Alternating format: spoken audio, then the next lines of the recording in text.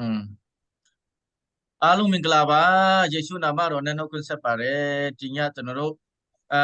OSCM ရဲ့တတိယအကြိမ်မြောက်เนาะကျွန်တော်တို့ online ကျက်စာတင်တန်းကြောင်းကိုစတင်ဖွင့်လှစ်မဲ့အကြောင်းဒီကနေ့ယေရှုခရစ်တော်နာမတော်နဲ့ကျင့်ငယ်ချင်ပါတယ်ကျွန်တော်တို့အစီအစဉ်လေးများကိုစတင်ဖွင့်ရတဲ့ရန်ကုန်ကကျွန်တော်တို့ဆရာမကြီးဆရာမချယ်ရီတီတူကဥဆောင်သွားမှာဖြစ်ပါတယ်အစီအစဉ်ကသူ့ရဲ့အစီအစဉ်တမ်းပေါ့เนาะဆရာမရဲ့ဥဆောင်မှုအပြင်ကျွန်တော်တို့အစီအစဉ်စတင်မှာဖြစ်ပါတယ်အဲ့ဒါပြီးမှဆရာကြီးမှကျောင်းသူကျောင်းသားများအခုဒီညမှာကြွရောက်လာတဲ့ကျောင်းသူကျောင်းသားများလည်းတယောက်တယောက်မိတ်ဆက်ချင်းကိုလုပ်ပါမယ်ပြီးမှနောက်ဆုံးမှာဆူတောင်းခြင်းနဲ့ဆရာကြီးကသင်္ကန်းစာကိုစတင်မှာဖြစ်ပါတယ်လို့ပထမဆုံးပြောကြားချင်ပါတယ်အခုကတော့ဆရာမရှိမှာကျွန်တော်တို့ရဲ့ course ရဲ့အစီအမံချက်ဒီပဲဖြစ်ကျွန်တော်တို့ရဲ့ဒီကျန်းစာကျောင်းရဲ့အဓိကအကြောင်းရင်းပေါ့နော်ဆိုလူချင်းလေးကိုဆရာမကဥဆောင်ပြီးတော့တင်ပြပေးဖို့နဲ့အစီအစဉ်စတင်ဖို့ဥဆောင်ဖို့ရဆရာမကိုယေရှုနာမတော်နဲ့ဖိတ်ခေါ်ပါတယ်လို့ Amen ဖိတ်ခေါ်ပေးရဲ့Reverend Dr. John F. ထောင်ကထူပဲကျေးဇူးတင်ပါတယ်ရှင်ကျမတို့ဖိတ်ခေါ်ပေးရဲ့ဆရာကြီးကတော့မလေးရှားနိုင်ငံမှာရှိပါတယ် PhD နော် PhD တက်နေပါတယ်တခါတည်းပဲအခုတော်လုပ်ငန်းတွေလုပ်တယ်ပြီးတော့မူရစေဝဖြတ်တဲ့အရက်ဖြတ်စခန်းမှာလည်းတာနာပြုနေတဲ့ဆရာကြီးဖြစ်ပါတယ်ဆိုတော့ဥစွာမိတ်ဆက်ပေးပါရစေဘုရားသခင်ကောင်းမြတ်ပါတယ်ကျမတို့ဆုတောင်းထားအတိုင်းပဲ OSCM တတိယအကြိမ် batch 3ပေါ့နော်ဒီညမှာစတင်ပြီးတော့မှပထမဆုံးညစတင်ရတဲ့အခွင့်ပေးတော့ဘုရားရှင်နာမတိုင်ပုံကြီးပါစေကျမတို့အချိန်ပေးပြီးမှပို့ချပေးမယ်။မောစာချပုဂ္ဂိုလ်ဆရာကြီးအတွက်လည်းဘုရားခင်ကျေးဇူးတော်ချီးမွမ်းပါတယ်။အထူးပင်နဲ့ကျေးဇူးတင်ပါတယ်။ OSCM ကျောင်းဖြစ်ပေါ်လာရတဲ့တမိုင်းလေးကိုကြည့်မယ်ဆိုလို့ရှိရင် online school for chain minister ပေါ့နော်။ဆိုတော့ကျမတို့ဒီ COVID ကာလမှာပြည်သူတွေကဓမ္မအမှုတော်ဆောင်တွေရောထောင်နဲ့ကြီးဘုံတော်ဝင်စားကြပါတယ်။အဲ့ဒီထဲမှာနော်ချင်းဓမ္မအမှုတော်ဆောင်ဆရာကြီးရေဆိုရင်အပန်း200ကျော်နော်ကိုဗစ်ကြောင့်ဘုံတော်ဝင်စားသွားပါတယ်ကျမတို့အင်မတန်မှဝမ်းနေတယ်ဒီမိနစ်မှာလည်းကျမတို့အိမ်တိမ်မှာသွားပြီးတော့မှနှစ်ပြည့်အောက်မေ့ပွဲသွားဆူတောင်းပေးရသေးတယ်ဆိုတော့အဲ့ဒီဆရာမကြီးတယောက်ကဒီ SSC ပေါ့နော် SSC ရောကဆရာမဖြစ်ပါတယ်ဆိုတော့သူကသူဆုံးသွားတဲ့အခါမှာကျမတို့မိသားစုဝင်တွေကလည်း COVID ဖြစ်နေတဲ့ကာလ Zoom ကနေပဲကျမတို့ဆူတောင်းပေးရတယ် Zoom ကနေပဲမေတ္တာရှင်အစီခံဖွဲ့ခေါ်ပြီးတော့မှplastic ကြီးနဲ့လိတ်ပြီးတော့မှပေါ့နော်ဒီဇာပနလုပ်ပေးခဲ့ရတယ်ပေါ့လေအဲ့ဒီမိသားစုကလည်းသူတို့ဆုံးတော့ကကျမတို့ကကူညီခဲ့တဲ့အတွက်ဆက်ဆက်ရစီစဉ်ပေးတဲ့အတွက်ဆိုဝန်တာတဲ့အနေနဲ့ကျမတို့ဆိုဒီမောင်တာကိုဆူတောင်းဖိတ်တယ်ဆူတောင်းပေးရတာပေါ့နော်ဆိုတော့ဒီလဟာဆိုလို့ရှိရင်တော့လွန်ခဲ့တဲ့နှစ်မှာအစုလက်အပြုံလိုက်ကိုဗစ်ကြောင့်ပေါ့နော်တည်ဆုံးတဲ့လရာသီဖြစ်တယ်တချို့မိသားစုတွေကတော့ဝမ်းနဲ့ပူဆွေးခြင်းနဲ့အများကြီးရောက်နေပါတယ်တတိယလည်းဆူတောင်းပေးနေပါတယ်လို့ပြီးတဲ့ခါကျတော့အဲ့ဒီဆုံးသွားတဲ့ဆရာတော်ကြီးတွေကိုပြန်လဲအစားထိုးနိုင်ဖို့ဆိုတော့ရည်ရွယ်ချက်နဲ့ကျမတို့ကဒီ OSCM 200ကျော်ဖြစ်ပါတယ်เนาะဆရာတော်ကြီးရဲ့အပား200ကျော်ပေါ့နော်ဘုံတော်ဝင်စားသွားတော်ညာလေเนาะကျမတို့ဒီ OSCM ကျောင်းဖွင့်လှစ်ခြင်းအပြင်ထို200သောဆရာကြီးများရဲ့ဆရာမကြီးများရဲ့နေရာမှာမှုတော်ဆောင်တွေကိုပြန်လဲအစားထိုးဖို့နိုင်ရရွယ်ထားပါတယ်အဲ့ဒါလိုရွယ်တဲ့ခါမှာအယောက်200ကိုအစားထိုးနိုင်ဖို့ဆိုတာကတော့ကျောင်းသားအယောက်2000လောက်မွေးထုတ်နိုင်မှအဲ့ဒီ2000တဲကနေပြီးမှတော့ဒိတ်ကျဲအယောက်200လောက်ဖြစ်ပေါ်လာမယ်တချို့ကတော့အချိန်ပိုင်းအမှုတော်ဆောင်ဖြစ်မယ်တချို့ကတော့ကြာရကဏ္ဍမှာတော့တာဝန်ထမ်းဆောင်မယ်တချို့ကတော့အချိန်ပိုင်းလိုနဲ့အချိန်ပြည့်ထက်ပိုပြီးအမှုတော်ဆောင်တဲ့သူလည်းဖြစ်ပေါ်လာမယ်ပေါ့နော်ပေါ်ထွန်းလာမယ်လို့ယုံကြည်မျှော်လင့်တဲ့အနေနဲ့ OSCM ကျောင်းကိုစတင်ရခြင်းဖြစ်ပါတယ်ဒီတစ်ခေါက်ကတော့တတိယအကြိမ်ဖြစ်ပါတယ်လွန်ခဲ့တဲ့ပထမတစ်သုတ်နဲ့ဒုတိယတစ်သုတ်မှာဆိုရှင်63ယောက်တိတိနော်ဘွယ်ဟင်းတပင်မှာကျမတို့ဘွယ်ချီးမြှင့်ခြင်းခံခဲ့ရပြီးဖြစ်ပါတယ်လို့နော်သူတို့လည်းအင်တိုက်အားတိုက်တဲ့အမှုတော်ထဲမှာအသင်းတော်အသီးသီးမှာစူးစမ်းပန်းစားဆက်ကပ်ပါဝင်နေကြတယ်ဆိုတဲ့သတင်းကောင်းတွေလည်းဒီကနေပြောပြချင်ပါတယ်ဆိုတော့ဒီတစ်ခါမှာဆိုရင်တော့တက်မယ်လို့ register လုပ်တဲ့သူကတော့အယောက်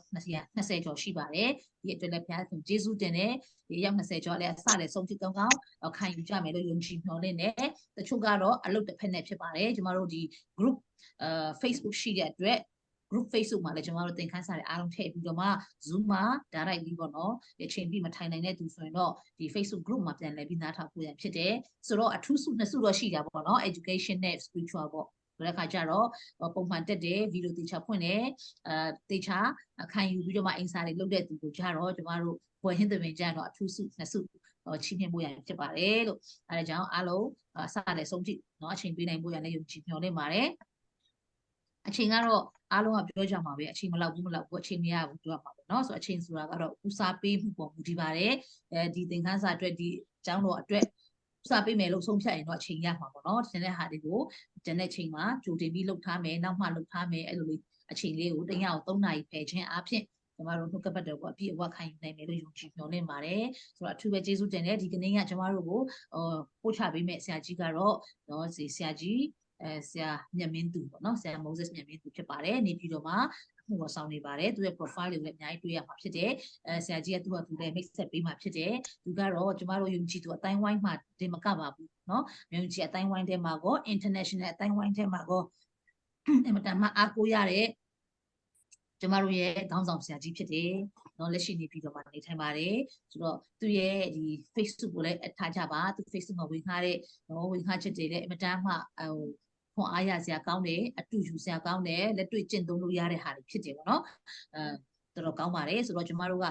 တပတ်ကတစ်ခါဘုရားကျောင်းတက်ပြီးမှတရားဒေသနာတပုတ်လောက်လေးနဲ့ပဲကျင့်တတ်တာမဟုတ်ဘဲနဲ့အမြဲတမ်းပေါ့နော်တစ်ပင်ဒီကဏ္ဍမှာစိုက်တဲ့တစ်ပင်ကိုအမြဲတမ်းတောက်သုံးနေမယ်ပေါ့နော်နှုတ်ကပတ်တော်ရေတောက်သုံးနေမယ်ဝိညာဉ်ခွန်အားရေဒီလိုစုပ်ယူနေမယ်ဆိုရင်ပေါ့နော်အချိန်ပြီးကျမတို့ကဘုရားသခင်အတွက်ခွန်အားနဲ့ပြည့်ပြီးတော့မှလမ်းဆန်းနိုင်အောင်ဖြစ်ပါတယ်လို့ဆိုတော့ဒီ3ရက်အတွက်လည်းအင်မတန်မှကျမတို့မျှော်လင့်ပါတယ်စိတ်လှုပ်ရှားပါတယ်ဘုရားသခင်ကလည်းအများကြီးဖွင့်ပြပါလိမ့်မယ်လို့ယုံကြည်မျှော်လင့်ပါတယ်ဆိုတဲ့အခါကျတော့ကျမတို့ကိုဒီ academic ပိုင်းမှာကိုဆက်ဆက်ရရမှာပေါ့နော်မလေးရှားကနေ Reverend Dr. John F. Thong ကလည်းအချိန်ပြပါဝင်မှာဖြစ်တယ်ထို့နည်းတူကျောင်းကော်မတီဆရာမတွေလည်းပေါ့နော်အခါအားလျော်စွာလာရောက်ပါဝင်ပေးမယ်ဆိုတဲ့အကြောင်းလေးကိုပြောပြချင်ပါတယ်ဒါကြောင့် OSCM Best 3ကိုပေါ့နော်ဘုရားသခင်အကောင်းဆုံးလမ်းပြပို့ဆောင်ပို့ရတဲ့အတွက်ကျမတို့ဆုတောင်းကြမယ်စက္ကကြမယ်ပြီးတဲ့ခါကျရင်အင်တက်အားတိုက်ဝိညာဉ်ခွန်အားတွေကျမတို့စုပ်ယူကြမယ်နော်ကျမတို့သင်ကြားပို့ချပေးမဲ့ဆရာကြီးတွေကတော့အကောင်းဆုံးပြင်ဆင်ထားပြီးသားဖြစ်တယ်ကျမတို့ကဆုတောင်းခြင်းနဲ့နှလုံးသားတကားဖွင့်ပြီးတော့မှနော်အာယုံစိုက်ပြီးတော့မှကျမတို့စုပ်ယူမယ်ဆိုလို့ရှိရင်တော့ကိုယ့်အတွက်လည်းခွန်အားဖြစ်မယ်သူတစ်ပါးလည်းပြန်လဲညဝေနိုင်တဲ့အထီပေါ့နော်ဘုရားသခင်ပြန်တဲ့အသုံးပြုကောင်းချီးပေးမယ်လို့ယုံကြည်မျှော်လင့်ပါတယ်အထူးပဲကျေးဇူးတင်ပါတယ်ရှင်အားလုံးကိုဘုရားသခင်ကောင်းချီးပေးပါစေအာမင်အာမင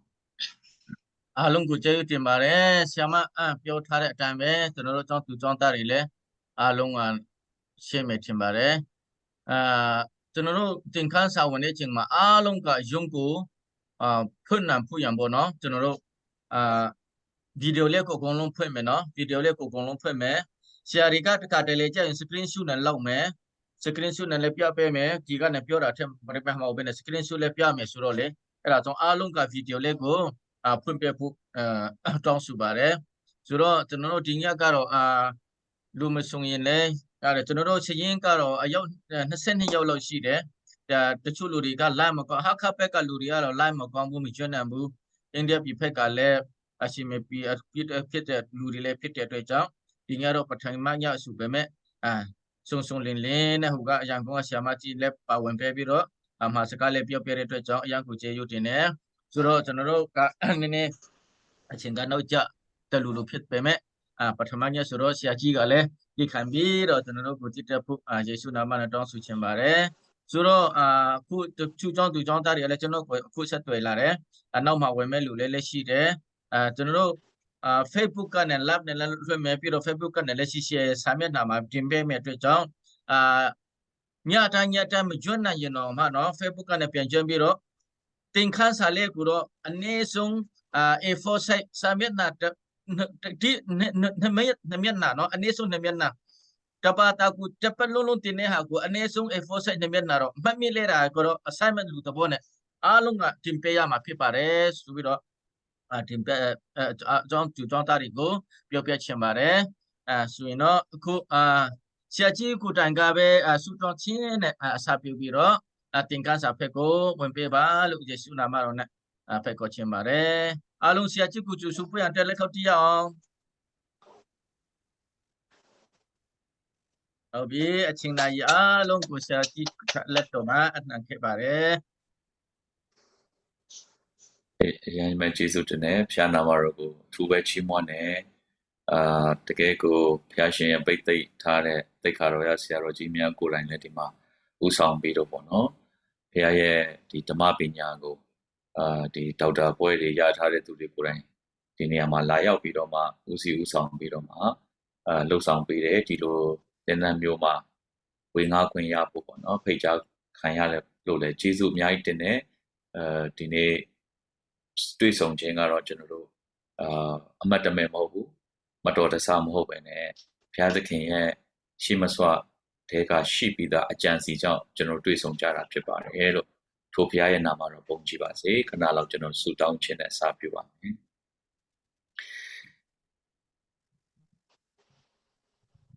ကြီးမြတ်သောဘုရားကောင်းမြတ်သောဘုရားအရာခတ်သိမ်းကိုဟန်ဆင်းပိုင်တာသောဘုရားလူသားတို့ကိုအကပယ်မေတ္တာနဲ့ချစ်ပြီးတော့မှတပါးတည်းသောသားတော်ကိုစွန့်တည်တိုင်အောင်ကျွန်တော်တို့ကိုချစ်၍အပယ်ငရဲကကယ်နှုတ်တော်မူသောဘုရားယနေ့ကိုရောရဲ့မျက်မှောက်တော်ထဲမှာသားသမီးတို့အတူတကွစုဝေးကြတဲ့အခါမှာနှုတ်ကပတ်တော်ရှင်ဖြစ်တဲ့တန်ရှင်တော်ဝိညာဉ်တော်ဘုရားကိုယ်တိုင်အရောက်တိုင်းအသက်တာပေါ်မှာကိုရောရဲ့တမန်တရားကိုဖွင့်ပြသွန်သင်ပေးလျက်သားသမီးတို့နားလည်နိုင်တာထက်ကိုရောရဲ့နှံ့နေသောအရာတွေကိုတာ၍နားလည်နိုင်ဖို့နှုတ်ကပတ်တော်ကိုမှုတ်သွင်းသောတန်ရှင်တော်ဝိညာဉ်တော်ဘုရားကိုယ်တိုင်ဖွင့်ပြသွန်သင်လမ်းပြပေးတော်မူပါအချိန်တိုင်းဒီအစပြုတဲ့နေ့ရက်ဖြစ်တယ်လို့အဆုံးတိုင်အောင်ကိုရောလက်တော်အားဖြင့်ပို့ဆောင်ကောင်းချီးပေးပါမယ်ကြောင်းလဲဆုတောင်းပါတယ်သင်တန်းမှာ enrollment လုပ်ထားသောညီကိုမောင်တို့မှတယောက်ချင်းစီတိုင်းလဲကြမ်းကြမ်းမာမာနဲ့သင်တန်းအစအလယ်အဆုံးတိုင်အောင်မြင်စွာပြီးမြောက်တက်ရောက်နိုင်မည်အကြောင်းကိုရောကောင်းချီးပေးပါအာမင်ကိုရောကိုဦးစားပေးနိုင်သောဦးစားပေးသောနှလုံးသားတွေနဲ့အဆုံးတိုင်အောင်တည်ကြည်လျက်အထူးသဖြင့်ဒီသင်တန်းကရလာမယ်ကိုရောရဲ့နှုတ်ကပတ်တော်အားဖြင့်ကိုရောရဲ့သာသနာလုပ်ငန်းကိုတာ၍တိုးပွားစွာအစီခံဆောင်ရွက်နိုင်မည်အကြောင်းကောင်းကြီးဖြစ်စေဖို့လို့ငါအတ္တခန္ဓာစိတ်ဝိညာဉ်အစီအစဉ်အမှုရာခတ်သိမ်းလက်တော်မှာစက္ကအနန္တခါမှာယေရှုခရစ်တော်ဘုရား၏နာမတော်မြတ်၌အလွန်ဝမ်းမြောက်ယူသည်စွာဖြင့်ဆုတောင်းဆက်ကလည်းအစပြုကြပါရဖထာဝရမြတ်စွာသောဘုရားသခင်အာမင်ကျေးဇူးတင်ပါတယ်ကျွန်တော်တို့အခုထီပေါ့เนาะကျွန်တော်ဒီမှာကြည့်တဲ့အခါမှာorganize လုပ်တဲ့ဆရာကြီးဆရာမကြီးများကလွှဲရင်ပေါ့เนาะတင်တန်းတက်ရောက်သူကကျွန်တော်ဒီမှာမမဖို့ဆိုရင်အားလုံး17ယောက်ပေါ့เนาะ17ယောက်ရှိလိမ့်မယ်လို့ကျွန်တော်မှန်းဆပါတယ်ဆိုတော့ကျွန်တော်အခုချိန်မှာပထမဆုံးမေကွန်းပေါ့เนาะမေကွန်းနဲ့ကျွန်တော်အစပြုချင်တယ်ဒီတင်တန်းကိုကျွန်တော်သွားတဲ့အခါမှာတေချာပေါက်တယောက်ချင်းစီရဲ့အတ္တထဲမှာအတိုင်းတာတစ်ခုထီတော့เนาะဒီကျွန်တော်တို့သတင်းကောင်းနဲ့ပတ်သက်ပြီးယုံကြည်ခံယူပြီးသားလို့ကျွန်တော်ယုံကြည်တယ်အယုတ်တိုင်းကဒီထဲမှာရှိတဲ့တက်ရောက်တဲ့ training participant ပေါ့เนาะပါဝင်ဆွေးနွေးသူများအားလုံးဒီသတင်းကောင်းနဲ့ပတ်သက်ပြီးတော့မှဧဝံဂေလိသတင်းကောင်းနဲ့ပတ်သက်ပြီးတော့မှအတိုင်းတာတစ်ခုထိကိုရောက်ရှိပြီးသားဖြစ်တယ်လို့ကျွန်တော်ယုံကြည်တယ်ဒီလိုပဲကျွန်တော်နားလည်ထားတယ်ပေါ့နော်ဆိုတော့ဒီမိဘကိုမေးတဲ့အခါမှာအရောက်တိုင်းအတွက်တက်တောင့်တက်တာမဖြစ်ဘူးဆိုတာမျိုးရှိခဲ့ရင်ကျွန်တော်ကိုနားလည်ပေးပါဆိုတော့တစ်ခုလေးပဲကျွန်တော်ဒီ check box မှာပေါ့နော်သို့မဟုတ်ကျွန်တော်တို့ရဲ့ reaction ကနေပြီးတော့ thumbs up လုပ်တာတော့ဒါမှမဟုတ်ရင်လည်းကျွန်တော်တို့သင်္ကေတတစ်ခုသို့မဟုတ် check box မှာစာတစ်ခုခုနဲ့ဖြည့်လို့ရပါတယ်နောက်တစ်ခုရှိတာတော့နာမည်တူတွေရှိတဲ့အတွက်ကြောင့်ဖြစ်နိုင်ပေါ့လေသင်္นานသားကုတ်ကလေးတွေပေါ့နော်ဥပမာဒါဒီ batch 3ဖြစ်တဲ့အတွက်ကြောင့်03/01/001နာစသဖြင့်ပေါ့လေအဲ့လိုလေးဆိုရင်ဖြည့်လိုက်တဲ့အဖြေတွေဟာဘယ်သူဖြည့်ပြီးသွားပြီဘယ်သူတော့မဖြည့်သေးဘူးဆိုတာလည်းကျွန်တော်တွေ့နိုင်တယ်လို့ဘယ်သင်္นานဘယ်ပါဝင်ဆွေးနွေးသူကတော့ဖြင့်ကျွန်တော်တို့participation ကိုအားကောင်းတယ်ဆိုတာမျိုးလဲကျွန်တော်ကောက်လို့အရန်လွယ်တယ်သင်္นานနှစ်ဦးနှစ်ဖက်အတွက်အကျိုးရှိတော့အဲ့ဒါလေးတစ်ခုကျွန်တော်အကြံပြုချင်ပါတယ်ဆိုတော့salvation နဲ့ပတ်သက်ပြီးတော့မှကျွန်တော်တို့ဒီမှာဝေငှတာတွေနောက်ပြီးတော့သာသနာပြုခြင်းတွေပြောကြတော့မှာဆိုတော့မိမိကိုယ်တိုင်ကဒီကယ်တင်ခြင်းစိတ်ချမှုနဲ့ပတ်သက်ပြီးတော့မှတရားမှာတရားအားလုံးရှင်းလင်းပြီးသားဖြစ်တယ်လို့ကျွန်တော်အဲ့လိုယုံကြည်မယ်ဆိုရင်အဆင်ပြေပါသလားကျွန်တော်လက်မထောင်လို့ရတယ်ဒါမှမဟုတ်ရင်ကျွန်တော်တို့ check box ကဖြည့်လို့ရပါတယ်အားလုံးဒီကယ်တင်ခြင်းစိတ်ချမှုနဲ့ပတ်သက်ပြီးတော့မှ okay ဟုတ်ကျေးဇူးတင်ပါတယ်တရားမှာတရားအားလုံးကသေချာပြီးသားဖြစ်တယ်လို့ကျွန်တော်ကယုံကြည်တယ်အဲ့ဒီအတိုင်းကျွန်တော်ယုံကြည်လိုက်တာဟုတ်ပါတယ်နော် အဲ့တိုင်းပဲမှန်တယ်လို့ကျွန်တော်နားလည်ထားလို့ပါဟုတ်တကယ်လို့ကယ်တင်ခြင်းနဲ့ပတ်သက်ပြီးတော့မှတခုခုကျွန်တော်တို့အဖြေရှာစရာလိုသေးတယ်ဆိုရင်လည်းအားမနာပဲနဲ့ကျွန်တော်ကို individual chatting ကနေလှမ်းရေးလို့ရတယ်မိမိpublic မှာမပြောချင်ဘူးဆိုရင်လည်းရပါတယ်ဒါကြောင့်ကျွန်တော်နားလည်ထားပြီးသားအားလုံးကဒါနဲ့ပတ်သက်ပြီးတော့အရေးကြိုတောက်ပြီးထားပါတော့မြန်မာစကားနည်းနည်းသုံးမယ်ဆိုရင်တော့အားလုံးကကယ်တင်ခြင်းဆိုတာက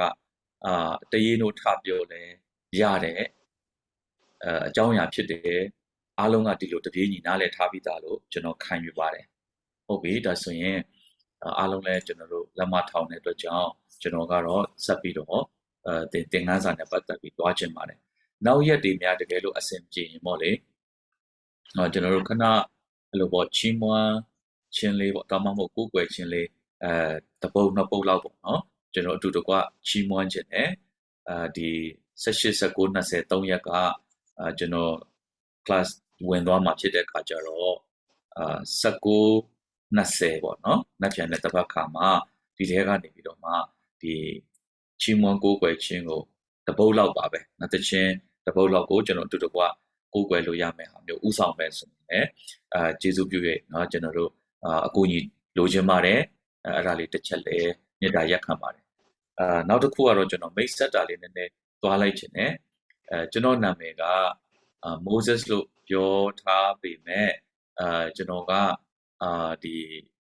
လုပ်ငန်းခွင်မှာသုံးတဲ့နာမည်ပေါ့နော်အဲ့ဒါပါလဲဆိုရင်တော့ကုလသမဂ္ဂကလေးသူငယ်များရန်ပုံငွေအဖွဲ့ UNICEF မှာကျွန်တော်က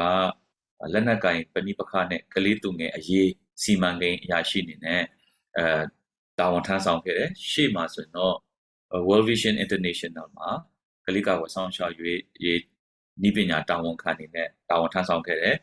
အခု15နှစ်တက်တန်းထဲမှာပေါ့လေရောက်ခဲ့တယ်အဲ့ဒီရဲ့အရင်မှာတော့ကျွန်တော်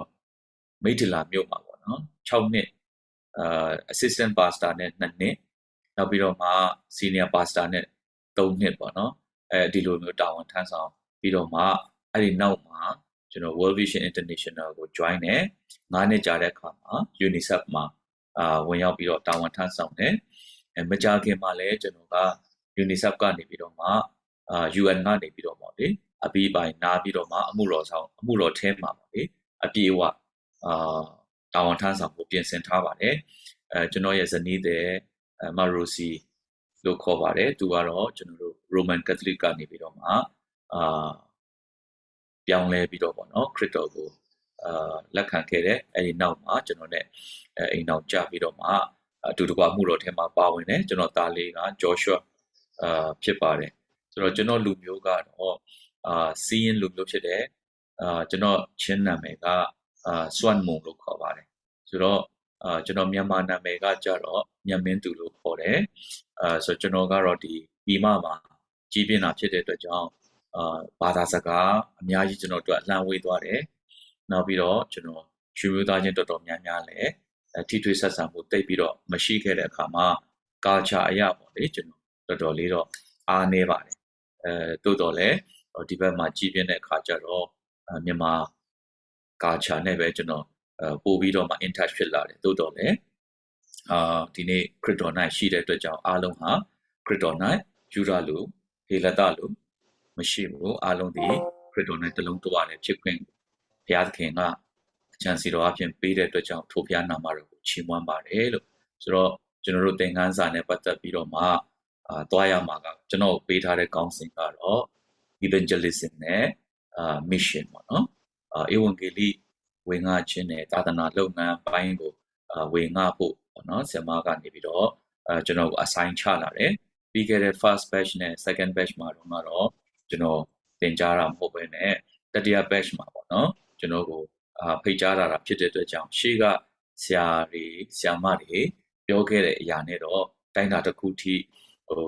accent တော့တူနေလိမ့်မယ်ဒါပေမဲ့သွားပုံသွားနေပေါ့နော်ကျွန်တော်တို့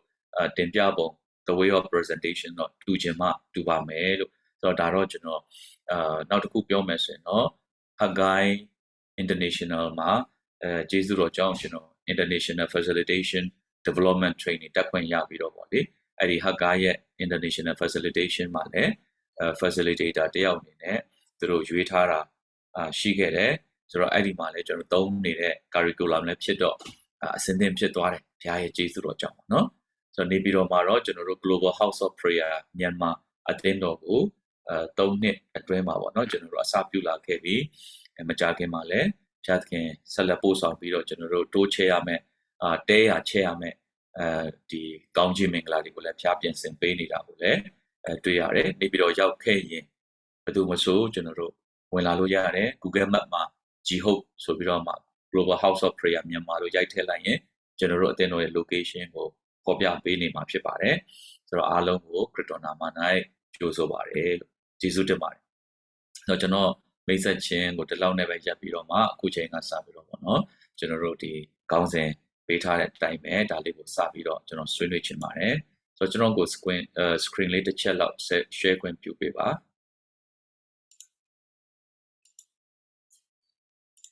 screen share လေးပိတ်ထားတယ်ဆက်မ share လို့မရဘူးဖြစ်တယ်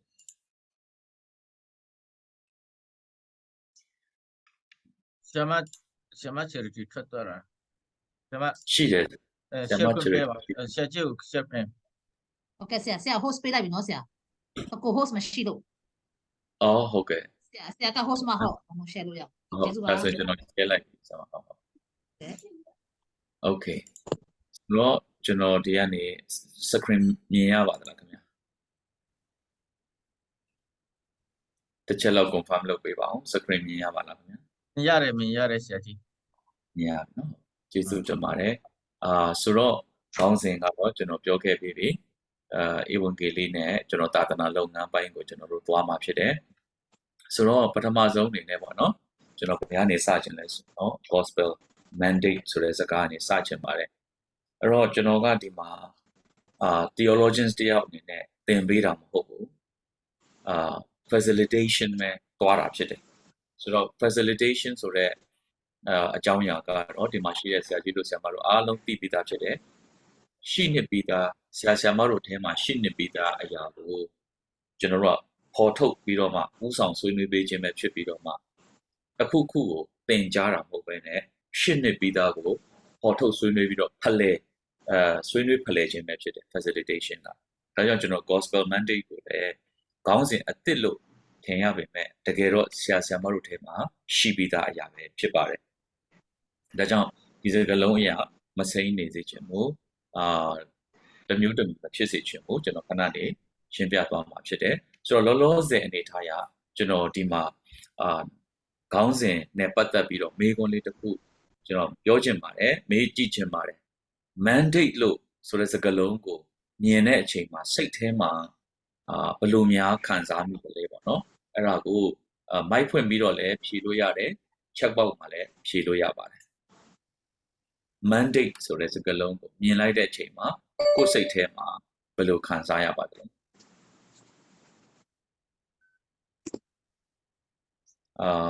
ကျွန်တော်နာမည်နဲ့အဲ့လိုမျိုးခေါ်ပြီးတော့မေးလိုက်တာမျိုးဖြစ်ခဲ့ရင်စိတ်မရှိပါနဲ့เนาะကျွန်တော်ဒီမှာနာမည်တော့မြင်နေရတယ်ကျေးဇူးတင်တယ်ဆိုတော့ mandate ဆိုတဲ့စကားလုံးကိုတယောက်လောက်ဖြေပေးမလားပေါ့နော်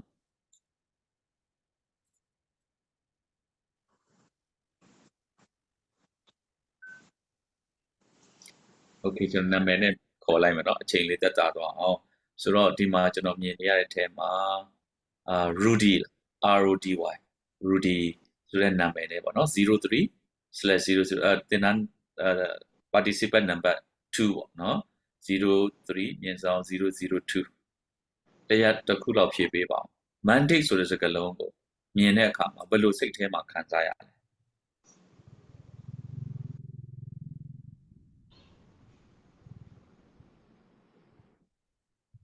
ဲဖြည့်လို့ရလားမသိနော်RODY နဲ့နာမည်အဆင်ပြေပါသလားရော်ဒီနဲ့ပန်းအောင်ဗီဒီယိုမှာဖွင့်ထားဖို့နော်ဗီဒီယိုဖွင့်ထားပါနော်ကျောင်းသူကျောင်းသားတွေအားလုံးကဗီဒီယိုဖွင့်ထားလိုက်မယ်နော်ဆရာကြီးမဲတဲ့ကိုရော်ဒီကြားလားရော်ဒီကဂျုံဖွင့်ပေးမှသူမထိုင်ဘူးထင်တယ်ဆရာကြီးတခြားလူတွေမဲတခြားလူတွေမဲပဲလေဟုတ်ကဲ့ပါ ဒါဆိုရင်ဒီမှာဆရာတယောက်ကိုမေးကြည့်ပါမယ်ဆရာ Christian Link ဆရာကတစ်ချက်လောက်ကူညီပြီးတော့ဖြေပေးပါအောင်ကျန်တဲ့လူတွေအတွက်လည်းအကူညီရတော့ mandate ဆိုတဲ့စကားကိုဆရာတွေ့တဲ့အခါမှာစိတ်ထဲဘယ်လိုခံစားရလဲ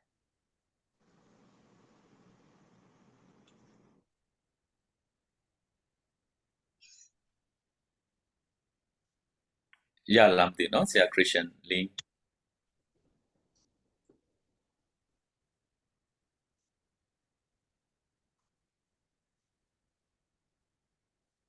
Okay ကျွန်တော်ထင်တယ်အခက်အခဲရှိတယ်ထင်တယ်နော် mic တွေပါတယ်ဖွင့်ဖို့ internet တွေပါတယ်ကျွန်တော်အတန်မကြားရဘူးဆိုရင်လည်းတစ်ချက်လောက်ပြန်ပြောပေးပါနော်အာမနာပါနဲ့ကျေးဇူးပြုရဒါဆိုရင်ကျွန်တော်နောက်ဆုံးတစ်ယောက်ပေါ့နော်ကျွန်တော်အားကိုပြရစေမေးကြည့်ပြရစေဆရာ John Line ရော mandate ဆိုတဲ့အရာကိုမြင်တဲ့အခါမှာစိတ်ထဲမှာဝန်ထုတ်ဝင်ဖို့လို့ဖြစ်သွားတာဒါမှမဟုတ် mandate ဆိုတဲ့စကားလုံးတွေ့တဲ့အခါစိတ်ထဲမှာဘယ်လိုခံစားသွားလဲတစ်ချက်လောက် share ပေးပါအောင်ဆရာဟုတ်ကဲ့ပါကျေးဇူးတင်ပါတယ်ခင်ဗျဟုတ်ကဲ့ကျွန်တော်အနေနဲ့တော့ mandate ဆိုတာကပေါ့နော်ဒီ mandate ကိုကြားတဲ့အခါမှာကျွန်တော်ဒီဘာသာရေးနဲ့ဆိုင်တဲ့ဟာတွေတော့ဘလို့အနဲ့အဓိပ္ပာယ်ဖွင့်နေတော့မသိဘူးလေနော်ဒါပေမဲ့ဘယ်လိုမျိုးသဘောတရားအနေနဲ့တော့ mandate ဆိုတာအမြတ်သဘောနဲ့ဆိုင်တဲ့အရာပေါ့လေအမြတ်သဘောနဲ့ဆိုင်တဲ့ဝန်ကလီgospel ပေါ့အဲ့လိုမျိုးပဲအမြတ်နဲ့ဆိုင်တဲ့အမြတ်ထောက်ခံမှုနဲ့ဆိုင်တဲ့ဟာပေါ့အမြတ်နဲ့တင်သွင်းနေအဲ့လိုမျိုးပဲကျွန်တော်ကတော့အမြတ်တဲ့ကြိုးဆောင်ရမှာပေါ့ပုံစံတော့အဲ့လိုပဲကျွန်တော်ကတော့နားလေတယ်ဆရာကျေးဇူးတင်တယ် Thank you ပါဆရာကျေးဇူးတင်ပါတယ်ဒါဆိုရင်ကျွန်တော်နာမည်နဲ့မခေါ်တော့ပဲနဲ့ဒီ mandate နဲ့ပတ်သက်ပြီးတော့မှတယောက်ယောက်များဖြည့်ဆွတ်ပြီးတော့ဖြည့်ပေးလိုတာရှိရင်ကျွန်တော်နောက်ဆုံးတယောက်လောက်ဖိတ်ခေါ်ချင်ပါတယ်ဟုတ်ပြီနော်ဟုတ်ဆရာကျော်ဟုတ်ကဲ့ပါအထက်နဲ့ပေးတဲ့ဩဇာလို့ဟုတ်ဆရာ Oppo A16 နဲ့ဆရာနာမည်လေးပြဆက်ပေးပါဦးဆရာ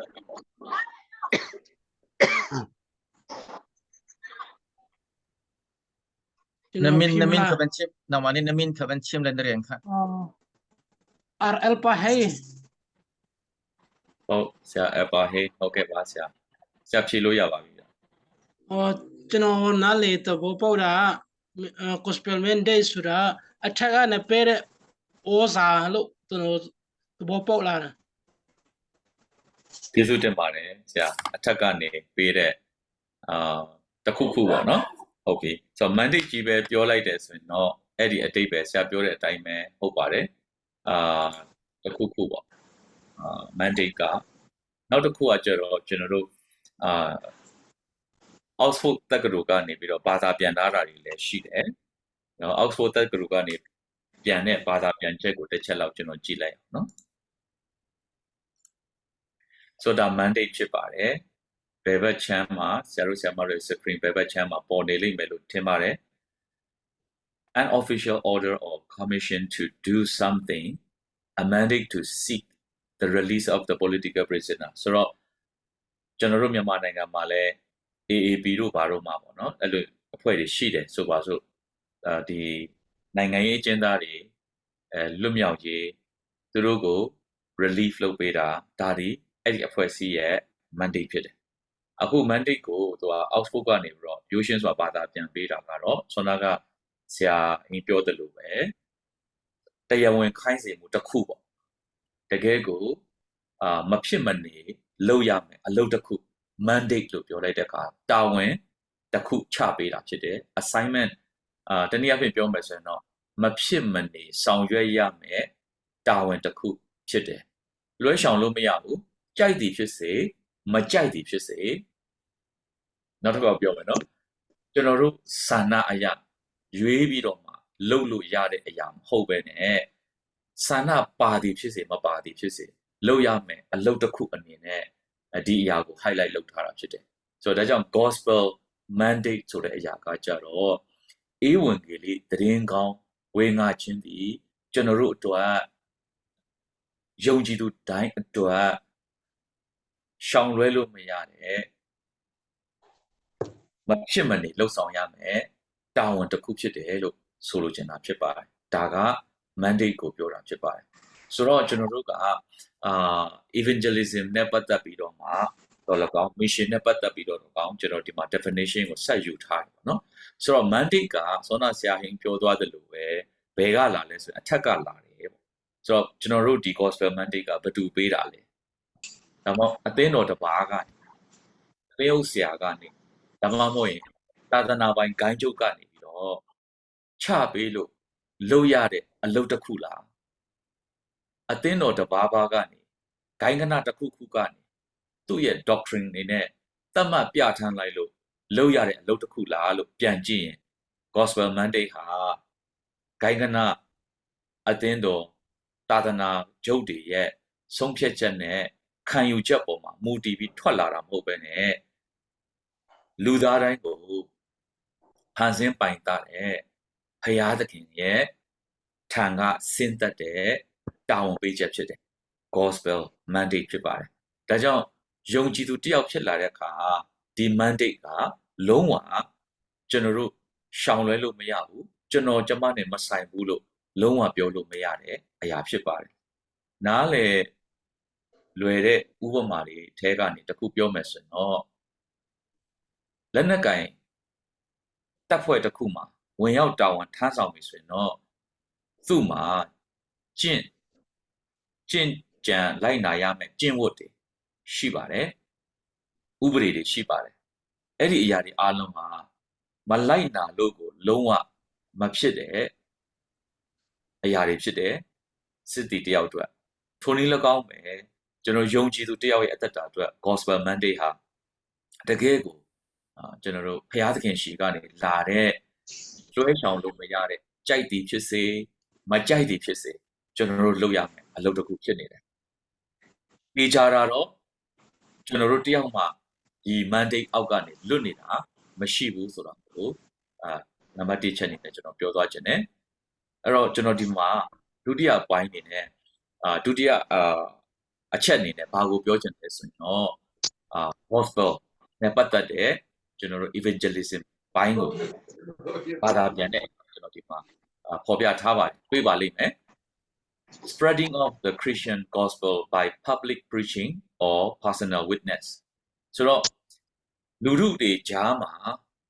ကျွန်တော်တို့ဒီယုံကြည်သူတွေပြောနေတဲ့သတင်းကောင်းကိုလူထုကြားမှာဖြန့်ဝေဟောပြောခြင်းဒါမှမဟုတ်ရင်တတိပုဂ္ဂလနော်တတ်တည်အဖြစ်ပေါ့နော်တတ်တည်ခံခြင်းတွေ witness လုပ်တာဒါတွေပါမယ်အဲ့ဒီခါမှာကျွန်တော်တခုလေးဒီမှာရှိတဲ့ဆရာဆရာမတွေကိုမေးချင်တာကအဲ့ဒီ message gospel sharing မှာကျွန်တော်တို့လုပ်လို့ရှိတဲ့နီးပေါ့နော်ဘယ်လိုနီးနဲ့ဒီသတင်းကိုကျွန်တော်တို့တွေဝေငှတယ်လဲဘယ်လိုနီးနဲ့ကျွန်တော်တို့ဒီ gospel ကိုဝေငှလေးရှိတယ်လဲတော့ဒီထဲမှာရှိတဲ့ဆက်ဆံမတွေအားလုံးကကျေးဇူးပြု၍တစ်ချက်ဖြေပေးပါဦး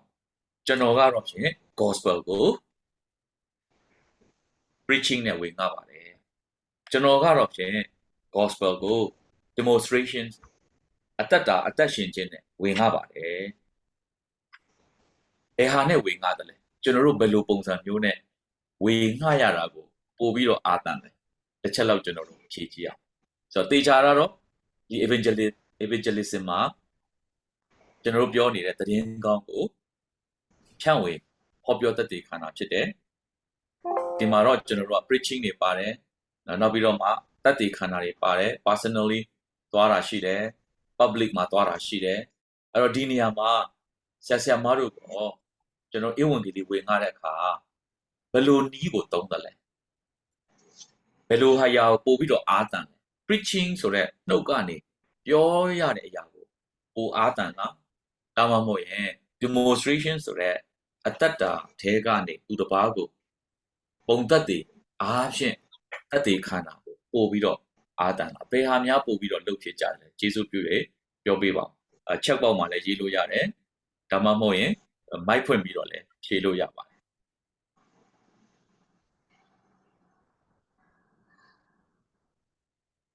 ကျွန်တော်နာမည်နဲ့တစ်ချက်ခေါ်ကြည့်မယ်နော်ဆိုတော့အခုဒီမှာကျွန်တော်တို့လူ14ယောက်ရှိတယ်ကျွန်တော်ပါဝင်ပေါ့နော် ဆိုတော့ဆရာမအေးမိဆန်ကိုကျွန်တော်တို့ဧဝံဂေလိကိုဘယ်ဟာမျိုးနဲ့ဝင်ငါတာပို့ပြီးတော့အားတန်လဲ ဟုတ်ကဲ့ဆရာမင်္ဂလာပါဆရာ မင်္ဂလာပါဆရာမကြီး ဟုတ်ကဲ့ဟိုပါညီမကတော့ဘယ်လိုပုံစံနဲ့သွားလဲဆိုတော့ကိုယ့်ရဲ့ပုံစံကိုကြည့်ချင်းအဖြစ်အမြဲတမ်းနှိမ့်ချပြီးတော့မှပြာသာသမီဖြစ်လူတွေအားလုံးရဲ့ပေါ့နော်မိတ်ဆွေအားလုံးဘာသာမတူလူမျိုးမတူအားလုံးရဲ့ကြားထဲမှာကိုကအမြဲတမ်းနှိမ့်ချပြီးတော့ပဲအဲ့လိုသွားတယ်ခရစ်ယာန်ဆိုတာဘုရားသားသမီးတစ်ဖြစ်ခံယူထားတယ်ဆိုလို့ရှိရင်တကယ်စိတ်ကိုနှိမ့်ချပြီးတော့မှမော်ကြွားတာတွေအဲ့လိုမျိုးတွေမရှိဘဲနဲ့ဖြစ်နိုင်အတက်နိုင်ဆုံးပေါ့စိတ်ကိုနှိမ့်ချပြီးတော့မှသွားပါတယ်ဆရာအကုန်လုံးရဲ့ငယ်ချင်းကြားထဲမှာလည်းဟုတ်ဟိုတွေ့ချင်းအဖြစ်ခရစ်ယာန်လားလို့အဲ့လိုမျိုးပေါ့နော်သူများအောင်သိစေပါတယ်ဆရာ ကောင်းပါပြီဆရာမကျေးဇူးတင်တယ်အများကောင်းပါလေအဲ့ဒီလိုလုပ်ရတဲ့အခါမှာလွယ်လားဆရာမပုံသက်တွေအားဖြင့်ခရစ်တော်ရဲ့ဧဝံဂေလိအကြောင်းကိုသူတစ်ပါးသိဖို့ရန်ကျွန်တော်တို့ပုံသက်တွေအားဖြင့်အသက်ရှင်ခြင်းလက္ခဏာတွေအားဖြင့်ကျွန်တော်တို့တတ်သိခံကြတဲ့အခါစိန်ခေါ်မှုတွေရှိလားဘယ်လိုတွေရင်ဆိုင်ရလဲဆရာမ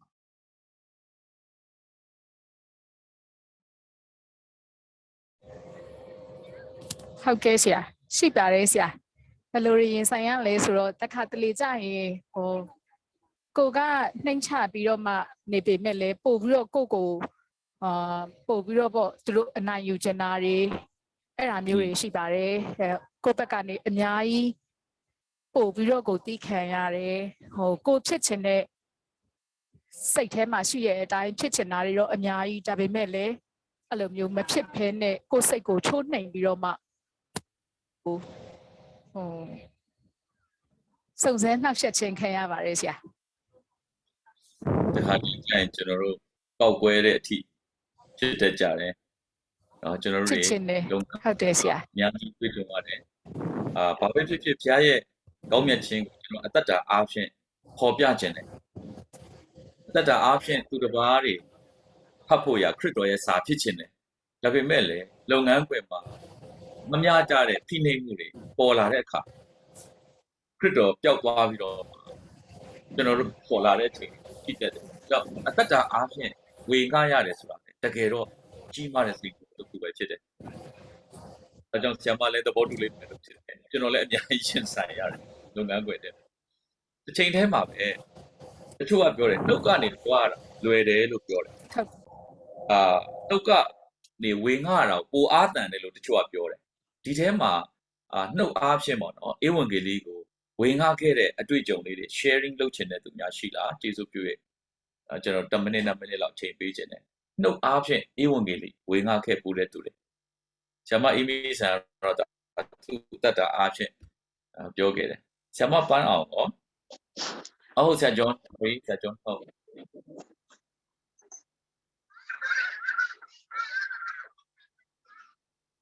ဆရာဂျွန်ပြော ဟုတ်ကဲ့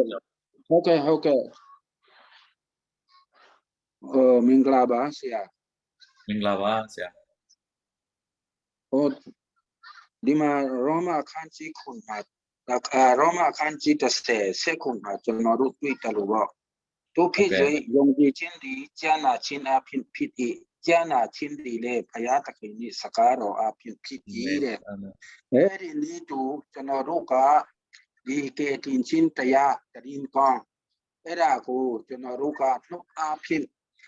ဒီတို့ပြောင်းလဲနိုင်ဖို့ရတဲ့အတွက်ကျမ်းစာအရာကျွန်တော်တို့ကကောင်းကောင်းမွန်မွန်ဟောပြောတွင်တင်နိုင်မှတာ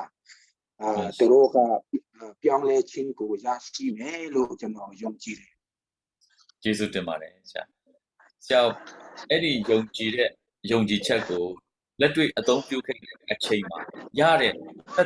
ပေါ့အတွေ့အကြုံလေးကိုပြန် share ပေးပါမယ်ဒါဒီယုံကြည်ချက်ကိုလက်တွေ့အသုံးပြုတဲ့အချိန်မှာအားခဲ့တဲ့အတွေ့အကြုံလေးကို share ပေးပါဒီမှာရှိတဲ့ဆရာမတွေအားလုံးပဲလေဒီ ဟုတ်ကဲ့ပါ မယုံကြည်တဲ့လူတွေကိုကျွန်တော်တို့ကဟောပြောတဲ့အခါကျွန်တော်တို့ရဲ့ပစတ်ဟောယုံမကဘဲနဲ့ကျွန်တော်တို့ရဲ့အတက်တာဇီရှုခရစ်တော်ရဲ့အတက်တာနဲ့ကျွန်တော်တို့ကသဘောကနှိမ့်ချခြင်းအတက်တာပြီးတော့သူများချစ်ချင်းမြတ်တာရှိတဲ့အတက်တာ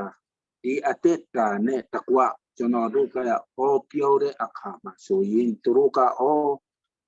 ရားယုံကြည်တဲ့လူကဒီလူပါလားဆိုတာကျွန်တော်တို့ရဲ့အတက်တာအဖြစ်ပြပြီးတော့ကျွန်တော်တို့ကဒီသူတို့အပိတာကနေယေရှုခရစ်တော်ကကျွန်တော်တို့ကိုကယ်တင်တယ်ပြီးတော့အတူတော်အဖြစ်ကျွန်တော်တို့အပြစ်များကိုလည်းစီးကြောတယ်ဆိုပြီးတော့အဲ့ဒါလေးတွေကယ်တင်ခြင်းလေးတွေကိုကျွန်တော်တို့ကရှင်းပြတဲ့အခါမှာဆိုသူတို့ကလေးလေးနဲ့သူတို့ကယုံကြည်လက်ခံပြီးတော့ပြောင်းလဲနိုင်တယ်လို့ကျွန်တော်တွေ့လက်တွေ့မှလည်းကျွန်တော်အဲ့လိုပဲကျွန်တော်ကမယုံကြည်တဲ့လူရှိမှတရားဟောပြီးတော့ပြောပြတယ်ဆိုတာလေးကိုပြောချင်တယ်ကျေးဇူးအများကြီးတင်ပါတယ်ဆရာကျော်ခင်ဗျာဆရာရဲ့အတွေ့အကြုံ sharing ကလည်းအများကြီးကျန်တဲ့လူတွေအတွက်လည်းဒီဆောက်ဆရာဖြစ်ပါတယ်ကျွန်တော်တို့ action is louder than words ဆိုတဲ့ဟာရှိပါတယ်ကျွန်တော်တို့အပြုအမူတွေကစကားလုံးတွေထက်ပိုပြီးတော့ထိရောက်နိုင်စွမ်းရှိတယ်ဆိုတဲ့အရာကိုငါလက်ခံကြလက်ရှိမျက်မှောက်ကာလမှာကျွန်တော်ကြည့်တဲ့အခါစကားလုံးတွေအားဖြင့်ပြန်လန်းကျွန်တော်တို့ပြောတတ်ကြတယ်တကယ်ကိုအပြန်စားစကားလုံးတွေရွေးချယ်ပြီးတော့လူတွေကိုပေါ့နော်ကျွန်တော်တို့ဆွဲဆောင်မှုတွေပေးနိုင်ကြတယ်ဒါပေမဲ့လည်းအဲ့ဒီလူတွေရဲ့အသက်တာထဲမှာဘာမတွေ့ရဘူးလဲဆိုတော့ပုံသက်တွေမဖြစ်နေဘူးသူတို့ကိုကြည့်လိုက်ရင်ခရစ်တော်ကိုမမြင်ချင်တော့တဲ့အနေအထားမျိုးဖြစ်သွားတတ်တယ်ကျွန်တော်အရင်တုန်းကတကယ်ကိုဧဝံဂေလိပိုင်းမှာ fire ဖြစ်ခဲ့တဲ့เนาะကျွန်တော်ဆရာကြီးတွေဒီ grace အသင်းတော်ကိုတည်ထောင်ခဲ့တဲ့ဆရာကြီးဟောက်လန်ခမ်တို့เนาะသူတို့တွေရဲ့သက်သေခံချက်တွေအပြန်ကြားရတာဆိုရင်ဒါတော့ကျွန်တော် hearsay ဖြစ်တယ်ပေါ့เนาะကျွန်တော်ကကိုယ်တိုင်ကြည့်ကြရတာမဟုတ်ဘဲနဲ့ဒီဆရာကြီးတွေပြောခဲ့တဲ့စကားကိုကြားရတဲ့ဟာကိုပြန် sharing လုပ်တာပါဆိုတော့ဒီမဟာဓမ္မဂန္ဒီတို့ကတကယ်တမ်းဆိုရင်တော့သူတို့ကကျွန်တော်တို့ကင်နေတဲ့တမန်ကျမ်းစာအုပ်ကိုတေချာဖတ်ရှုလေ့လာပြီးတော့အင်မတန်ကိုဒီကျမ်းစာအုပ်အားဖြင့်ဗာလဲခရစ်တော်ကိုလေးစားကြည်ညိုတယ်သို့တော်လည်းကျွန်တော်ဒီ British တွေကလူဖြူတွေကြီးပဲဖျားကြောင်းတက်တဲ့ church တွေမှာတကပေါက်မှာပေါ့နော်ရေးထားတာနော်ဒီခွေးနဲ့ကလာမလာရဆိုတဲ့ဟာကိုသူကရေးထားတာမျိုးကိုတွေ့တဲ့အခါမှာဒီမဟာဓမ္မဂန္ဒီပြောတဲ့စကားကတော့ခရစ်တော်ကိုသူအရန်လေးစားတယ်ဒါပေမဲ့ငါဘယ်တော့မှခရစ်ယာန်ဖြစ်မအောင်ခရစ်ယာန်မလုပ်ဘူးဆိုတဲ့ဟာမျိုးနဲ့အဲ့ဒီဟာကိုမူတည်ပြီးတော့ဆုံးဖြတ်ချက်ချခဲ့တယ်လို့ကြားဘူးတယ်ပေါ့နော်ဖြစ်နိုင်တယ်တေချာပေါက်ကျွန်တော်တေချာ exactly ဒီဟာမှန်တယ်လို့တော့ကျွန်တော်အာမမခံဘူးတိုးတော်လဲကျွန်တော်တို့ဒီယုံကြည်သူတွေအသက်တာတွေကြောင့်ခရစ်တော်နောက်ကိုမလိုက်ချင်တော့တဲ့သူတွေဘဝမှာတွေ့ကြုံဘူးလိမ့်မယ်မြင်ဘူးလိမ့်မယ်ဒါကြောင့် action ကလည်းအင်မတန်ရေးကြီးသလိုဆောနာကဆရာကြီးကျော်ပြောသွားတဲ့အထဲမှာပဲယုံကြည်ခြင်းဖြစ်လာဖို့ဆိုတာကကြားနာခြင်းမရှိဘဲနဲ့လည်းဘယ်လို့မှမဖြစ်နိုင်ဘူးနော်ဒါကြောင့်ကြားနာခြင်းမရှိဘဲနဲ့လည်းလူတစ်ယောက်ကအလိုအလျောက်ကြီးဘယ်လို့မှယုံကြည်မှုဆိုတာမဖြစ်လာနိုင်တဲ့အတွက်ကြောင့်ကျွန်တော်ဒီနေရာမှာပြောချင်တာကဘယ်ဟာပိုအားတန်တယ်ဆိုတာထက်နှစ်ခုစလုံးကိုကျွန်တော်တို့ရဲ့အသက်တာထဲမှာbalancing လုပ်ပြီးတော့မှသွားရမှာဖြစ်တယ်ပြောမယ်အတ္တအားဖြင့်လည်းပုံသက်တွေပြမှတာလင်ကျွန်တော်တို့ဒီတကယ်ကိုဖျားရှင်ရဲ့ဧဝံဂေလိကိုထိရောက်စွာနဲ့ကျွန်တော်တို့ဟောပြောသက်သေခံနိုင်မှာဖြစ်တယ်တချို့အသင်းတော်တွေမှာအခက်အခဲပြဿနာပါလဲဆိုရင်ဧဝံဂေလိဆရာတွေလာပြီးဟောသွားကြတယ်ဟောသွားတဲ့အခါမှာသူတို့ရဲ့အသင်းတော်မှာအမြဲတမ်းအသက်ရှင်ပြီးတော့အမြဲတမ်းတာဝန်ယူပြီးတော့အမြဲတမ်းဘယ်လိုခေါ်မလဲဥဆောင်နေတဲ့အမှုတော်ဆောင်နေသင်းအုပ်ဆရာတွေပေါ်မှာအကြည်ညိုပြတ်သွားတတ်ကြဟာအဲ့ဒီဧဝံဂေလိဆရာလောက်တော့ငါတို့သင်အုပ်ဆရာကတရားဟောမစွန်ပါလားတကယ်တော့ဧဝံဂေလိဆရာကခဏလေးလာသွားတာ နိုင်ပိုင်းလေးခဏလေးလာပြီးတော့မှအတင်းတော်မှာခေါ်သွားပြီးသူကောင်းပြီဆိုတဲ့နော်တကွက်ကောင်းနေစုထားပြီးတော့မှအဲ့ချိန်လေးခေါ်လိုက်တာလူတွေလည်းအများကြီးတိုးထီတယ်အမျက်ရည်တွေကြာပြောင်းလဲကြတယ်ကိုအတင်းတော်မှာရှိတဲ့နေ့တိုင်းအပတ်တိုင်းခေါ်တဲ့တင်းဦးဆရာအကြောင်းတယောက်မှမျက်ရည်မကျဘူးဆိုတာမျိုးလဲရှိပြီးတော့အဲ့ဒီပေါ်မှာကျွန်တော်တို့ပြောတတ်ကြတယ်ဘာကြောင့်လဲဧဝံဂေလိဆရာအသက်တာကိုကျွန်တော်အနိကမမြင်ရဘူးလေခဏလေးလာသွားတာဖြစ်တယ်ဆိုတော့အသက်တာအားဖြင့်ကျွန်တော်တို့ပြောရမယ်နော်အသက်တာအားဖြင့်သူတစ်ပါးထိမိတိဆောက်ဆရာဖြစ်စေရမှာဖြစ်တယ်လို့ကျွန်တော်တို့ပြောတဲ့စကားကလည်းကြားနာတော်သူတွေထိမိတိဆောက်ဆရာဖြစ်ဖို့သိရေးကြည့်တယ်အသက်တာကလည်းမြင်တော်သူတွေရဲ့အသက်တာမှာထိမိတိဆောက်ဆရာဖြစ်ဖို့ရေးကြည့်တယ်ဒါမှသာလျှင်ကျွန်တော်တို့ရဲ့ဧဝံဂေလိဝေငှခြင်းက effective တကယ်ကိုထိရောက်မှာဖြစ်တယ်ထိရောက်မှုတာ၍ရှိလာမှာဖြစ်တယ်ဒါကအခြေခံအားဖြင့်ရေဘူးရသဘောတစ်ခုကိုပဲကျွန်တော်ပြောပြတာဖြစ်တယ်ဆိုတော့နောက်ထပ်screen share တစ်ခုကျွန်တော်ပြန်သွားမယ်အဲ့ဒီမှာကျွန်တော်ဗာတွေ့ရမလဲဆိုရင်တော့တတိယ column မှာရေးထားတာကတော့ဗာလဲဆိုရင်ဒီဟာကတော့ကျွန်တော်တို့ mission ပေါ့ mission ဆိုတာဗာလဲဒါလည်း Oxford တက္ကသိုလ်ကပဲကျွန်တော်တို့ဘာသာပြန်တာကိုယူထားတာဖြစ်ပါတယ် an appointment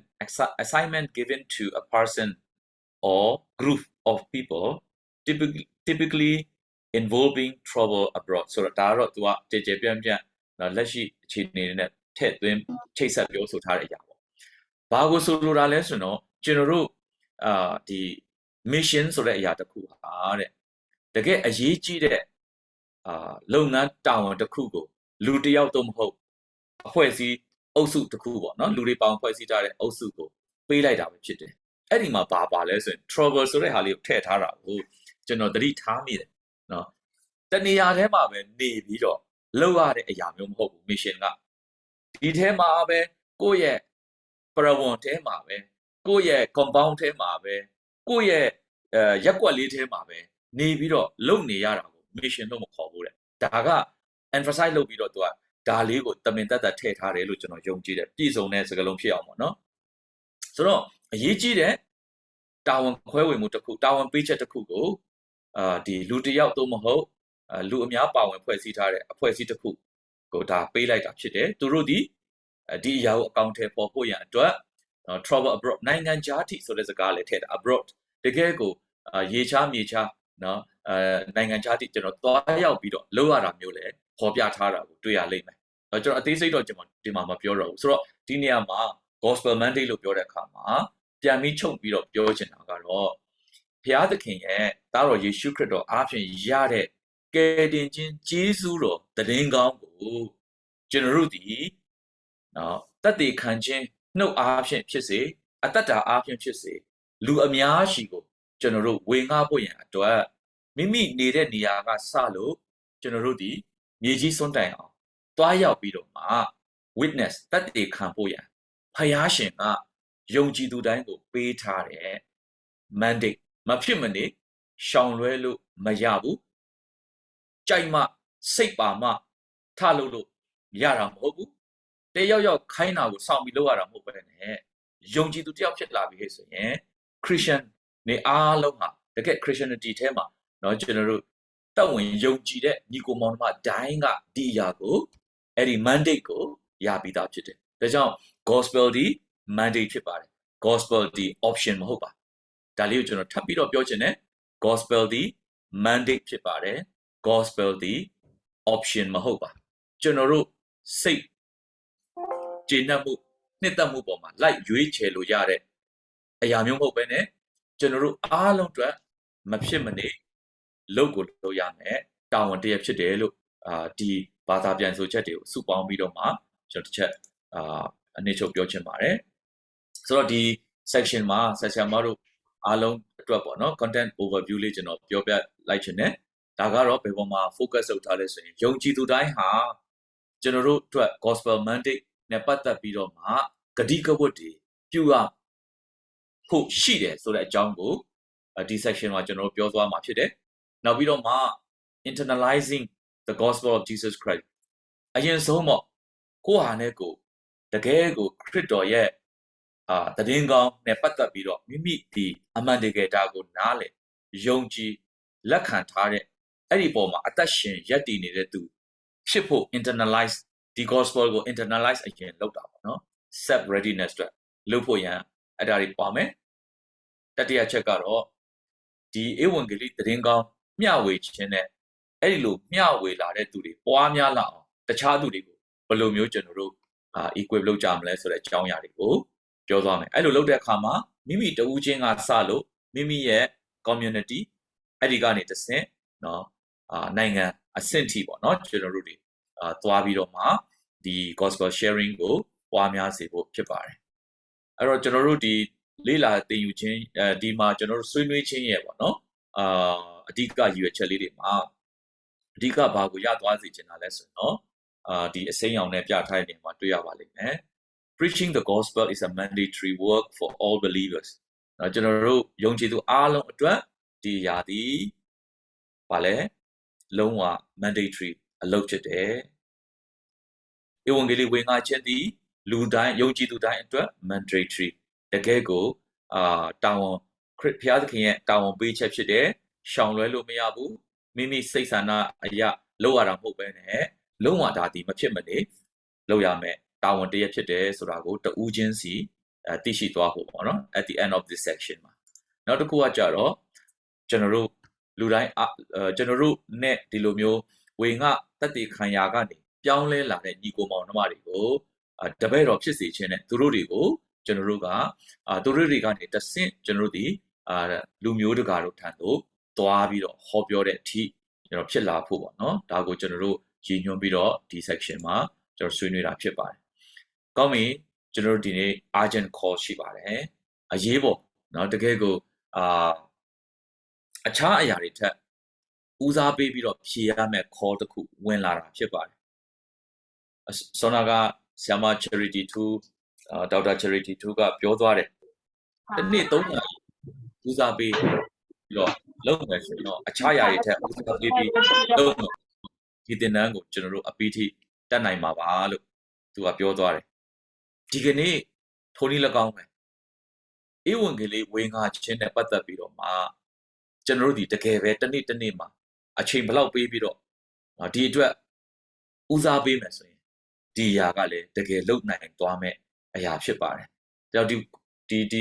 နေ့ဆွေးနွေးခန်းတဲ့ကိုရောက်နေကြတယ်ဆရာမတို့အနေနဲ့ဧဝံဂေလိဝင်ငါခြင်းဒီကျွန်တော်တို့ရဲ့အရောက်တိုင်းအတွက်တကယ်ကို mandate ဖြစ်နေတယ်လို့အဲ့ဒါဒီ urgent call တစ်ခုအရေးပေါ်เนาะ call တစ်ခုဖြစ်နေတယ်ဆိုတာလေးကို video clip လေးကြည့်ပြီးတော့ကျွန်တော်တို့သင်ကျင်ကြည့်အောင် sorry ကျွန်တော်ဒီမှာအတန်လေး share လိုက်ပါမယ်အတန်မ share ထားလို့ပါအတန်နဲ့ကျွန်တော်တူတော့ share မှာ video အတန်ထွက်မှာဖြစ်ပါတယ်ကောင်းပြီဆိုတော့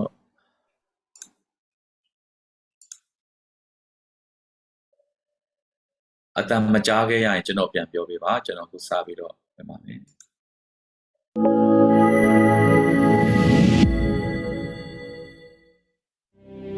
ကျတော့ဆရာမတို့အတန်ကြားပါသလားကြားတယ်ဆရာကြားတယ်ကောင်းတယ်ကြားတယ်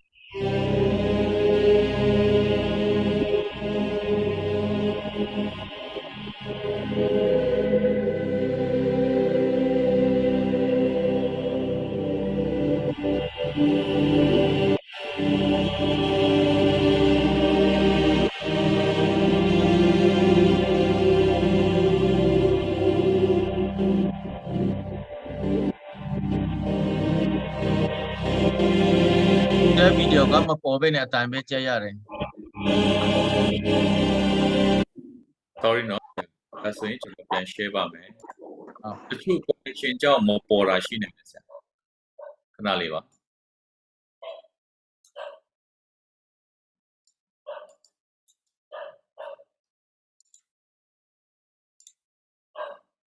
ခဏလေးပါအခုကျွန်တော်ပြန် share ပါမယ် screen လေးပြန် share ပါမယ်ဆရာတို့ဘယ် screen မြင်ရလဲပြနော်ပထမစာမျက်နှာမြင်ရတယ်ဟုတ်ပြီဆရာဟုတ်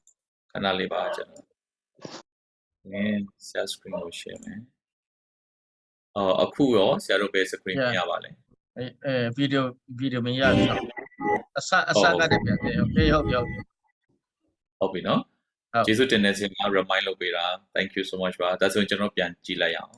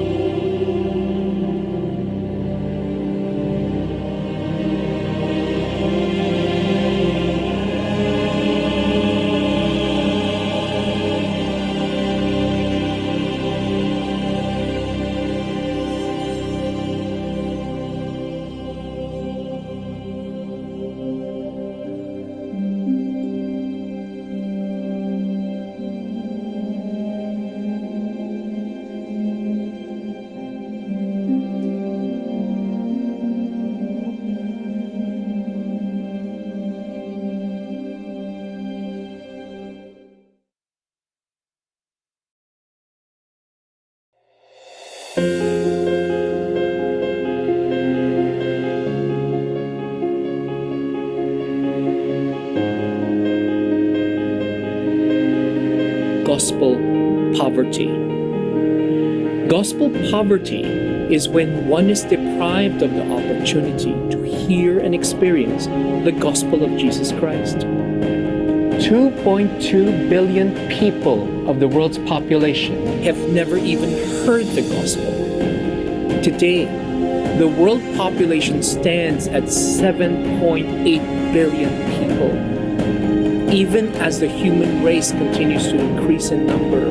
especially in Africa and Asia, so much of today's headlines center around COVID-19, the economy, and even politics. It is enough to make our collective minds spin and burden a multitude of hearts with anxiety and uncertainty of what tomorrow brings.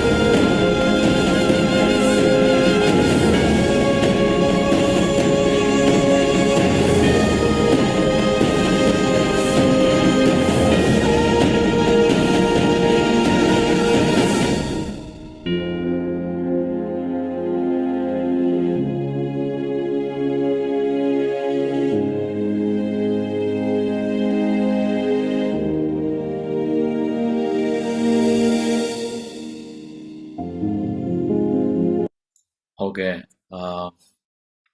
ဆရာမတို့အတွက် message တစ်ခုတော့ကြံခဲ့မယ်လို့ကျွန်တော်ယုံကြည်တယ်ဒါက urgent call ရဲ့လက္ခဏာတွေဖြစ်ပါတယ်ဆိုတော့ကျွန်တော်တို့ဘယ်လိုခံစားလဲဒါလေးကိုကြည့်တဲ့အခါမှာရောဆရာမတို့ထဲမှာတစ်ခုခု sorry ကျွန်တော်ဗီဒီယိုဖွင့်လိုက်ပါတစ်ခုခုပေါ့အထဲကနေကိုစိတ်ဝင်ရင်ထဲကနေဘာတွေများကျွန်တော်တို့ရဲ့အသက်တာထဲမှာနှိုးဆော်မှုတစ်ခုခုပေါ့ဒါမျိုးတွေရှိလားဒါကိုကြည့်လိုက်တဲ့ချိန်မှာစိတ်ထဲမှာဘာတွေလုပ်ဖို့ပေါ်လာလဲစစ်ဖြစ်နေတဲ့အရာတွေအရင်တော့ကကျွန်တော်တစ်ခါမှမကြားဘူးတဲ့မြန်မာနိုင်ငံရဲ့အခြေအနေတွေကမ္ဘာမှာလည်းတစ်ခါမှကျွန်တော်တို့အဲ့လောက်ထိထဲထဲဝင်မသိခဲ့ရတဲ့ကမ္ဘာပြဿနာတွေနော်ယူကရိန်းတို့ရုရှားတို့ကိစ္စတွေကစပါနောက် pandemic နဲ့ပတ်သက်ပြီးတော့မှာဆိုတော့ဆိုရင်ကျွန်တော်တွေးလိုက်မယ်မြေကျွင်းနေစဉ်ရှင်ဖို့သာမသေးကြတာသေဖို့အရန်သေကြတဲ့ခါကျတော့မြေကျွင်းတွေကိုကြိုတူးထားတာယာနဲ့ချီတယ်မြုပ်ဖို့ရအဲ့ဒီအရာတွေမြင်လိုက်တဲ့အခါမှာဆရာမတို့နှလုံးသားထဲမှာခံစားရတယ်လေတစ်ခုခုတော့ပြောပြခြင်းနဲ့ share ခြင်းနဲ့ဆိုရင်ကျွန်တော်တစ်ယောက်နှစ်ယောက်လောက်အချိန်ပေးခြင်းပါတယ်စိတ်ထဲမှာဘာများခံစားမိပါသလဲအတန်နေဗီဒီယိုတွေတော့တေချာကြားလိုက်ပါတယ်နော်မြင်ရပါတယ်နော်အဆင်ပြေလားမသိတော့ဆောနာကြည့်လိုက်တဲ့အခါမှာဆိုတော့အဲ့ဒီအားကိုကြည့်လိုက်ပြီးတဲ့နောက်ကိုတစ်ခုခုစိတ်ထဲကခံစားရတဲ့အရာနော်ပြောပြခြင်းနဲ့ဆိုရင်နားထောင်ခြင်းပါတယ်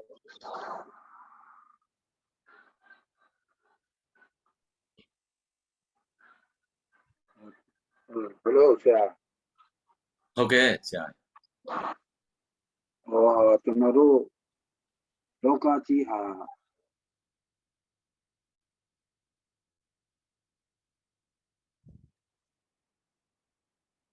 အတန်မြုပ်ထားတယ်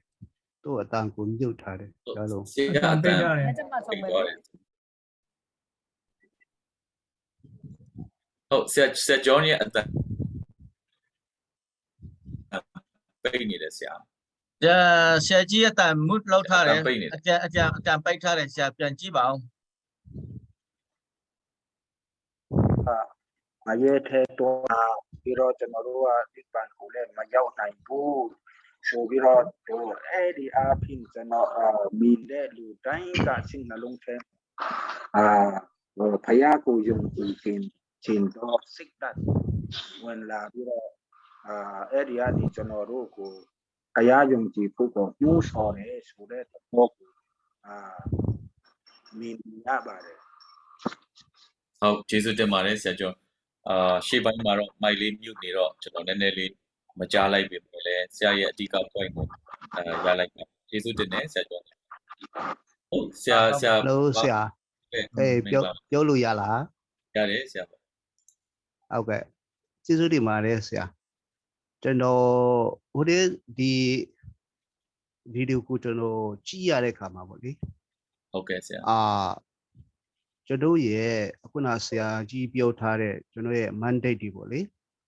အဲ့ဒါတွေကိုယုံကြည်သူတိုင်းမှာဆိုတော့တကယ်အရေးကြီးတဲ့အရာတစ်ခုဖြစ်တယ်ဆိုတာကကျွန်တော်ခရိယန်ယုံကြည်သူတွေကအဓိကမထားကြဘူးလားဆိုတော့မှလေအဲ့ကြောင့်အခုရှိဖြစ်နေတဲ့အရာတွေကိုကျွန်တော်ကြည့်လိုက်တဲ့အခါမှာဆိုရင်ကျွန်တော်ယုံကြည်သူတွေရဲ့နိုင်ငံတကာပုံများတယ်လို့ပေါ့နော်ဟုတ်ကဲ့အခုမှဆိုလို့ရှိရင်တော့ယူကရိန်းတို့ရုရှားတို့ကိုကျွန်တော်ကြည့်လိုက်တဲ့အခါမှာဆိုရင်တော့သူတို့ကိုယ်နဲ့ကိုလည်းခရိယန်ယုံကြည်သူတွေပါပဲအဲကြောင့်ခုနဆောစောကဆရာကြီးကျွန်တော်ကိုပြောနေတဲ့ကျွန်တော်ရဲ့ mandate ကိုအဓိကမထားဘဲနဲ့တခြားအရာတွေကိုကျွန်တော်ခရိယန်ဖြစ်ပြီးမဲ့လဲတခြားအရာကကျွန်တော်ရဲ့ယုံကြည်သူများရဲ့အသက်တာကိုဒီနေရာမယူနိုင်ပြီဘူးလားဆိုတဲ့ဟာလေးကိုကျွန်တော်မြင်မိတာပေါ့လေဟုတ်ကဲ့ဆရာအဲကြောင့်ယုံကြည်သူတူတယောက်ဖြစ်လာတဲ့အခါမှာကျွန်တော်ရဲ့ mandate ကဘယ်လောက်အရေးကြီးပြီးတော့မှအထူးသဖြင့်ဆိုလို့ရှိရင်တော့ကျွန်တော်တို့ local church ရဲ့ member တိုင်းကိုပေါ့လေ မြန်မာတိုင်းကို disciple ဖြစ်လာအောင်ကျွန်တော်ဘူးဘမှာအားစိတ်ဘမှာတွန်းတင်မှဖြစ်နေဆိုတဲ့အတွေ့ကကျွန်တော်စိတ်ထဲမှာဝင်လာတယ်ပေါ့လေကျေးဇူးတင်ပါတယ်ဆရာ ကျေးဇူးတင်ပါတယ်ဆရာဖြတ်ရှင်နမပုံကြည့်ပါစေဆရာတို့ပြပြတော့အစားချက်လေးဒီစိတ်ထဲမှာလှုပ်ဆော်မှုတစ်ခုပေါ့နော်ဖြစ်စီတာကိုတွေ့ရတော့ညဝမ်းတာတယ်ဆရာကျော်ရဲ့ နောက်တယောက်ရှိသေးလားနောက်တယောက်ရှိသေးလားနောက်တယောက်ခွင့်ပြုလိုက်ဦးမယ် ဟုတ်ကဲ့ပါဆရာကျွန်တော်ကနေ့ရချင်းပေးပြီပေါ့နော်ကျွန်တော်လေး ဟုတ်ကဲ့ပါခင်ဗျာ ဒီဗီဒီယိုကြည့်ရခါမှာဘယ်လိုခံစားလဲဆိုတော့ခံစားတာလေးကိုနေ့ပြောချင်တာပေါ့နော်အဲဆိုတော့ဆိုတော့ဒီဗီဒီယိုထက်မှာကျွန်တော်ဒီပါမှာပေါ့နော်ကပ်ဘေးတွေပေါင်းစုံဖြစ်နေတာကိုတွေ့ရတယ်ဆေးဘေးလေးဖြစ်တယ်တဘာဝဘေးလေးဖြစ်တယ်အမျိုးမျိုးပေါ့လေနော်ဒီဆိုတော့ဒီမျိုးမျိုးပေါ့ကျွန်တော်တွေ့ရတဲ့အတိုင်းအမျိုးလို့ဒီမှာဒီကပ်ဘေးပေါင်းစုံတွေထက်မှာကျွန်တော်တို့ကမတည်သေးပဲနဲ့ဒီလိုမျိုးသက်ရှင်ခွင့်ရတာကျွန်တော်တို့ပေါ့နော်ဒီဗီဒီယိုကိုကြည့်ရှင်ဖြစ်ဒါပြီးမှကျေးဇူးတော်ရှမွန်ချင်းနဲ့အခွင့်ပေါ့နော်ကျေးဇူးတော်ရှမွန်ချင်းနဲ့စိတ်ပေါ်လာတယ်အဲဆိုဆာလန်တဲ့တော့ရှေ့မြောက်တော့ဆာလန်အပန်းကိုခနဲ့စုခွန်မှာဘလို့ပြောထားတယ်ဆိုတော့ငါမတရားတဲ့အသက်ရှင်ထာဝရဖျားရဲ့အမှုတော်တို့ကိုကြားပြအောင်မင်းဆိုမှပြောထားတယ်ကိုကျွန်တော်ဖတ်တဲ့ခါမှာပေါ့လေဒီမှာရတာပေါ့ဟောဘုရားခင်ရဲ့ဘောနော်တနာချင်းဂယုဏယေရှုပြုခြင်းဟာကျွန်တော်အပေါ်မှာတာပြီးမှပုံရကြီးမားတယ်ဆိုတော့ခံစားရမယ်ဆိုတော့နည်းရဲ့မြတ်ဝချင်တာဖြစ်တယ်ယေရှုတင်နေဆရာ Thank you so much ပါဆရာကျော်တော့ကျွန်တော်ဆရာကျော်3ယောက်ရှိတယ်ပေါ့နော်ဆရာကြီးဒေါက်တာကျော်ပါ3ယောက်ရှိတယ်ဆရာကျော်03001ရဲ့ mic ကိုကျွန်တော်တို့ကူညီပြီးတော့ mute လုပ်ပေးပါရမယ်တင်တယ်ဟုတ်ပြီဘာလို့ဆိုတော့သူ့ဘက်မှာ sound တစ်ခုကဝင်နေတယ်အတန်လေးတစ်ခု noise ဖြစ်နေတော့ဆရာပြောတဲ့အခါကျရင်ကျွန်တော်ကောင်းကောင်းမကြားရကြဘူးဖြစ်သွားတယ်ကောင်းပြီဆိုတော့ကျွန်တော်ဒီမှာပြောပြသွားတဲ့စကားလုံးလေးတွေရင်ထဲကနေထွက်လာတဲ့เนาะကျွန်တော်လှုံ့ဆော်မှုပေါ့เนาะအဲ့ဒါလေးတွေကိုကျွန်တော်ကြားရတဲ့အခါအရင်ပဲဝမ်းသာတယ်ဒီ video clip ကတော့ကျွန်တော်တို့ဒီဘက်မှာကျွန်တော်အသင်းတော်အနေနဲ့building the kingdom of God ဆိုတဲ့training ပေါ့เนาะတတိယ batch ရှိကျွန်တော်တို့လုပ်ထားတဲ့ video clip လေးဖြစ်တယ်အားလုံးပေါ့เนาะခြုံငုံသုံးသပ်ပြီးတော့လုပ်ထားတဲ့အရာဖြစ်တယ်လက်ရှိပြဿနာတွေကိုလည်းထင်ဟပ်ဖော်ပြထားတယ်နောက်မြေငလင်တွေနောက်ဆုံးဖြစ်သွားတဲ့မိုခါတို့ဘာလို့မပါသေးဘူးပေါ့เนาะဆိုတော့ဒီຢာတွေကိုပြန်ကြည့်တဲ့အခါမှာတမန်ကျမ်းစာအရာကျွန်တော်တို့ဒီနောက်ဆုံးသောနေ့ရက်ကာလတွေအရန်ကိုနီးလာပြီဖြစ်တယ်တနိုင်ငံနဲ့တနိုင်ငံစစ်ဖြစ်တာလူမျိုးတစ်မျိုးနဲ့တစ်မျိုးရံပတ်ပြူတာနောက်အစာရေစာတွေခေါင်းပါတာနောက်ကာလနာများပြားတာဒါတွေအားလုံးဟာကျွန်တော်အဆုံးကိုရောက်လာဖို့ရန်အတွက်နမိတ်တွေဖြစ်တယ်ဆိုတာကိုလည်းခရစ်တော်ကပြောနေပြီဖြစ်တယ်ဆိုတော့ဒီထဲမှာဟိုးလွန်ခဲ့တဲ့တက္ကရာနော်လွန်ခဲ့တဲ့ခရစ်တက္ကရာ2000ဝန်းကျင်လောက်မှာရှိခဲ့တဲ့ gospel mandate ဒီနေ့မျက်မှောက်ခေတ်မှာကျွန်တော်တို့ရဲ့ age ပေါ့ကျွန်တော်တို့ရဲ့ခေတ်မှာရောက်နေတဲ့ gospel mandate ပြန်လည်ပြီးတော့မှနှိုင်းရှင်စဉ်းစားတဲ့အခါနောက်ဆုံးသောကာလနေ့ရက်ရဲ့လက္ခဏာတွေဟာတာ၍ဒီကျွန်တော်တို့အသက်ရှင်နေရတဲ့နေ့ရက်ကာလမှာတိတာထင်ရှားစွာနဲ့ဖြစ်ပေါ်နေတယ်အဲ့ဒါကိုကျွန်တော်ယုံကြည်သူတွေကအမှတ်တမဲ့နဲ့အမှုမှတ်အမှတ်မဲ့ပဲထားလိုက်တယ်ဆိုရင်ဒီနေ့ကျွန်တော်ဘုရားသခင်ရှေ့ရောက်တဲ့အခါသေချာပေါက်ရှင်းရမယ် mandate တစ်ခုဟာကျွန်တော်ဆန္ဒကတင်ပြဆွေးနွေးတယ်လို့ပဲမိမိစိတ်ပါမှထားလို့ရတဲ့အရာမိမိအစဉ်ပြေမှထားလို့ရတဲ့အရာဒါမှမဟုတ်ရင်တစုံတစ်ယောက်ခိုင်းတာခွဲခန့်မှတ်သားတာကိုစောင့်ပြီးတော့ကဲတင်ကတော့ဧဝံဂေလိတာဝန်ခံဖြစ်တယ်လို့တာဝန်မပေးမချင်းမဟုတ်ပဲနဲ့တာဝန်တစ်ခုခုပေးတာကိုစောင့်ပြီးမှလုပ်ရမယ့်အရာမျိုးမဟုတ်ပဲနဲ့ခရစ်တော်ကိုမိမိအသက်သခင်ကယ်တင်ပါရှင်ဖြစ်လက်ခံခေါ်ဖိတ်ယုံကြည်ပြီးတော့တနည်းအားဖြင့်ပြောမယ်ဆိုရင်တော့ခရစ်တော်ရဲ့တပည့်တိုင်းဟာတပည့်တော်တိုင်းဟာဒီဧဝံဂေလိတရားကိုကြိုက်သည်ဖြစ်စေမကြိုက်သည်ဖြစ်စေဟောပြောရမယ်တာဝန်ရှိတယ်ဒါကြောင့်ကျွန်တော်တို့ဒီဖျားပေးထားတဲ့လေဘွက်ရှိတယ် ကျွန်တော်တို့ကိုဖျားပေးထားတဲ့အပ်ထားတဲ့လောက်ကွက်ရှိတယ်ဒီအရာတွေကိုကျွန်တော်တို့မိသားစုကနေကိုယ့်ရဲ့မိသားစုလေးကနေကိုယ့်ရဲ့ community ကနေနော်အစမပြုတ်ပဲနဲ့ကိုမိသားစုထဲမှာဒီလိုလူတွေရှိနိုင်တယ်ကိုယ့်ရဲ့ community ထဲမှာဒီအကြောင်းကိုမကြားသေးတဲ့လူတွေရှိနိုင်တယ်ဒါပေမဲ့အဲ့ဒီ community ထဲမှာကိုနေလာတာကတော့နှစ်ပေါင်းဟလာ decade အားဖြင့်2-3 decades လောက်ရှိတယ်ဒါမှမဟုတ်လည်း4 decades လောက်ရှိပြီနှစ်ပေါင်း40ဆယ်စုနှစ်4ခု5ခု6ခုလောက်နော်ဒီထဲမှာဆိုတော့ကျွန်တော်တို့အသက်အရွယ်အကြီးဆုံးအားဖြင့်ကျွန်တော်တို့ရှိကြမှာပါမိမိကိုဘုရားရှင်ထားထားတဲ့အဲ့ဒီ community အဲ့ဒီရောအတိုင်းဝန်ထဲမှာကိုနေခဲ့တာကတော့ဆယ်စုနှစ်4-50ရှိပေမဲ့အဲ့ထဲမှာ4-5ယောက်ကိုဧဝံဂေလိမဟောရသေးဘူးဆိုရင်ဒေဂျာပေါက်ကျွန်တော်တို့ဒီ gospel mandate ကို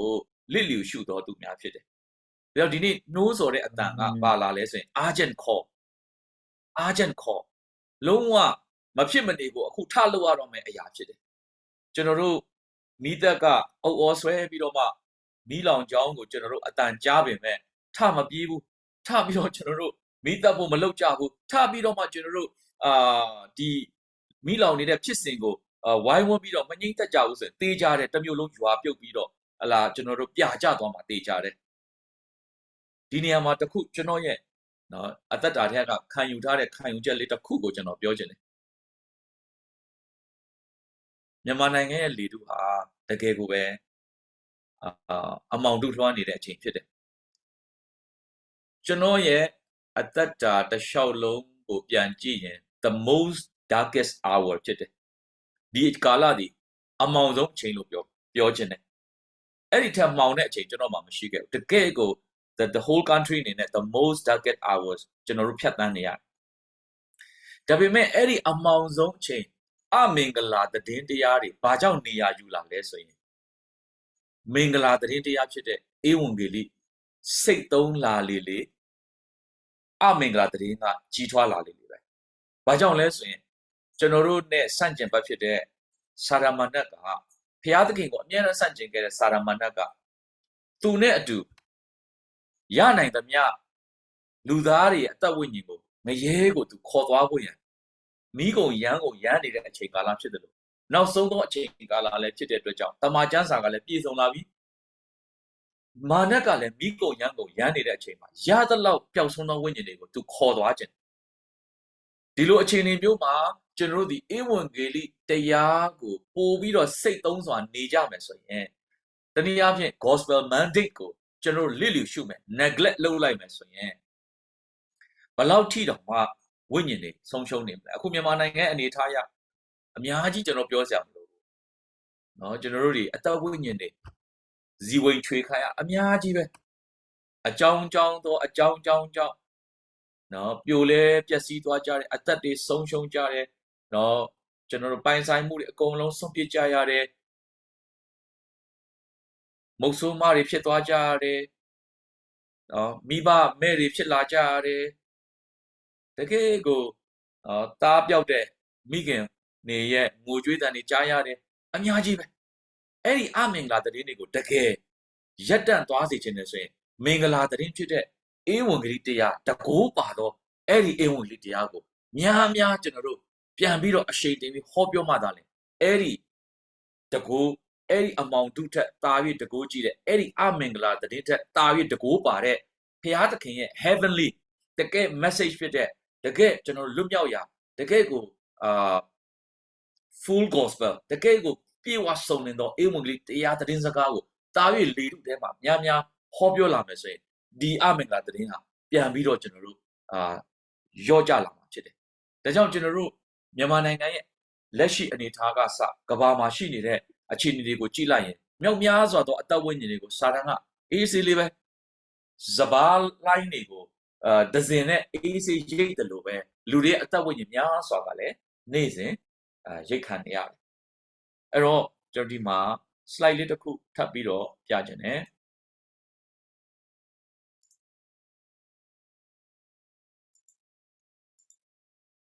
ဆိုတော့ဒီထဲမှာပြောသွားတဲ့စကားကတော့ဘာလဲဆိုရင်ဘုရားသခင်ရဲ့ဧဝံဂေလိသတင်းစကားကို လူတစ်ယောက်ကဧဝံဂေလိသတင်းစကားကိုမကြားလိုက်ရဘဲနဲ့သူ့ရဲ့အသက်ဝိညာဉ်ဆုံးရှုံးသွားရင်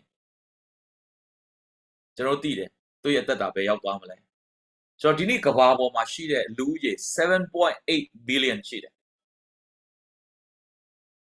7.8 billion ထဲမှာ 2.2 billion တော့လူတွေဟာတဲ့တခါမှဧဝံဂေလိအကြောင်းကိုမကြားဘူးသေးဘူး never heard ဘယ်တုန်းကမှမကြားဘူးသေးတဲ့လူရှိတယ် 2.2 billion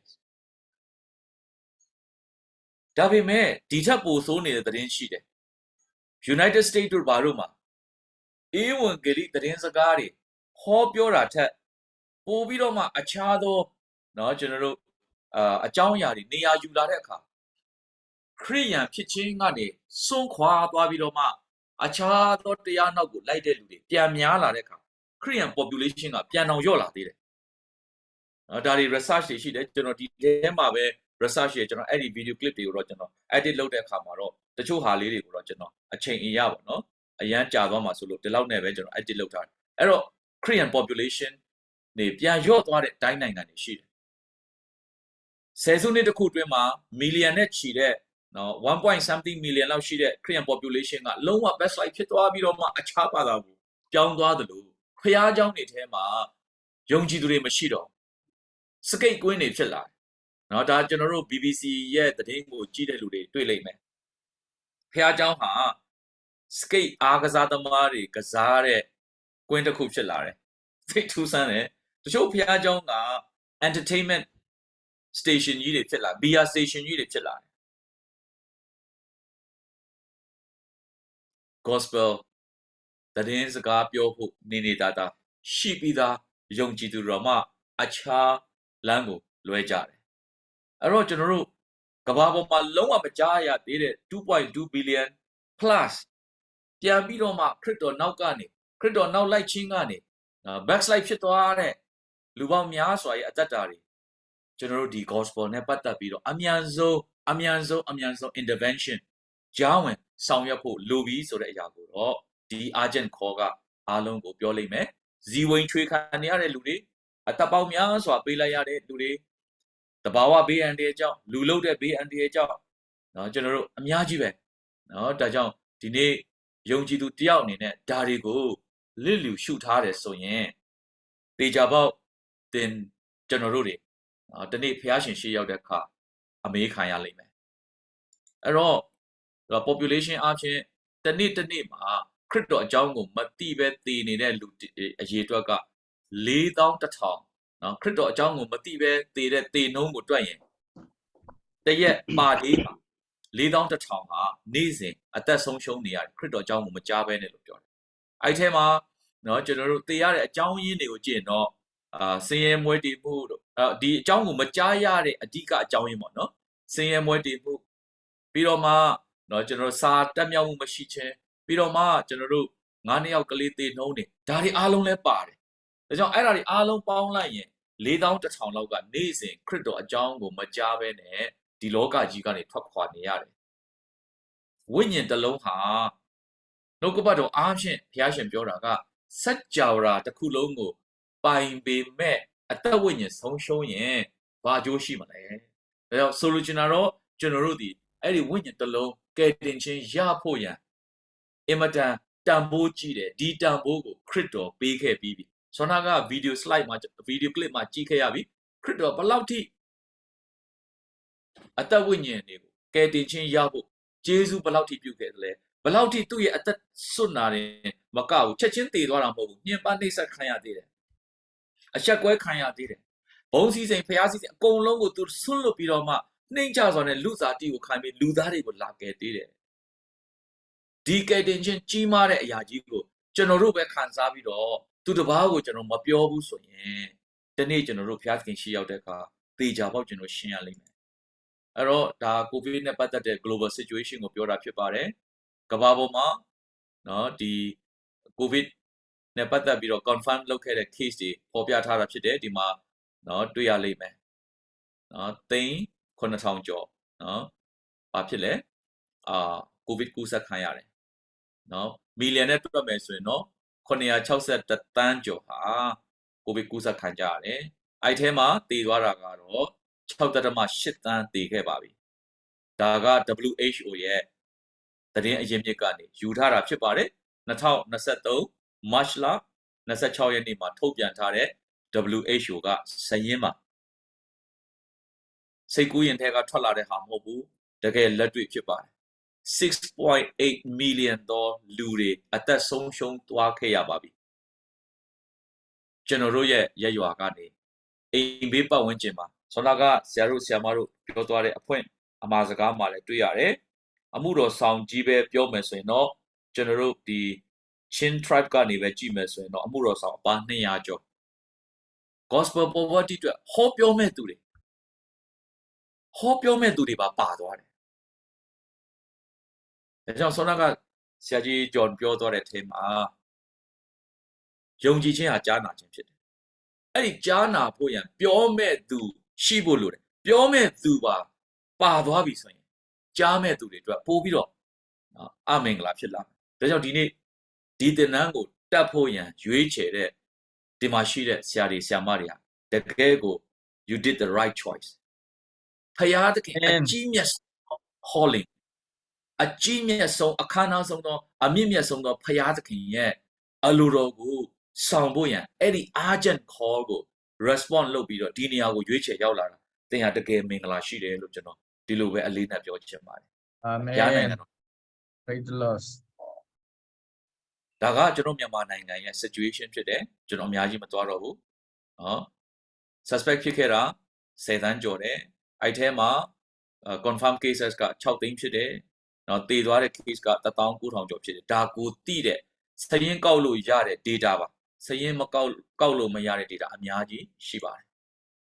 အဲ့တော့ဒီနေ့ Christianity ကိုကျွန်တော်ကြည့်တဲ့အခါမှာဒီမှာအစိမ်းရောင်လေးနဲ့ပြထားတာက Christian population တွေဖြစ်ပါတယ် Europe မှာမတိမ်မယိမ်းဖြစ်တယ် Latin America မှာမတိမ်မယိမ်းဖြစ်ပါတယ် Africa မှာတော့တိတိတတ်တာများနေပါလိမ့်မယ် 50% လောက်ကိုနီးပါး Africa မှာခရစ်တော်ကိုမသိတဲ့လူတွေရှိပါသေးတယ်အာရှမှာတော့တင်တဲ့ကျွန်တော်နေထိုင်ရာအာရှမှာတော့ကြည့်လိုက်ပါ percentage အားဖြင့်ဘယ်လောက်ပဲသိတယ်လဲ 8.6% လောက်ကပဲခရစ်တော်ကိုသိပြီးတော့သူ့ရဲ့ကြံနေတဲ့ population ဟာလုံးဝခရစ်တော်ကိုမရရှိသေးပါဘူးဒါဆိုရင်ကျွန်တော်တို့ရဲ့ urgent call ဟာနော်အရင်ကထက်ဟိုရှေ့တုန်းကယုံကြည်သူတွေထက်တာ၍ urgent ဖြစ်တဲ့ခေါ်သံဖြစ်ပါတယ်ဆိုတာကိုလည်းထပ်ပြီးတော့ပြောချင်ပါတယ်အဲ့တော့ဟုတ်ကဲ့ပါဒီအထိပေါ့နော်ကျွန်တော်ခဏလေး3နာရီကြာဆွေးနွေးတဲ့အရာဖြစ်တဲ့အတွက်ကြောင့်1နာရီခွဲသွားပြီပေါ့နော်ကျွန်တော် break လေးခဏလေးပေးချင်ပါတယ်ကျွန်တော်တို့တွေဘယ်လောက်ယူမလဲပေါ့နော်9မိနစ်လောက်သွားမလားဒါမှမဟုတ်ရင်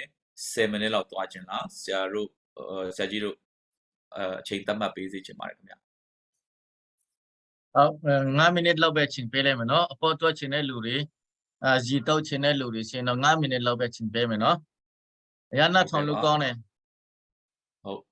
ဆရာကြီးတက်ဆိုရင်9:40မှာပြန်စပါမယ်ကျေးဇူးတင်ပါတယ်ဟုတ်ကျွန်တော်နားမဲ့အချိန်မှာအပြည့်အဝနားပေးပါကျေးဇူးတင်ပါတယ်ဟုတ်ကဲ့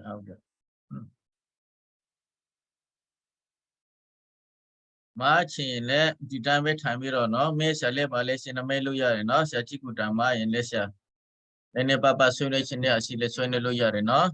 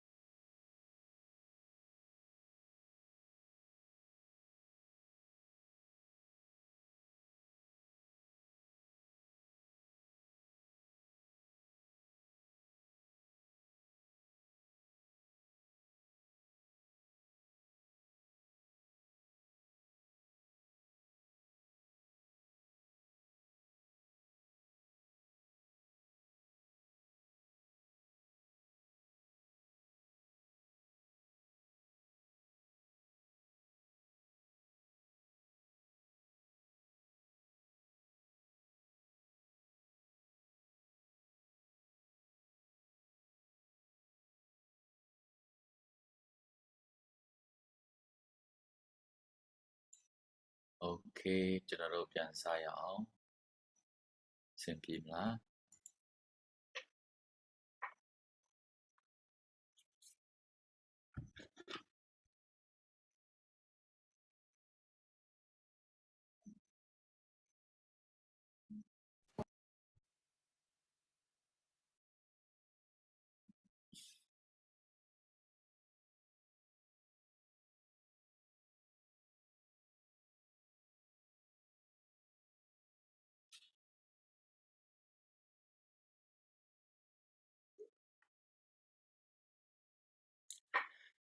ဆရာအဲ့ဒါဆိုပြန်စားလိုက်မယ်နော်ဆရာကြီး ဟုတ်ကဲ့အားလုံးလို့ဆုံးပြီလားဝင်ကြအောင်နော်အားလုံးဗီဒီယိုလေးကိုဖွင့်ပြကြပါဗီဒီယိုလေးကိုဖွင့်ပြပြရနော်ခုနအစာကြည့်ပြောသလိုမနေ့ဖင်ရကြရင်တော့အနာတဲ့ချိန်မှာပဲဖြစ်အစီအစဉ်စားတဲ့ချိန်မှာပဲချင်းမွန်းတဲ့ချင်းနဲ့တပုတ်လို့ဆိုကြအောင်ပေါ့နော်မနေ့ဖင်ရကြရင်တော့ဆ iam အမင်းသူတို့ဆ iam ဆာရာတို့ပြင်ဆင်ထားနော်တဲ့ချင်းတပုတ်လို့နော်ဟုတ်ပြီရှာစားလို့ရပြီဟုတ် โอเคဆိုတော့ကျွန်တော်တို့ဒီထီပေါ့ကျွန်တော်အခုဆွေးနွေးခဲ့တဲ့အထီလူတိုင်းယုံကြည်သူတိုင်းဟာဘုရားသခင်ရဲ့ဧဝံဂေလိသတင်းစကားကိုပြောဖို့ရန်တာဝန်ပေးခြင်းခံရတယ်ကျွန်တော်တို့ရဲ့ရွေးချယ်မှုမဟုတ်ပဲနဲ့ကျွန်တော်တို့ရဲ့စိတ်နှစ်သက်ရာလောက်ရတာမဟုတ်ပဲနဲ့မဖြစ်မနေမလုံမနေရတာဝန်မျိုးဖြစ်ပါတယ်အဲ့လိုမျိုးကျွန်တော်တို့ကို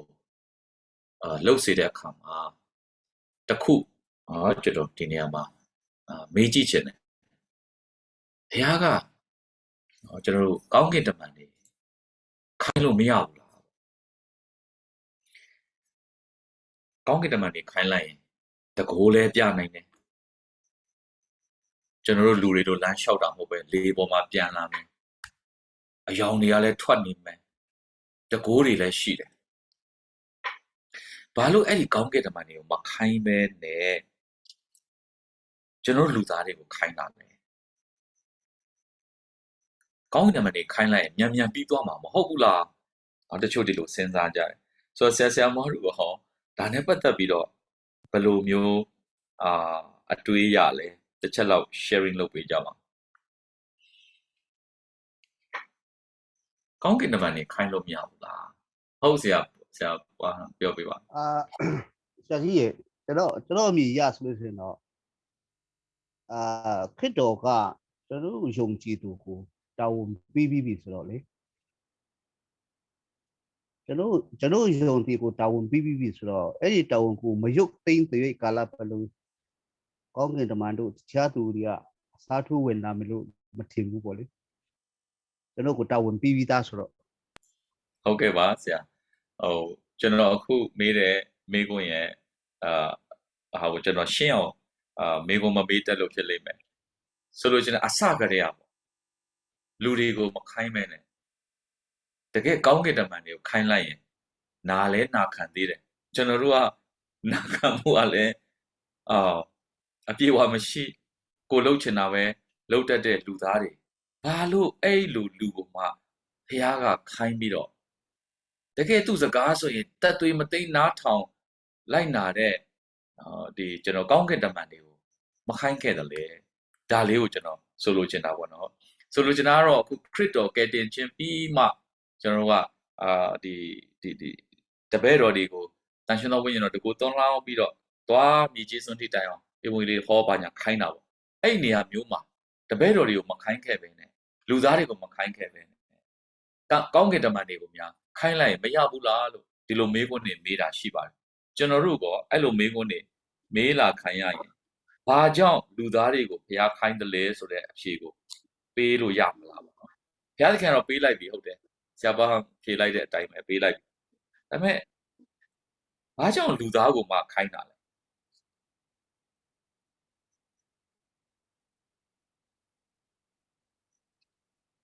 ဘလို့စိတ်ထဲမှာဖြေမိလဲဟုတ်ဆရာပြောလိုက်ကျွန်တော်ပြောလိုက်ဆရာကြီး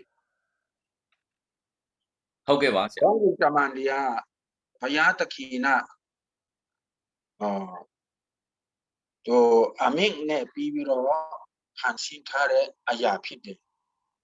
တူဖြစ်တယ်သူတို့ကပြီးတော့ကျွန်တော်တို့လူသားတွေဟာအပိတာထဲကနေသူ့ရဲ့တာအဖြစ်သူ့ကိုလက်တော်ကားတိုင်းမှာတည်ပြီးတော့ကျွန်တော်တို့ကဲတင်တော်သူဖြစ်တဲ့အတွက်ကြောင့်ကျွန်တော်တို့ကိုအတုံးပြုတ်ပြီးတော့ကဲတင်ချင်းကိုမတိတော်သူများမယုံကြည်တိတော်သူများရှိပါကျွန်တော်တို့ကိုအတုံးပြုတ်ပြီးတော့ကျွန်တော်တို့ထံတာဝန်ပြီးပြီးတော့ကျွန်တော်တို့ကိုခိုင်းတယ်ရှိလွတ်တယ်ဧဝံဂရိတရားဟောလို့ဆိုပြီးတော့သူကအမိပြီးတယ်အဲ့ဒါကြောင့်မို့ဖြစ်တယ်လို့ကျွန်တော်ယုံကြည်ပါတယ် ကျေးဇူးတင်ပါတယ်ဆရာကျော်ဟုတ်ကဲ့ပါဆရာ Oppo A16 ကဖြည့်အောင်မလားဆရာဟုတ်ကဲ့ပါဆရာ mic လေးဖွင့်ပြီးဖြည့်ပေးပါကျွန်တော်ဖြေမလို့ခုနဆရာကျော်ကျွန်တော်ဖြေမဲ့ဟာကခုနဆရာကျော်တချို့တော့ပြောပြီးပြီအဲ့ဒါဆရာကျော်ပြောတော့ထပ်ပြောတော့ပြောချင်တယ်ဘာဖြစ်လို့လူသားတွေကိုခိုင်းတယ်လေဆိုရင်တော့ဓမ္မဟောင်းကလည်းစမယ်ဆိုရင်တော့သူ့ပုံဒရာနဲ့တူအောင်ဖန်ဆင်းထားတဲ့လူသားဖြစ်တဲ့အကြောင်းသူစိတ်ခိုင်းတာဖြစ်တယ်ဆိုတော့ပထမအချက်ကျွန်တော်သဘောပေါက်တာနောက်ပြီးတော့မှကောင်းကင်တမန်တွေကတော့သူ့အသွေးရောနဲ့ကဲတင်ချင်းခံတဲ့သူတွေမဟုတ်တဲ့အတွက်လူသားကိုပဲကဲတင်ချင်းနဲ့သူ့အသွေးနဲ့ကဲတင်တဲ့သူတွေအတွက်ကျွန်တော်ခံစားရတာကသူများရှိမှတွားစင်ဝင်ဖပါလို့စိတ်ခံရလို့သူခံစားရတယ်ရန်ကောင်းတယ်တကယ်လဲနည်းနည်းတဲ့เนาะကျွန်တော်တို့ဖြေချချက်ဖြစ်ပါတယ်တော်တော်လေးကိုဆရာစဉ်းစားပြီးတော့မှာပေါ့เนาะတုတ်ကပတ်တော်အတိုင်းဆရာလည်းဖြေပေးတယ်ဆရာကျော်လည်းဒီလိုပဲเนาะကျွန်တော်ဖြေပေးတယ်မှန်ပါတယ်ဆရာတို့ဖြေတဲ့အဖြေတွေမှန်ပါတယ်တစ်ခုကတော့ဗာလဲဆိုရင်ဒီပေါ်မှာ test ဆောင်းပြီးတော့ဖြည့်ဆွတ်ပြီးတော့ကျွန်တော်စဉ်းစားကြမယ်ဆိုရင်ယေရှုခရစ်တော်ကဖျားဖြစ်တဲ့အခါမှာ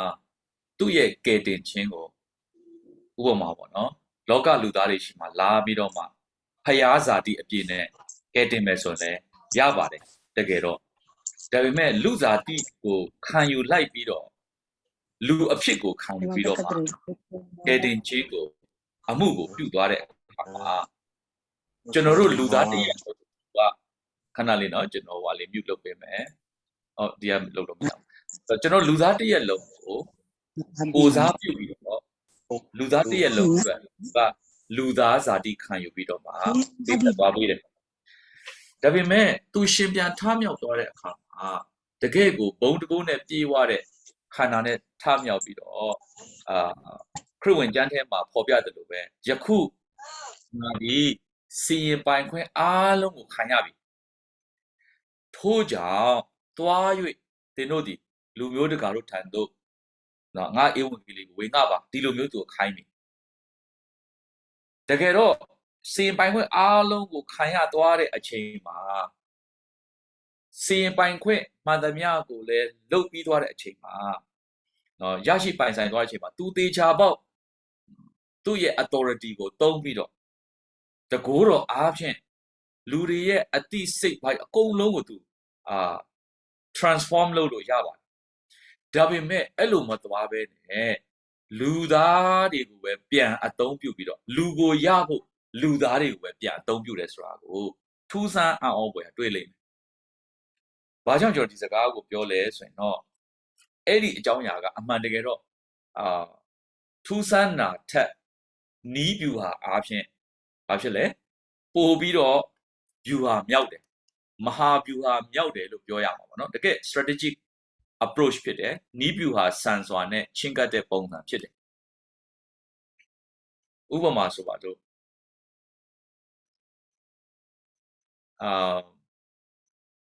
ဗုဒ္ဓဘာသာဝင်တယောက်ကိုသွားပြီးတော့ခရိယန်တယောက်ကဧဝံဂေလိဝေငှတဲ့အခါမှာပြောမှာပေါ့ကွာမင်းတို့ကခရိယန်တွေပဲမင်းတို့ကခရိယန်တွေဖြစ်တယ်ဆိုတော့ဒီလိုပဲပြောမှာပေါ့လို့ဗုဒ္ဓဘာသာညီကိုတယောက်ကပြန်ပြောနိုင်တယ်တေချာပေါက်လည်းဒီလိုပဲတွက်မင်းတို့ဘာသာမှာမင်းတို့ရှိတယ်လို့ငါတို့လည်းငါတို့ဘာသာမှာရှိတာပါပဲလို့ပြန်ဖြေပါလိမ့်မယ်ဒါပေမဲ့ဗုဒ္ဓဘာသာထဲကပြောင်းလဲပြီးသောညီကိုတယောက်က ဗုဒ္ဓဘာသာတယောက်ကိုသွားပြောရင်လေပြောင်းလဲမှုပို့ပြီးတော့မြန်ဆန်တယ်ကျွန်တော်ပြောချင်တဲ့အရာကိုရလာမသိဘူးเนาะဒါကြောင့်ဘုရားသခင်ကတကိုးတွေပြနိုင်တဲ့ကောင်းကင်တမန်တွေကိုသုံးလို့ရတယ်သူ့တကိုးကိုလည်း authorized person နေနဲ့အားလုံးကိုစီပိုင်ခွင့်ရသုံးလို့ရပါတယ်ဒါပေမဲ့လူသားတွေကတတ်သေးဆိုတဲ့အရာကိုလူသားထဲကထွက်လာတဲ့တတ်သေးအားဖြင့်ပဲဘုရားကပြောင်းလဲစေခြင်းတဲ့အခါမှာကျွန်တော်တို့ကိုအသုံးပြုရခြင်းဖြစ်တယ်နံပါတ်1ချက်ကနံပါတ်2ချက်ကတော့ဗာလဲဆိုရင် there is reward ကျွန်တော်တို့အားလုံးအတွက်ဘုရားရှင်ပြင်ဆင်ထားတယ်ဆုလက်ရှိပါတယ်ဒီတိုင်းကြီးဘုရားကကျွန်တော်တို့ကိုအတလူကြီးပြောခိုင်းနေတာမဟုတ်ကျွန်တော်တို့ဟောပြောဝင်ကတတ်တည်ခံလိုက်လို့ပြောင်းလဲလာမဲ့သူတွေနဲ့ပတ်သက်ရင်ဘုရားရှင်ကြည့်ရောက်တဲ့အခါကျွန်တော်တို့ကိုဘုရားရှင်က reward ပေးအောင်ပါပြန်ပြီးတော့ကျွန်တော်တို့ဆုလက်တော်ကိုချီးမြှင့်အောင်မှာဖြစ်ပါတယ်ဒါကြောင့်ဘုရားရဲ့အကြံစီတော်ကလူသားထဲမှာရှိတဲ့လူတွေပြောင်းလဲလာဖို့ရင်အဲ့ဒီလူသားတွေကလူသားတွေကိုပဲရွေးကောက်ပြီးတော့ဘုရားကပြန်စေလွတ်ပါတယ်အခြားကောင်းကင်တမန်တွေလာပြောမယ်အိုးကောင်းကင်တမန်ပဲလုံနိုင်မှာပေါ့ဖြစ်သွားမှာဒါပေမဲ့သူတို့လိုပဲအသွေးအသားနဲ့အသက်ရှင်တဲ့ကျွန်တော်တို့ဟာခရစ်တော်ကိုရလိုက်တဲ့အခါဘယ်လိုအသက်တာမှာထူးခြားပြောင်းလဲလာလဲဆိုတဲ့သက်သေတွေကိုသူတို့မြင်သွားတဲ့အခါခရစ်တော်ကိုအလွယ်တကူလက်ခံဖို့ဖြစ်လာတာဖြစ်ပါတယ်လူသားတွေကလူသားပဲသူတို့လိုပဲပခုံးနှစ်ဖက်ကြားကခေါင်းပေါက်တာပဲ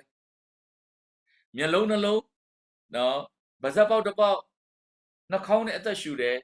အုံတော့တစ်လုံးပဲပါတယ်နော်ခြေထောက်နှချောင်းနဲ့လမ်းလျှောက်တယ်လူသားတွေကလူသားပဲအသွေးအသားဆန္ဒတွေလောဘဒေါသမောဟတွေထဲမှာဖြတ်တန်းနေရတဲ့အဲ့ဒီလူသားချင်းချင်းထဲကနေမှဖယားကရွေးကောက်ပြီးတော့အဲ့ဒီလူတွေကိုပြန်စေလို့ရခြင်းအကြောင်းရင်းကအဲ့ဒီဒီနေ့လူတွေအားဖြင့်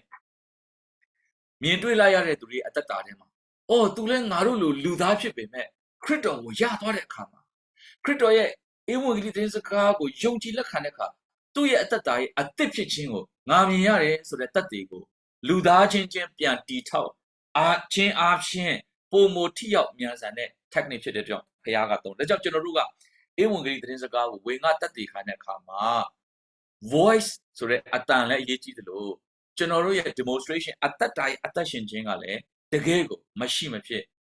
ရဲဆိုတာအစပိုင်းမှာကျွန်တော်ပြောခဲ့တယ်လို့ပဲဒီမှာလည်းထပ်ပြီးတော့ပြောချင်ပါတယ်ကျွန်တော်တို့ရဲ့နှုတ်ထွက်စကားတွေကျွန်တော်တို့ရဲ့အသက်ရှင်ခြင်းတွေဟာခရစ်တော်ကိုသူတစ်ပါးမြင်သွားဖို့ဖြစ်တယ်ကျွန်တော်တို့လိုသူတို့လိုကျွန်တော်တို့လည်းအသွေးသားနဲ့နေတယ်သူတို့လိုပဲကျွန်တော်တို့လည်းငိုတတ်တယ်သူတို့လိုပဲကျွန်တော်လည်းရည်တတ်တယ်သူတို့လိုပဲကျွန်တော်တို့လည်းပူဆွေးတတ်တယ်ဒါပေမဲ့ခရစ်တော်ကိုရသွားတဲ့အခါမှာသူတို့ကဲ့သို့သောဖြစ်တဲ့ကျွန်တော်တို့ဟာသူတို့နဲ့မတူခြားနာပြီးတော့ဒီလောကရဲ့အခြေအနေတွေထက်မှာကျွန်တော်တို့ဒီအဲ့ဒီအရာတွေထက်မှာငြိမ်သက်ခြင်းနဲ့ဖြတ်သန်းနေနိုင်တာကိုမြင်သွားတဲ့အခါဟိုးငါတို့လိုပဲလူချင်းချင်းပဲသူတို့ကြမှာဘာဖြစ်လို့ဒီလိုဖြစ်ရတယ်လဲဒီအရာအားဖြင့်သက်သေဖြစ်လာဖို့ရန်လူကိုသုံးရခြင်းဖြစ်တယ်လို့ဖြည့်ဆွတ်ပြီးတော့ဆောနာကပြောတဲ့အဖြေတွေအားလုံးမှန်တယ်အဲ့ဒီထဲမှာဒါလေးကိုဖြည့်ဆွတ်ပြီးပြောခြင်းတယ်ဒါကြောင့်သင်ဟာခရစ်တော်ရဲ့ဧဝံဂေလိနဲ့သာသနာလုပ်ငန်းမှာမရှိမဖြစ်လိုအပ်တော်သူဖြစ်တယ်ကိုပြောရအောင်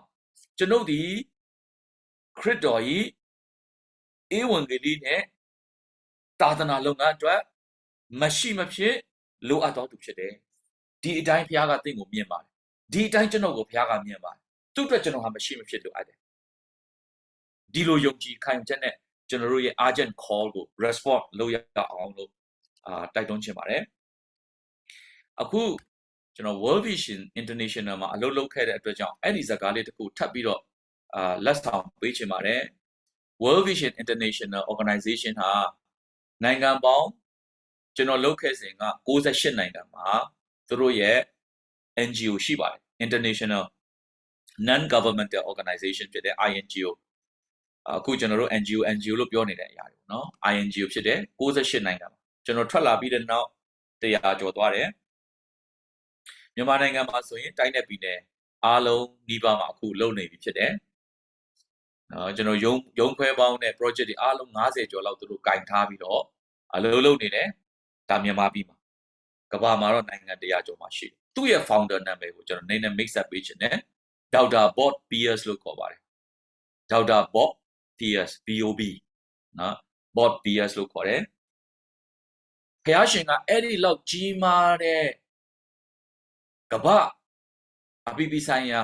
အဖွဲ့အစည်းတစ်ခုကိုသူ့ရဲ့နိုင်ငံတော်တည်ဆောက်ဖို့ရန်ဧဝံဂေလိနဲ့သာသနာလုပ်ငန်းကျေပြန့်ဖို့ရန်အဲ့ဒီဒေါက်တာဘော်ပီယာစ်ရဲ့နှလုံးသားထဲကစာငတ်တန်တစ်ခုလေးပဲ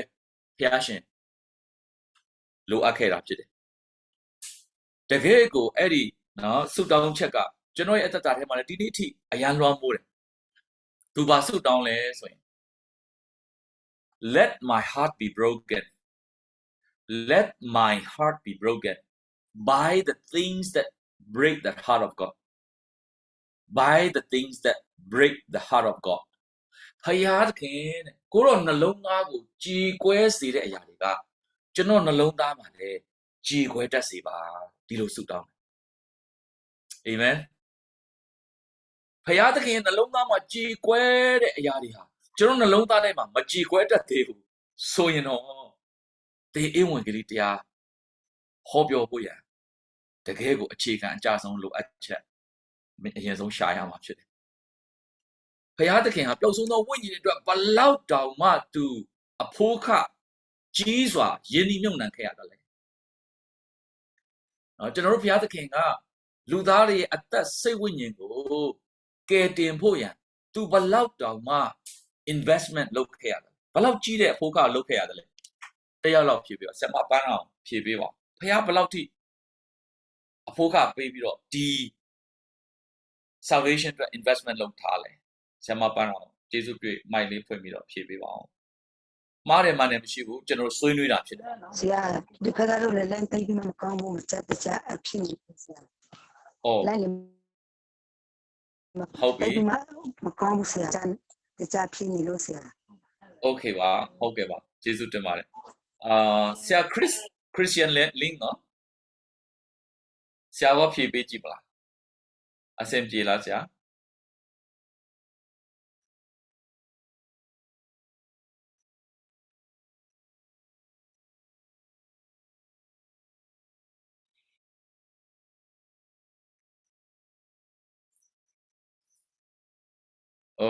အစင်မပြုတ်တယ်နော်ဒါမှမဟုတ်ရင်ဒီမှာကျွန်တော်တို့နောက်ပိုင်းကျွန်တော်တွေးလိုက်ရတယ်ဆရာမမိုင်မိုးတောက်ကျေးဇူးပြု၍ဖြေပေးမလားခမည်းတော်ဘုရားသခင်ကလူသားတစ်ရဲ့လုံးကိုကယ်တင်ဖို့ဘလောက်တောင်ကြီးမားတဲ့အရင်းအနှီးကိုပေးထားရလဲဟုတ်ကဲ့ဆရာကဘာတီတော့တာတော့စမောဒီတာလို့ဒီတာတော့ချစ်တော်မူဘူးပေါ့နော်အဲကျန်းကျက်တဲမှာဟုတ်ကဲ့ဟုတ်ပြီသူချစ်ရတဲ့နော်သူမျက်နှိုးရတဲ့တဘာတီတော့သားတော့စွန့်ရတဲ့အထိအဲ့ဒီအလဲလေလောက်ရတယ်ဟောဒီထဲမှာကျွန်တော်ညီကိုမောင်နှမတွေဆရာမတွေကိုဘုရားရှင်ပေးထားတဲ့သားသမီးတွေနော်တချို့လဲအိမ်တော်မကြသေးဘူးထင်ပါအိမ်တော်ကြပြီးသားသမီးရှိတဲ့သူတွေကိုချင်းစာနိုင်လိမ့်မယ်လို့ကျွန်တော်ယုံကြည်ဘလို့မှချစ်စရာမကောင်းတဲ့ဘလို့မှကိုခံစားလို့မရတဲ့မြေမုံတက်ဖြစ်တဲ့တီကောင်ဖြစ်တဲ့လောက်ကောင်ဖြစ်တဲ့ခွေးနဲ့နိုင်ခံဒီလောက်ယုံညံ့တဲ့လူသားကို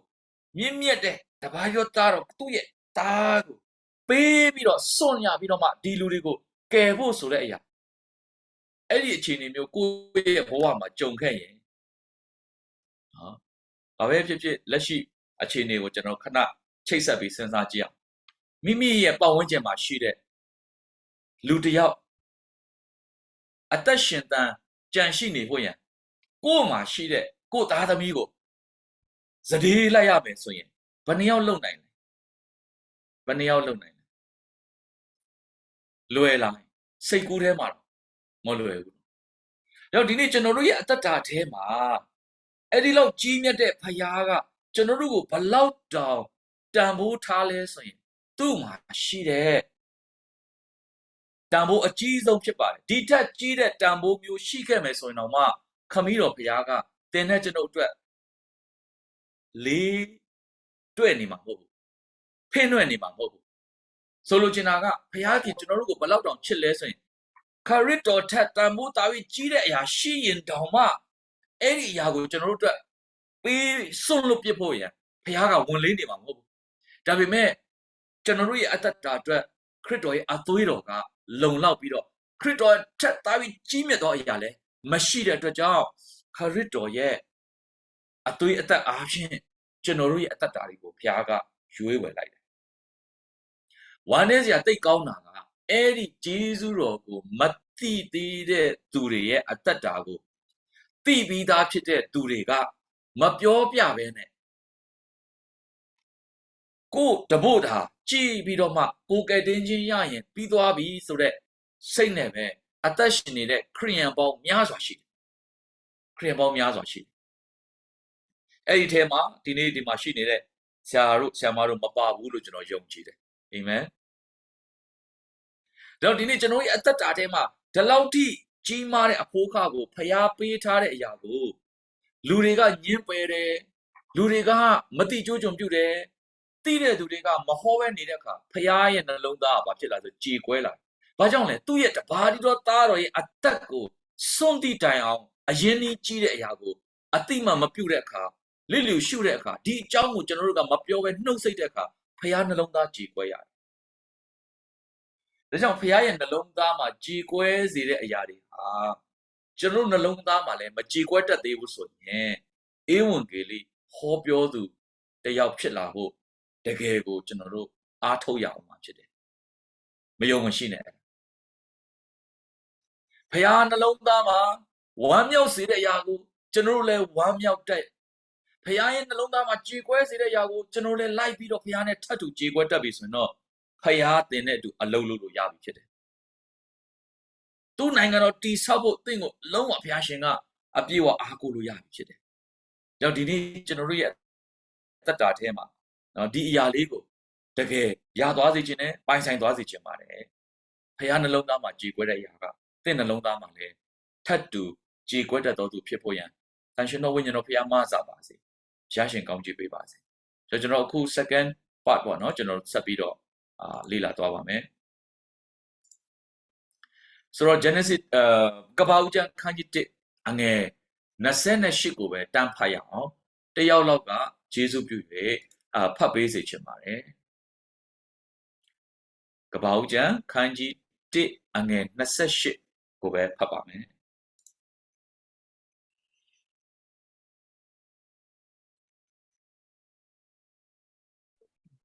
တော့ဖတ်မယ်နော်ဟုတ်ကဲ့ပါဆရာအချင်းတို့များပြားစွာမွေကြလော့မိကြီးကိုပြီးစီ၍နိုင်ကြလော့ပင်လင်ငါတို့ကို၎င်းမိုးကောင်းကင်ငယ်တို့ကို၎င်းအသစ်ရှင်၍မိကြီးပေါ်မှာလှရှာတတ်သောရိစ္ဆာအပေါင်းတို့ကို၎င်းအောက်ဆိုကြလော့ဟုမိန်တော်မူ၍သူတို့ကောင်းချီးပေးတော်မူ၏အာမင်အာမင် thank you ပါဆရာခိုင်ပြီးကျေးဇူးတင်တယ်ဘုရားရှင်ကျွန်တော်တို့ကိုအဲ့ Genesis ကပ္ပဦးကျမ်းခန်းကြီး1အငယ်28ထဲမှာလူသားကိုဘုရားရှင်ပေးလိုက်တဲ့ assignment 5ခုရှိတယ်တစ်ချက်ကဘာလဲဆိုရင်များပြားစွာမွေးဖွားပါ be fruitful နှစ်ချက်ကဘာလဲဆိုရင် multiply တိုးပွားခိုင်းတယ် fruitful ဖြစ်တယ်အသီးသီးတယ်ထပ်ပြီးတော့ပွားစေတယ်ပြီးရင်ဘာပြောသေးလဲ fill the earth မြေကြီးကိုပါလဲပြေးခိုင်းတယ်နောက်တစ်ချက်ပြောတယ် subdue it နိုင်ပါတဲ့ပွားများလာတဲ့အရာမြေကြီးမှာပြေးလာတဲ့အရာအဲ့ဒါကိုပါလဲနိုင်ခိုင်းတယ် subdue လုပ်ခိုင်းတယ်နော် subdue it ပြီးတော့မှပါလဲ have dominion အုပ်စိုးပါတဲ့ဖျားရှင်ရဲ့တဏ္ဍာတော်နဲ့အညီဖန်ဆင်းခံရတဲ့သူသားဆောနာကဆရာတယောက်ပြောသွားတယ်ဖျားရဲ့တဏ္ဍာတော်နဲ့ညီဖန်ဆင်းခံရတဲ့နော်ပထမဆုံးလူသားဖြစ်တဲ့အာရန်ရဲ့အသက်တာနော်အာရန်နဲ့ဧဝကိုဖျားရှင်ကဒီ mandate ကိုပေးလိုက်ပါတယ်ဘာပြောလဲအချင်းတို့များပြားစွာဝေဖွာကြလော့မြေကြီးကိုပြည့်စေ၍နိုင်ကြလော့ပင်လယ်ငါတို့မှစပြီပေါ့နော်တတ္တဝါတွေအပေါ်မှာအုပ်ဆိုးပါအသက်ရှိတဲ့တတ္တဝါတွေအုပ်ဆိုးပါ အင်္ဂလိပ်လိုမှာတော့သူကခွဲထားတယ် be fruitful multiply replenish subdue dominion အဲ့ဒီအရာကိုသူ့တရားတော်နဲ့အညီဖန်ဆင်းခံရတဲ့လူသားပေါ်မှာဘုရားရှင်ကအုတ်တုံအပ်နှင်းလိုက်တယ်အဲ့ဒီပေးတဲ့တာဝန်ပေးချက်ပြောင်းလဲသွားသလားဆိုတာကိုကျွန်တော်ကြည့်အောင်အဲ့ဒီတာဝန်ပေးချက်ပြောင်းလဲသွားသလားခရစ်တော်အသေးခံပြီးတော့သင်္ကြန်ပြီး3ရက်မြောက်တဲ့နေ့မှာရှင်ပြန်ထမြောက်တယ်ရပောင်40လုံးသူ့ရဲ့ရှင်ပြန်ထမြောက်ကြောင်းကိုသက်သေများစွာနဲ့တပည့်တော်တွေယုံကြည်သူတွေရှေ့မှာသက်သေပြတယ်ရပောင်40ပြည့်တဲ့အခါမှာပြန်လည်ပြီးတော့မှသူကြွဆင်းလာတဲ့ကောင်းကင်ဘုံကိုပြန်လည်တက်ကြွသွားတယ်အဲ့ဒီနောက်မှာနော်ကျွန်တော်တပည့်တော်တွေကိုမှားခဲ့တဲ့စကားရှိတယ်ပြန်လည်တက်ကြွခါနီးမှာမှားခဲ့တဲ့စကားရှိတယ်အထူးသဖြင့်ခရစ်ဝင်ကျမ်းရဲ့နောက်ဆုံးပိုင်းလေးတွေမှာနောက်ဆုံးverse တွေကိုကြည့်လိုက်ရင်တွေ့ရလိမ့်မယ်မှားခဲ့တဲ့အရာလေးတွေရှိတယ်အဲ့ဒီမှာပြောခဲ့တဲ့တာဝန်ပေးချက်နဲ့အခု Genesis 1မှာပြောခဲ့တဲ့တာဝန်ပေးချက်တွေဘာတွေကွာသွားတယ်လဲကျွန်တော်ကြည့်အောင်နော်ဒါလေးကိုကျွန်တော်က group work လေးနဲ့တွားလိုက်ချင်ပါတယ်နော် group work နဲ့တွားချင်ပါတယ်အဲ့တော့အခုကျွန်တော်ပေးမယ်ဒီနောက်ထပ်ကျမ်းပိုက်ကိုအခုပြောတဲ့ Genesis 1နဲ့ရှင်းပြီးတော့မှကျွန်တော်တို့ကgroup discussion လုပ်ရပါမယ်ကျမ်းပိုက်လေးကျွန်တော်ပြောပါမယ်တစ်ချက်လေးလိုက်ရေးပေးထားပါမာသဲခန်းကြီး28အငယ်18-19ဖြစ်ပါတယ်မာကု16အငယ်15ကနေ18ဖြစ်ပါတယ်မာသဲနဲ့မာကုနှစ်ခုပဲကျွန်တော်ပြောထားပါတယ်မာသဲ28အငယ်18ကနေ20အထိပေါ့နော်18ကနေ20အထိတွားပေးလိုက်ပါမာကု16အငယ်15ကနေ18ထိသွားပေးပါအဲ့ဒီကျမ်းပိုက်နှစ်ပိုင်းနဲ့အခုကျွန်တော်ပြောသွားတဲ့ကပ္ပဦးကျမ်းခန်းကြီး1အငယ်28နဲ့ရှင်ပြီးသွားရင်ဘုရားသခင်ပေးတဲ့ mandate ဟာဝဲပြချနာမှုရှိသလားမရှိဘူးလားဆိုတာလေးကိုပြန်ပြီးတော့ကျွန်တော်တို့ဖြေပါမယ်3မိနစ်လောက်ဆိုဖြေထွက်ပါတယ်ကြောင့်အခုချိန်မှာကျေးဇူးပြု၍host ကိုင်နဲ့ဆရာဆရာမတွေက group နှစ်ခုပဲခွဲပေးပါအားလုံးမှာကျွန်တော်တို့ဒီမှာ13ယောက်ပဲရှိမှာဖြစ်ပါတယ် participant ဆိုရင်13ယောက်ပဲရှိမှာဖြစ်ပါတယ်။ကြောင့်ကျွန်တော်13ယောက်ကိုတစ်ဖွဲ့မှာ6ယောက်နဲ့နောက်တစ်ဖွဲ့မှာ9ယောက်ဖြစ်ပါလိမ့်မယ်။ခွဲသွားပြီးရင်ကျွန်တော် randomly ပဲခွဲပေးပါခွဲသွားပြီးရင်ကျွန်တော်တို့ဆွေးနွေးပါမယ်။ဆွေးနွေးမယ့်အချက်ကကပ္ပဦးကျမ်းခန်းကြီး1အငယ်28ပါဖျားပေးသော mandate နဲ့မဿဲခန်းကြီး28ပါ mandate မာကု16ပါ mandate ဟာဓမ္မဟောင်းနဲ့ဓမ္မသစ်မှာဘာများကွဲပြားခြားနားမှုရှိပါတယ်လဲဆိုတာလေးကိုကျွန်တော်တို့နှိုင်းယှဉ်ပြီးတော့ကြည့်လို့ရပါအဲ့ဒါလေးကိုပြန်ပြီးတော့plenary မှာဆွေးနွေးပါမယ်ဆွေးနွေးချိန်5မိနစ် maximum ပေးပါမယ်အဖွဲ့ခွဲတာလည်းအခက်အခဲရှိနေနိုင်တာဖြစ်တဲ့အတွက်ကြောင့်ကျွန်တော်တို့ဆွေးနွေးချိန်5မိနစ်ပေးပါမယ်ပြီးရင်ကျွန်တော်တို့အဖွဲ့ရဲ့ခေါင်းဆောင်တစ်ယောက်ကပြန်ပြီးတော့ဆွေးနွေးပေးပါဟုတ်ဆရာခွဲပြီနော်ကျွန်တော်ဟုတ်ကဲ့ဒီဘာမှမတူ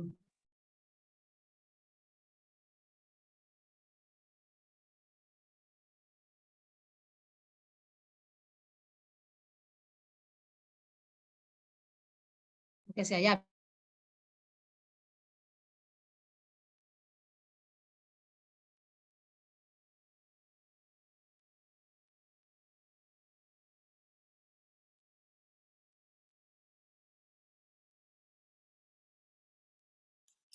ဆရာတို့ဆရာမတို့ခေါင်းဆောင်ရွေးလိုက်ပြီးတော့မှ plenary ထဲကိုပြန်ရောက်ပြီဆိုရင် main group ထဲကိုပြန်ရောက်ပြီဆိုရင်ဘယ်သူက present လုပ်မယ်ဆိုတာတခါရွေးပေးစေချင်ပါတယ်လို့ကျေးဇူးတင်ပါတယ်ဟုတ်ဆရာတို့စဆွေးနွေးလို့ရပါပြီကျွန်တော်ဒီမှာ4ဦးရှိပါလိမ့်မယ်ဘီလီယံနဲ့ဆရာမမိုင်မူအောင်ကဘာလဲမူတော့လားရောက်ဆွေးနွေးပြပါဦး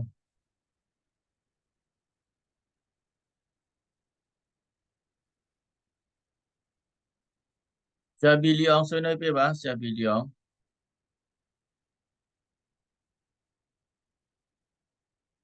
အေးဆရာကြီးခုနကျွန်တော်ကနေနောက်ကြလို့လေကျွန်တော်ကဘာအချက်လေးတွေပြောကြဆိုကျွန်တော်သိမသိဖြစ်နေတယ်ဆရာကျွန်တော်ကဟိုနောက်ကြတော့ဆိုတော့လေ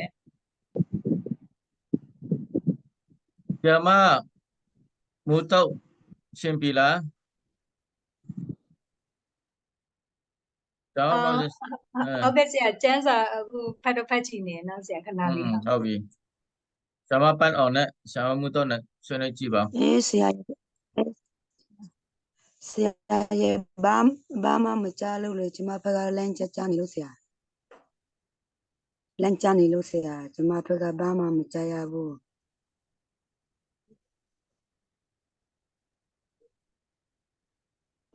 ဆရာမဆရာ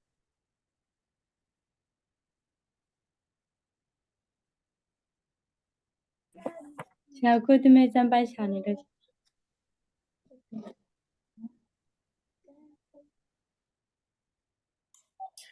ဂျမ်ပိုက်ကလေဆရာမတို့မှာရေးထားပေးတယ်ချက်ပေါက်မှာရေးထားပေးတယ်ကျေးဇူးပြုအဲ့မှာကြည့်လို့ရပါတယ်ကျွန်တော်ထပ်ပြီးဒီမှာလည်းရေးပေးပါမယ်ဟုတ်ရေးလိုက်ပါပြီကပ္ပဦးကျမ်းကတော့အခန်းကြီး1ထဲကဖြစ်ပါတယ်နော်အဲ့ဒါ28တစ်ပိုက်ပါပဲ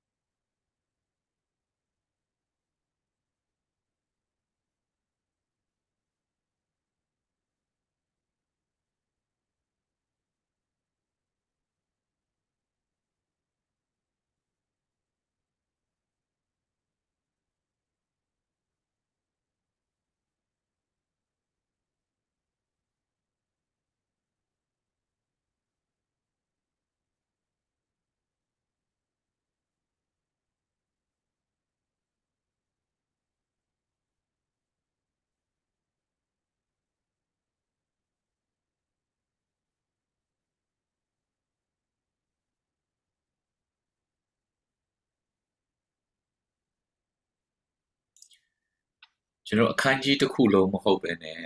အပိုက်ကလေးပါပဲကပ္ပဦးကျမ်းအခန်းကြီး1:28မာသဲ28ကနေပြီးတော့မှကျွန်တော်တို့အပိုက်ငယ်18ကနေပြီးတော့မှ20အထိမာကု16 15ကနေပြီးတော့18ထိပါပဲเนาะကျွန်တော်အပိုက်ကလေးတွေပဲဖတ်ရမှာပါအဲ့ထဲမှာဘုရားရှင်ပေးတဲ့ကနဦးဖန်ဆင်းစပေးတဲ့ mandate နဲ့အခုပြောတဲ့အရာတွေဘာများကျွန်တော်တို့ပွားခြားသွားတယ်လဲပေါ့နော်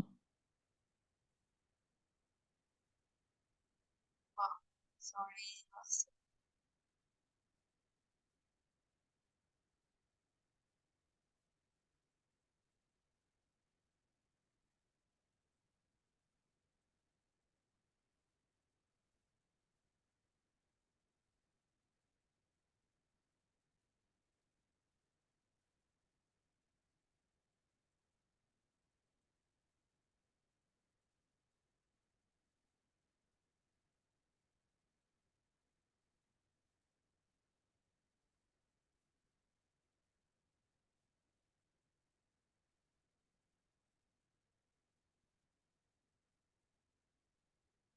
ဒီဘိတ်ကအစီမပြေဘူးထင်တယ်မဟာစေခန်းချက်ကဘယ်လိုပွားချတယ်လဲလို့ဆရာကြည့်မဲတာနော်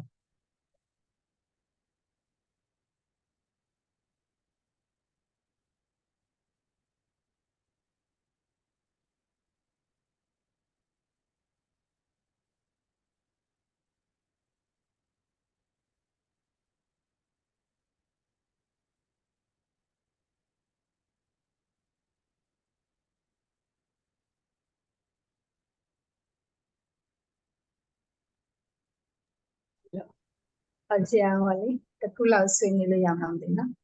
ဆွေးနွေးလိုက်ဆောင်း ဟုတ်ကဲ့ဆရာဟိုကကဘာဦးကျမ်းမှာကြတော့လေဆရာကဘာဦးကျမ်းကြတော့သူက ဘယ်လိုလဲဆိုတော့လေလူ authority ပေးတာပေါ့နော်ဆရာအများဟို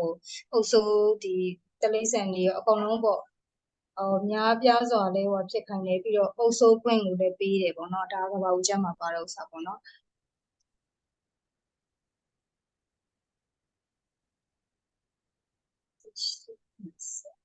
ပြီးတော့ရှင်မတဲမှာကြတော့လေသူကလူကို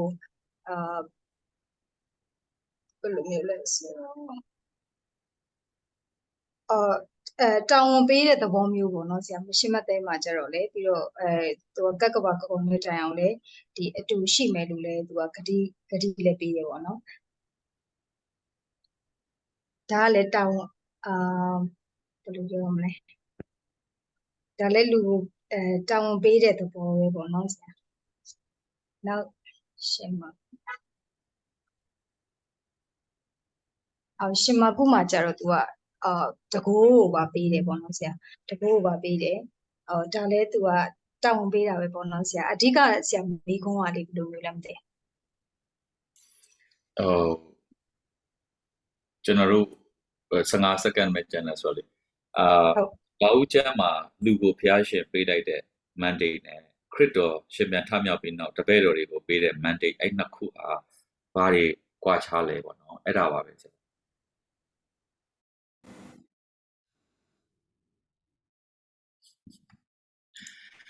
Okay အစင်ပြေကြလားမသိဘူးเนาะဆွေးနွေးရတာကျွန်တော်ဆိုလိုက်တွေပြတ်သွားပြီအလုံးကပျောက်သွားတယ်ကျွန်တော်ပွဲတွေဆိုင်နေပြောအစင်မပြေဘူးဆရာအစင်မပြေလို့လေဆရာလိုင်းကတော့ခဏခဏကြားလို့အစင်မပြေဘူးဆရာဟုတ်ကဲ့ပါဆရာတို့ကျွန်တော်နည်းနည်းစိုးရိမ်နေဘာကြောင့်ဆို line ကပြတ်တာနဲ့တော့မကြားတစ်ချက်နဲ့တော့ဆွေးနွေးတဲ့အခါမှာလဲ group like ဆွေးနွေးခြင်းအလေးအထားလေးရလဲကျွန်တော်လိုအပ်တယ်ပေါ့နော် group like ဆွေးနွေးတဲ့အလေးအထားမရှိရင်လဲကျွန်တော်တို့ဆွေးနွေးခြင်းတဲ့ point ကိုမရောက်နိုင်ဘူးတယောက်တည်းအတွေးနဲ့ပဲပြီးသွားမှာကိုကလေအဲ့လိုဖြစ်တဲ့အခါကျတော့ facilitation မှာကျတော့training နဲ့မတူ training ကကျတော့သူကပေးမဲ့တခုလုံးကိုသူကထည့်ထားပြီးတော့မှအဲ့အတိုင်းပဲအဲ့ဒီ concept ကိုပဲပေးတော့တာ facilitation ကျတော့ကျွန်တော်အသီးသီးမှာရှိတဲ့ concept တွေကိုအားလုံးမျှဝေပြီးတော့မှနှုတ်ကပတ်တော်နဲ့ပြန်ညှိကြတာပေါ့နော်အဲ့ဒီထဲမှာကျွန်တော်တို့ရဲ့အသက်တာအတွက်အများကြီးတယောက်နဲ့တယောက်သင်ယူလို့ရတယ်ကျွန်တော်ကဆရာဂျွန်ရှီကသင်လို့ရမယ်ဆရာဂျွန်ကလည်းကျွန်တော်တို့ဆွမ်းနာကကျွန်တော်တို့ဆရာမမိုင်မို့တောက်ကနေပြီးတော့သင်လို့ရမယ်စသဖြင့်ဒါ facilitation မှာဒီလိုမျိုး discussion တွေနဲ့သွားတာ training ကြတော့ training ပေးတဲ့ trainer ကနေတခါတည်းသူပေးခြင်းတဲ့ message တွေကိုပေးပြီးတော့မှအဲ့အတိုင်းကျွန်တော်ဖြစ်အောင်လိုက်လို့ရတယ်နော်အခုကတော့အဲ့လိုမဟုတ်ဘူးကျွန်တော်တို့ထဲမှာရှိပြီးသားအရာတွေကိုကျွန်တော် brainstorming လုပ်ကြတယ်ပြီးတော့ sharing လုပ်ကြတယ် discussion လုပ်ကြတယ်အဲ့ကနေသင်ယူကြတယ်ဆွေးနွေးရင်းထဲကနေသင်ယူရတဲ့အရာတွေဖြစ်တယ်တယောက်ယောက်ရဲ့ဥစ္စာကိုသင်တာမဟုတ်ပဲနဲ့ပေါ့နော်အဲ့ဒါကြောင့်ကျွန်တော်တို့ကဒီ practice ကိုတော့အလေးအထားကိုတော့ကျွန်တော်တို့များရှိနိုင်တော့ပိုကောင်းတယ်လို့အကြံပြုချင်တယ်ဆိုတော့အခုဟုတ်ပြီကျွန်တော်ဒီမှာနှစ်ဖွဲ့ရှိတော့ဘယ်သူတွေကိုကောင်းဆောင်ဖြစ်ရွေးထားလဲမသိဘူးเนาะဘယ်သူတွေက present လုပ်မှာလဲအဖွဲ့1ကဘယ်သူလုပ်မလဲအဖွဲ့2ကဘယ်သူလုပ်ပါမလဲ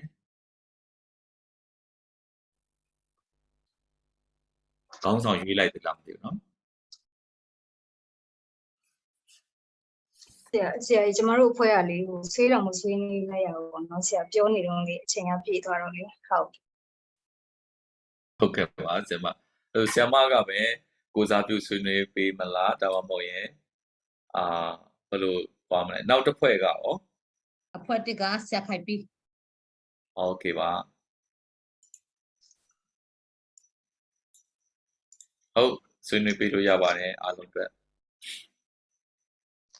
တကယ်ပဲဟောဆရာကျွန်တော်တို့မဆွေးလို့လက်ရအောင်ပေါ့နော်ကျန်းစာပိုက်ဖတ်တာနဲ့ဖတ်မလို့တော့သူကအလိုက်ကြတော့ဟိုဆရာမကျွန်တော်ပြောလိုက်တယ်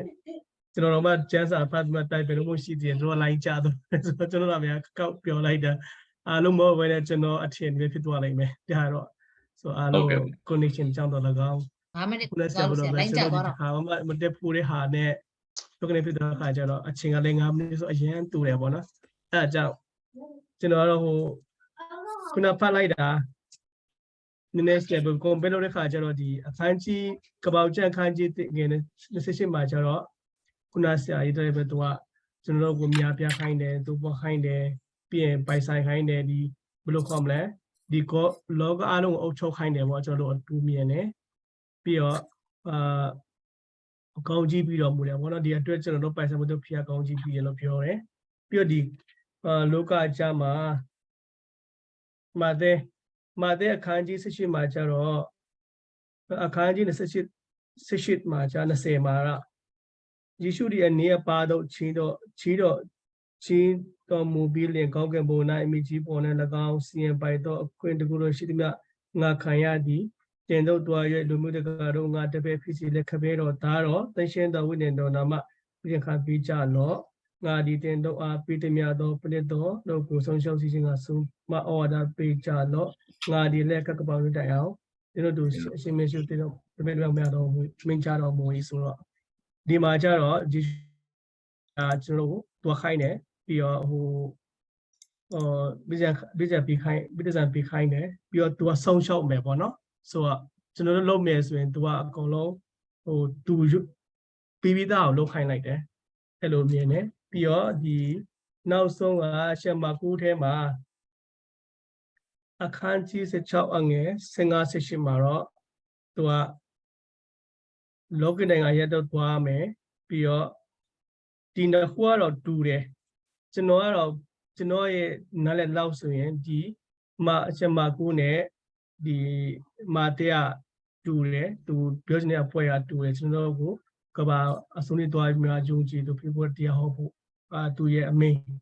ဒါပေမဲ့ဒီခုနပြောတဲ့ဒီကဘာချင်းအားကြတော့အဲ့ရတော့မပါဘူးပေါ့နော်ပိုင်ဆိုင်ခိုင်းတယ်ပေါ့အဲ့ဒါဟိုကကျွန်တော်နားမလဲဘူးဖြစ်နေရယ်ဆိုတော့ဒီကဘာချင်းနဲ့ဟိုကကြတော့ဥမာကြတော့ကျွန်တော်တို့တူရှိနေမယ်ကျွန်တော်ဘာလို့သူရှိနေပြီမယ်ဆိုရင်ကျွန်တော်တို့ပြောသူလုတ်ခဲ့ပြီးသားဟာကိုလုတ်ခိုင်းတာဖြစ်တဲ့ကြောင့်ကျွန်တော်အဖြစ်လိုအပ်ပုံစံခိုင်းတာပို့ပြီးတော့တည်တာတယ်ပေါ့နော်အဲကျွန်တော်မြန်မာအားလုံးကကျွန်တော်မတိုင်ဖြစ်လိုက်ဘူးဆိုတော့အမရှင်ခလို့ကြာပါလို့ကျေးဇူးတင်ပါတယ်ကျေးဇူးတင်တဲ့ဆရာခိုက်ပြီး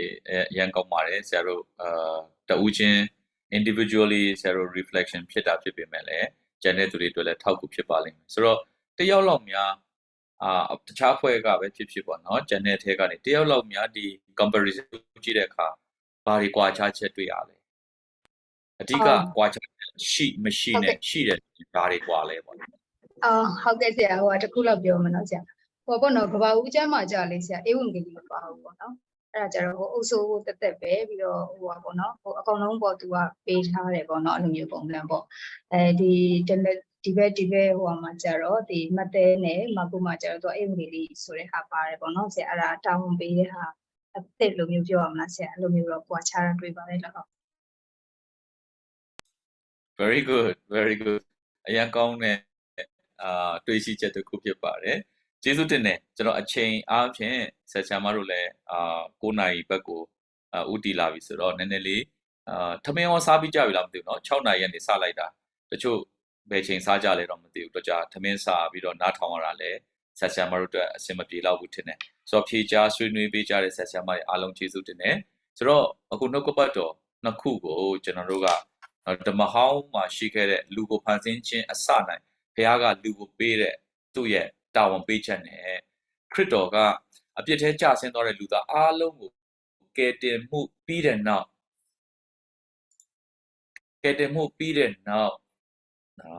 သူ့ရဲ့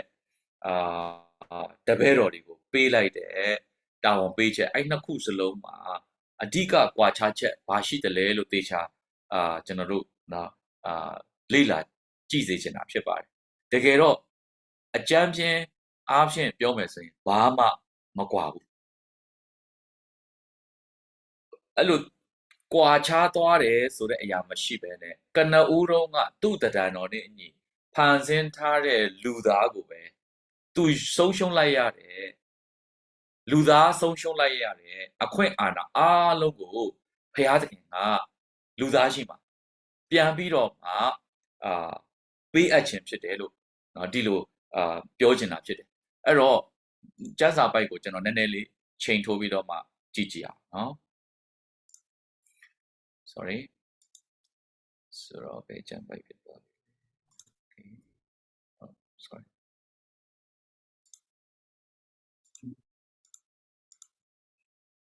စခရီမြင်ရလားမသိဘူးเนาะကျွန်တော်တို့ဒီမှာစံစာပိုက်လေးထိုးနေပါတယ်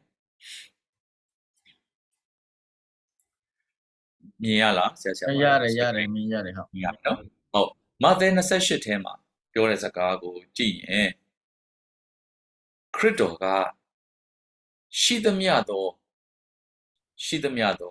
စီရင်ပိုင်ခွင့်တွေအားလုံးကိုနော်ဘယ်ပေါ်မှာလဲဆိုရင် on earth in heaven ကောင်းကင်ဘုံမှာရောမြေကြီးပေါ်မှာရောစီရင်ပိုင်ခွင့်အလုံးစုံကိုသူခံရပြီသူရရှိသွားပြီဖြစ်တဲ့အတွက်ကြောင့် therefore လို့ဒီမှာသုံးထားတာတွေ့ရလိမ့်မယ် therefore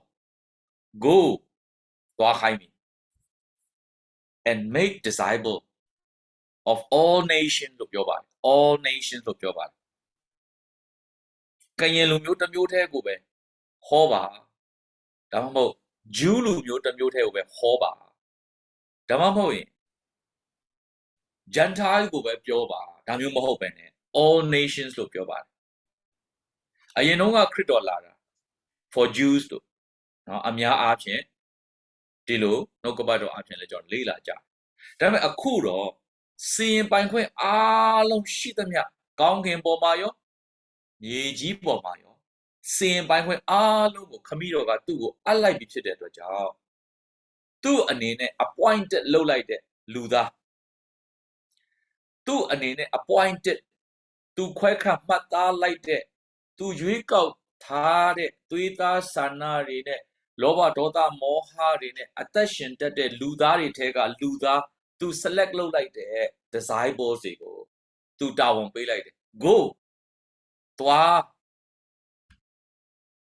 ပြီးတော့တပည့်တော်ဖြစ်စေပါဘယ်သူတွေကိုလဲ all nations လူသားအားလုံးကိုလူအမျိုးမျိုးကိုဒီလိုပြောပါတယ်ပြီးတော့ရေ၌နှစ်ချင်းမင်္ဂလာကိုပေးပါပြီးရင်သင်တို့ကိုငါသွန်သမျှတို့ကိုလည်းသူတို့ကိုလေ့လာသင်ယူပါစေမင်းတို့နဲ့ငါကကပါဆုံးတိတောင်ရှိနေမယ်ဒီလိုဘုရားရှင်ပြောပါတယ်ဒါမဿဲ18မှာမာကု16ကိုကြည့်တဲ့အခါဒီထက်ပိုပြီးတော့ရှင်းလင်းတဲ့မန္တိကိုတွေ့ရလိမ့်မယ်ခရစ်တော်ဘာပြောလဲ go ye into all the world ဝေနေရတနည်းအားဖြင့်ပြောမယ်ဆိုရင်လောကီနိုင်ငံအရရက်သို့လို့သူကအဲ့လိုရေးထားတယ်လောကီနိုင်ငံအရရက်သို့သွားပါတဲ့ preach the gospel to every creature ဖန်ဆင်းခံတဲ့เนาะအရာအားလုံးကိုဘာဟောခိုင်းလဲသတင်းကောင်းကိုဟောပါအပေါ်မှာတော့သတင်းကောင်းဟောခြင်းဟာလေးကနည်းနည်းလေး omit လုပ်ထားတယ်ပေါ့နော်မဿဲမှာမဿဲမှာမာကုမှာကြတော့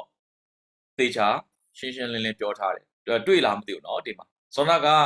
ဆရာမမိုင်ကပြောလိုက်တာအဲ့ဒါပဲ gospel ဆိုတဲ့ဟာမပါဘူးဆိုတဲ့ဟာတွေ့ဒါပေမဲ့ the rest က same လို့သူပြောသွားတယ်ကောင်းပါပြီမှန်ပါတယ်ဘာကြောင့် gospel မပါဘဲနဲ့ကပ္ပဦးကျမ်းမှာ gospel မပါတာနဲ့မာကုမှာပါရတယ်လဲဆိုရင် gospel မပါဘဲနဲ့လူသားဒီကနဦးတောင်းပေးချက်ကိုဘလို့မှမပြည့်စုံနိုင်ပါဘူး gospel တစ်ခုတည်းကဒါလေထိုလူသားကိုဖျားရဲ့ကနဦးရည်ရွယ်ချက်တိုင်းပြန်လဲပြီးတော့မှသူ့ရဲ့နော်နေရာမှန်ကိုပြန်ပို့ပေးတာဖြစ်ပါတယ်ဘုရားရှင်နာမပုံကြည်ပါစေဒါကြောင့်ကျွန်တော်တို့ရဲ့သတင်းကောင်းအားဖြင့်သာလဲအဲ့ဒီအသက်တာတဲကိုကျွန်တော်တို့ကဝင်ရောက်ပိုင်ဆိုင်ခွင့်ရှိတယ်သတင်းကောင်းဆိုတဲ့အရာကပါလေခရစ်တော်ဒီအပြည့်အခသေခြင်းတည်ဟူသောလူတို့ခံစားရမယ်နော်လူတို့ရင်ဆိုင်တွေ့ကြုံရမယ်သေခြင်းကိုလူတွေကိုစားအသေးခံပေးပြီးတော့ penalty of နော်ဗာလဲ sins penalty of sins ဖြစ်တဲ့ death ကိုသူကအကိုစားအသေးခံလိုက်ခြင်းအပြင်လူသားတွေကိုထိုအပြစ်ကြွေးကနေရွေးဝယ်အသေးခံနေသိမ်းကြိုပြီးတော့3ရက်မြောက်တဲ့နေ့မှာတည်ခြင်းကိုအောင်မြင်ပြီးရှင်ပြန်ထမြောက်တယ် Any the ringo Narudi, a paying ega, lumyabi, Narudi, a pijuga, lumyabi, Narudi, a pie a car, teachingani, lumyabi, so that the ringo, Luriha, Majabene, Nimesoye, through ye, a pite just think a dega, she care. Teaching the yaga, a salty down through Kodama Pide. Beroma at that Yamapilaro. The Niapi Piomesoye, through the Nayevo Muifala to Napshit. Luda Aloha, a pigeon, no general Nayego to Ajaya. Teaching what no, teaching with Wajaya. Any teaching with Wajaya me Luda Alo Tema, Gospel go Majabene, Gospel go Namatomene. Mimi ye coaching their option. Bedoma kana u payata king at the Ranoni, Pansin Tare, Luda, payata king identity, go yashi de Ludai apico, Beloma Piamiado. The John Piaga, the gospel go, the magma, not Chatabida Shipiro. The gospel, the Kutega darling, Eddie, original mandate today, Luda, my passion bait. No, Payat the Ranoni, Pansin Kare, Ludai. Identity a pigo, Pianapoyan. The only gospel ga the ring out the Kutega darling, Generugo Piane, Yashi Pine Science, land the Kure, the Kure or Lamchide, Surago, Piopiachin. That's all. Generune atu, Piatkin, Keno Kedo, Ludara, all the nations got every table Pianyao Lapoyan, gospel option, generally, Toya Vitorugo, Langa, Koyuyama Chide. The Roshi go Lanka, Piana, Taya Waboya, Generuga, Toya Mapshide. Toyui, Palomone, Home, Hoy, Pianle La Redugo, 2 years the better of Chessime, Tony Arche, General D, Piakin and Nanganogo, the South Bidoma, Pia Pide, 2 year identity time, Pansin Kane, Ludai at that time, Pian Levido, Crypto Tema, General Pian Chitty, identity of Christ. Identity hold of identity of Christ. Crypto ye Shitty chin, Shidamian, General go, Pianle, Shitty Seboyan, Piatkin Kotar. WM authorization along the to crypto option, General Dile, authorized pass up chit. Da John Luti Boma, and a Sago Martin session of your. Therefore, do I see my along with Yavi chit to jump. Therefore, that jump look, middle to have it a horror. Hobby young lazy, young lebino Turugo, not a baptist, being menu, Lila, the you tired at time, Turugo, Pianle Jabio Viva. Dilupo Zamune, Piata King up, 2 year, getting Seaman Gago, Ludain she go Japoya, the Berodi, Ludigo Pian Bido, a don't you tired struggle, to your limit. A Makuma, then 2 charred the 2 half your Biaba, and a ballet, so no, Dima, Yitare. Shonjido today, no, General Pian on the Mailakana, she follow them, believe in my name, shall they cast out the devil. But do go name, not so good name. Eddie, Eddie Uyama, Chike Donga, not so yet, les Archingo. Can be all, just okay. A coot a carapiaga, blue look, will I listen, Loma. Nasugo, 9 ya though a queen go be hallelujah. Loma chana dore at that day go passion caught out of it. The Kapian Dojine, Eddie Yagole, Barnebe when ya lesson, the gospel, Payata king, the dingo, Yoji Lekan, be the bero, the yaw and neve, the cuss out the devil, Guchanaroga, Yashima shitty. Not the cook, they shall speak with new tongue. Not Dimaro Generuga, new tongue of Yore, Yamachan Samaro, 2 chado batasaga of Yolime. Not the Kango, not so in Amre, 2 chade batasagari gule, Yolime. They shall take up serpents. Now, Muigo Pankaime, if they drink any deadly thing, not the Tisi Tate, Ayarigo, Taoyan now ma, Turugo, Paloma and Yamapena. They shall lay hands on the sick, Piana drew let them be ma, Turudile. Jama Chindo Yowling. The Gego Piashina Loki, the Logama sheet, Ayari Boma, Naya Doquen, a tooth of chin, ဒီလောကကိုအုပ်ဆိုးတဲ့နော်စာရမဏတ်ကိုနော်ဒီ devil ကိုကျွန်တော်တို့ကမောင်းထုတ်နိုင်တဲ့ authority ရှိပြီဆိုရင်အဲ့ဒီလောကီကိုအစိုးတရားပြုသောမင်းကိုကျွန်တော်တို့နိုင်ပြီဆိုရင်လောကီတစ်ခုလုံးကိုနိုင်တော်သူဖြစ်တယ်။ဒါကြောင့် subdue it ဆိုတဲ့စကားလုံးရှေ့မှာမှတ်မိလိမ့်မယ် subdue dominion အုပ်ဆိုးခြင်းနော်အုပ်ဆိုးခြင်းအတ္တကိုလည်းဖျားရှင်ကပေးထားတယ်ပြီးရင်နော်ကျွန်တော်သူတစ်ပါးတွေရဲ့အတ္တပေါ်မှာသွားပြီးတော့မှဖျားနာတဲ့သူတွေကိုကြားမှာစေနိုင်တဲ့အတ္တနော်နောက်ပြီးတော့မှသေစီတက်တဲ့အရာတွေကစနော်မွေးကင်းပြီးကောက်တွေမှာစပေါ့နော်ဒီအရာတွေကိုလည်းကျွန်တော်တို့ဒီနိုင်ရတဲ့အခွင့်ကိုဖျားရှင်ကပြန်ပြီးတော့ပေးမယ်ဆိုတော့ဒီအရာတစ်ခုလုံးကိုခြုံငုံသုံးသပ်ကြည့်တဲ့အခါမှာလူအမျိုးမျိုးရှိသွားမယ်လောကီနိုင်ငံအရရောက်သွားမယ်အဲ့ဒါပါလဲဆိုရင်မြေကြီးကိုပြည့်စေခြင်းဖြစ်တယ်ဒါကြောင့်ဘုရားသခင်ရဲ့နှုတ်ကပတ်တော်မှာပါလာလဲဆိုရင်ကမ္ဘာပေါ်မှာရှိတဲ့လူသားတိုင်းကနိုင်ငံတော်နဲ့ရှင်တဲ့ဧဝံဂေလိသတင်းကားကိုကြားပြီးမှပဲအဆုံးဟာရောက်မှာ Gospel about the kingdom of God ကိုကြားပြီးတော့မှပဲအဆုံးဒီရောက်လိမ့်မယ်အဲ့တော့ဒီမှာတော့ကျွန်တော် theology အမျိုးမျိုးကွဲပြားကြတယ်ကျွန်တော်ဒီနေ့မှာ simply ကျွန်တော်ရိုးရှင်းစွာပဲကျွန်တော်ပြောချင်တယ်ဘုရားသခင်ရဲ့သားတော်ယေရှုခရစ်တော်အားဖြင့်ရရှိသောကျေးဇူးတော်မင်္ဂလာတရားကိုလူမျိုးတိုင်းကြားဖို့ရန်ဘုရားသခင်အင်မတန်စိတ်အားကြီးတယ်။တစ်ချိန်တည်းမှာလဲစာတန်ကလည်းအဲ့ဒီလူတွေကြားမှာဆိုးလို့အရှိန်အဟုန်နဲ့ထိုးစစ်ဆင်ပြီးတော့မှရသလောက်ပျောက်ဆုံးသောဝိညာဉ်တွေကိုသူနဲ့အတူငရဲသို့ခေါ်ဖို့လုပ်နေတယ်။တစ်ချိန်တည်းမှာပဲယုံကြည်သူများဟာလည်းဘုရားသခင်ရဲ့စိတ်အားကြီးမှုကိုသိပေမဲ့အဲ့ဒီကနေသွေးဖီသွားပြီးတော့မှအခြားသောစိတ်အားကြီးမှုတွေနဲ့မိမိနှလုံးကိုရှုပ်ထွေးစေစာတန်ကတာ၍အလုံးလို့ကောင်းလာဧဝံဂေလိသတင်းစကားကြားတဲ့လူတွေနဲပါလာတယ်တစ်ချိန်တည်းမှာပဲကြားပြီးသားသူတွေလည်းပျောက်ဆုံးသွားတဲ့အထိညှော့နေလာတယ်ဖြစ်လာတယ်အသက်အိုးအိမ်စီးစိမ်များစွာလည်းဖျက်ဆီးခံရတယ်ဒီကမ္ဘာလုံးမှာဖြစ်နေတာကိုပြောတယ်ရောက်ဒီနေ့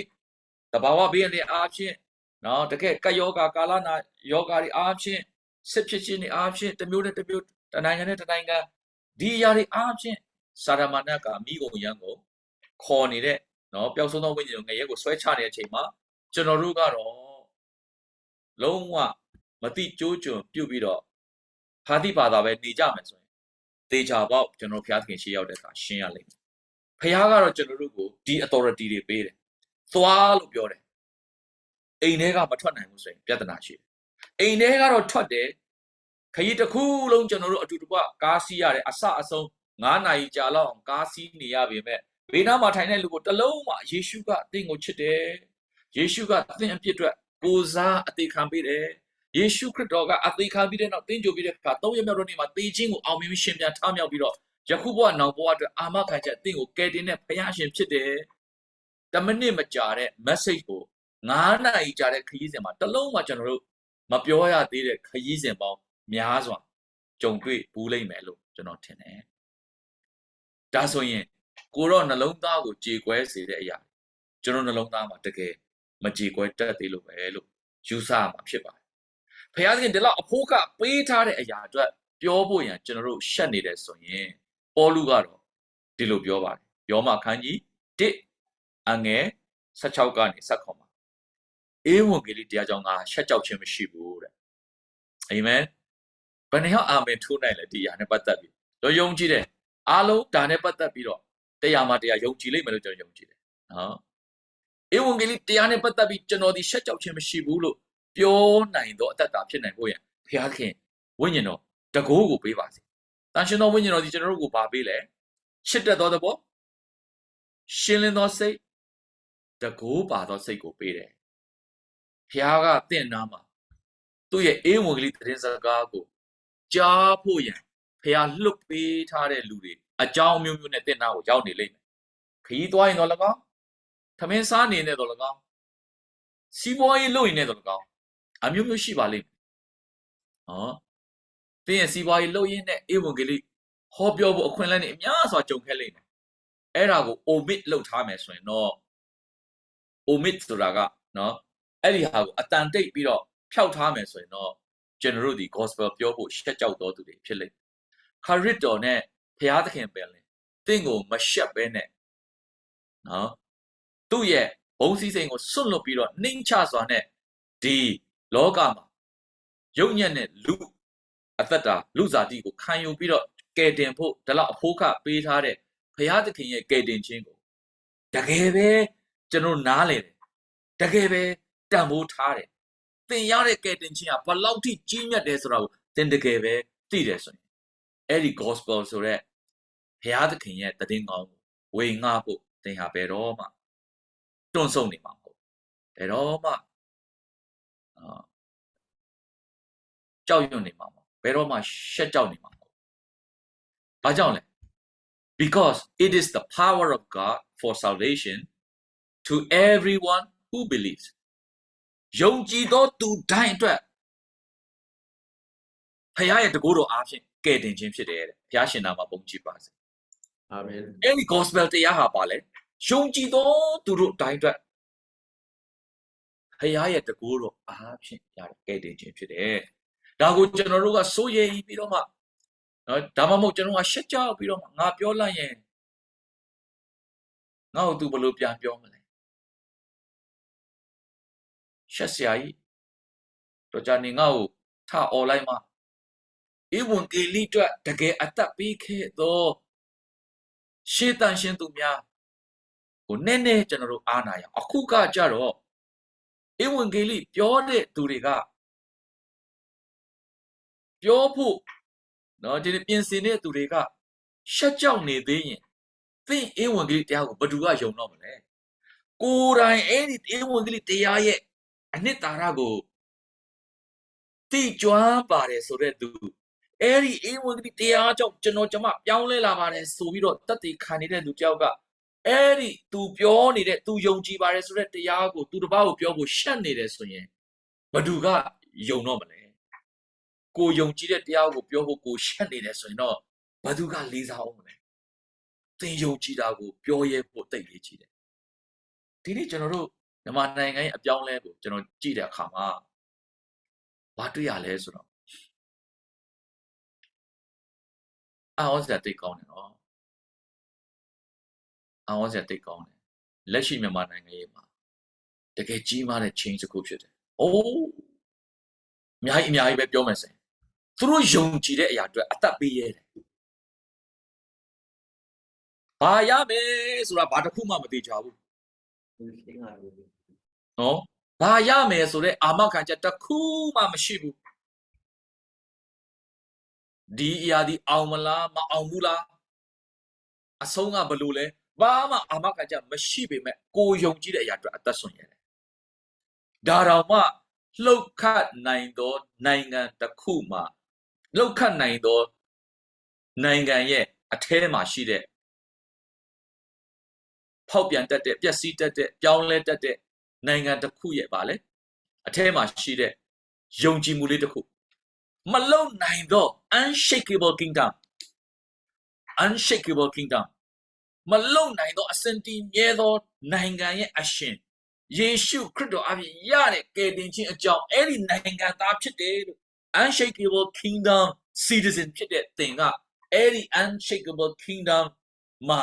ရှိတဲ့ယုံကြည်ချက်ကိုပြောဖို့ရန်ရှက်တယ်ဆိုရင်စဉ်းစားကြည့်တော့စဉ်းစားကြည့်တော့ဒါကြောင့်ဒီနေ့ for in it the righteousness of God is revealed from faith for faith as it is written the righteous shall live by faith ကျမ်းမှာပုံကြည့်ပါစေအာမင်သင်ယုံကြည်တဲ့အရာအပြင်သင်ဖြောင့်မတ်ခြင်းနော်ရလိမ့်မယ်အဲ့ဒီဖြောင့်မတ်ခြင်းအပြင်သင်အသက်ရှင်မှာဖြစ်တယ်ဒါကိုသင်ယုံကြည်ရသလားယုံကြည်ရဲမှ evangelism ဆိုတဲ့အရာကိုကျွန်တော်ဒီနေ့ဆွေးနွေးလို့ရမှာဖြစ်တယ်ဒါကိုသင်မယုံကြည်သေးသေးရတော့ evangelism ဆိုတဲ့အရာကိုဆွေးနွေးဖို့ကြီးမားတဲ့စိန်ခေါ်မှုရှိနေပါလိမ့်မယ်အဲ့တော့ကျွန်တော်အချိန်အားဖြင့်နည်းနည်းလေး save လုပ်တဲ့အနေနဲ့နည်းနည်းမြန်သွားလိုက်မယ်အဲ့တော့ Corinth ပထမဆောင်2ကနေ3ကိုကြည့်တဲ့အခါပေါလုကတော့ဘယ်လိုပြောလဲဆိုရင်ဆရာထေးဝင်းလက်ထောင်ထားလားမသိဘူးเนาะဆရာဟယ်လို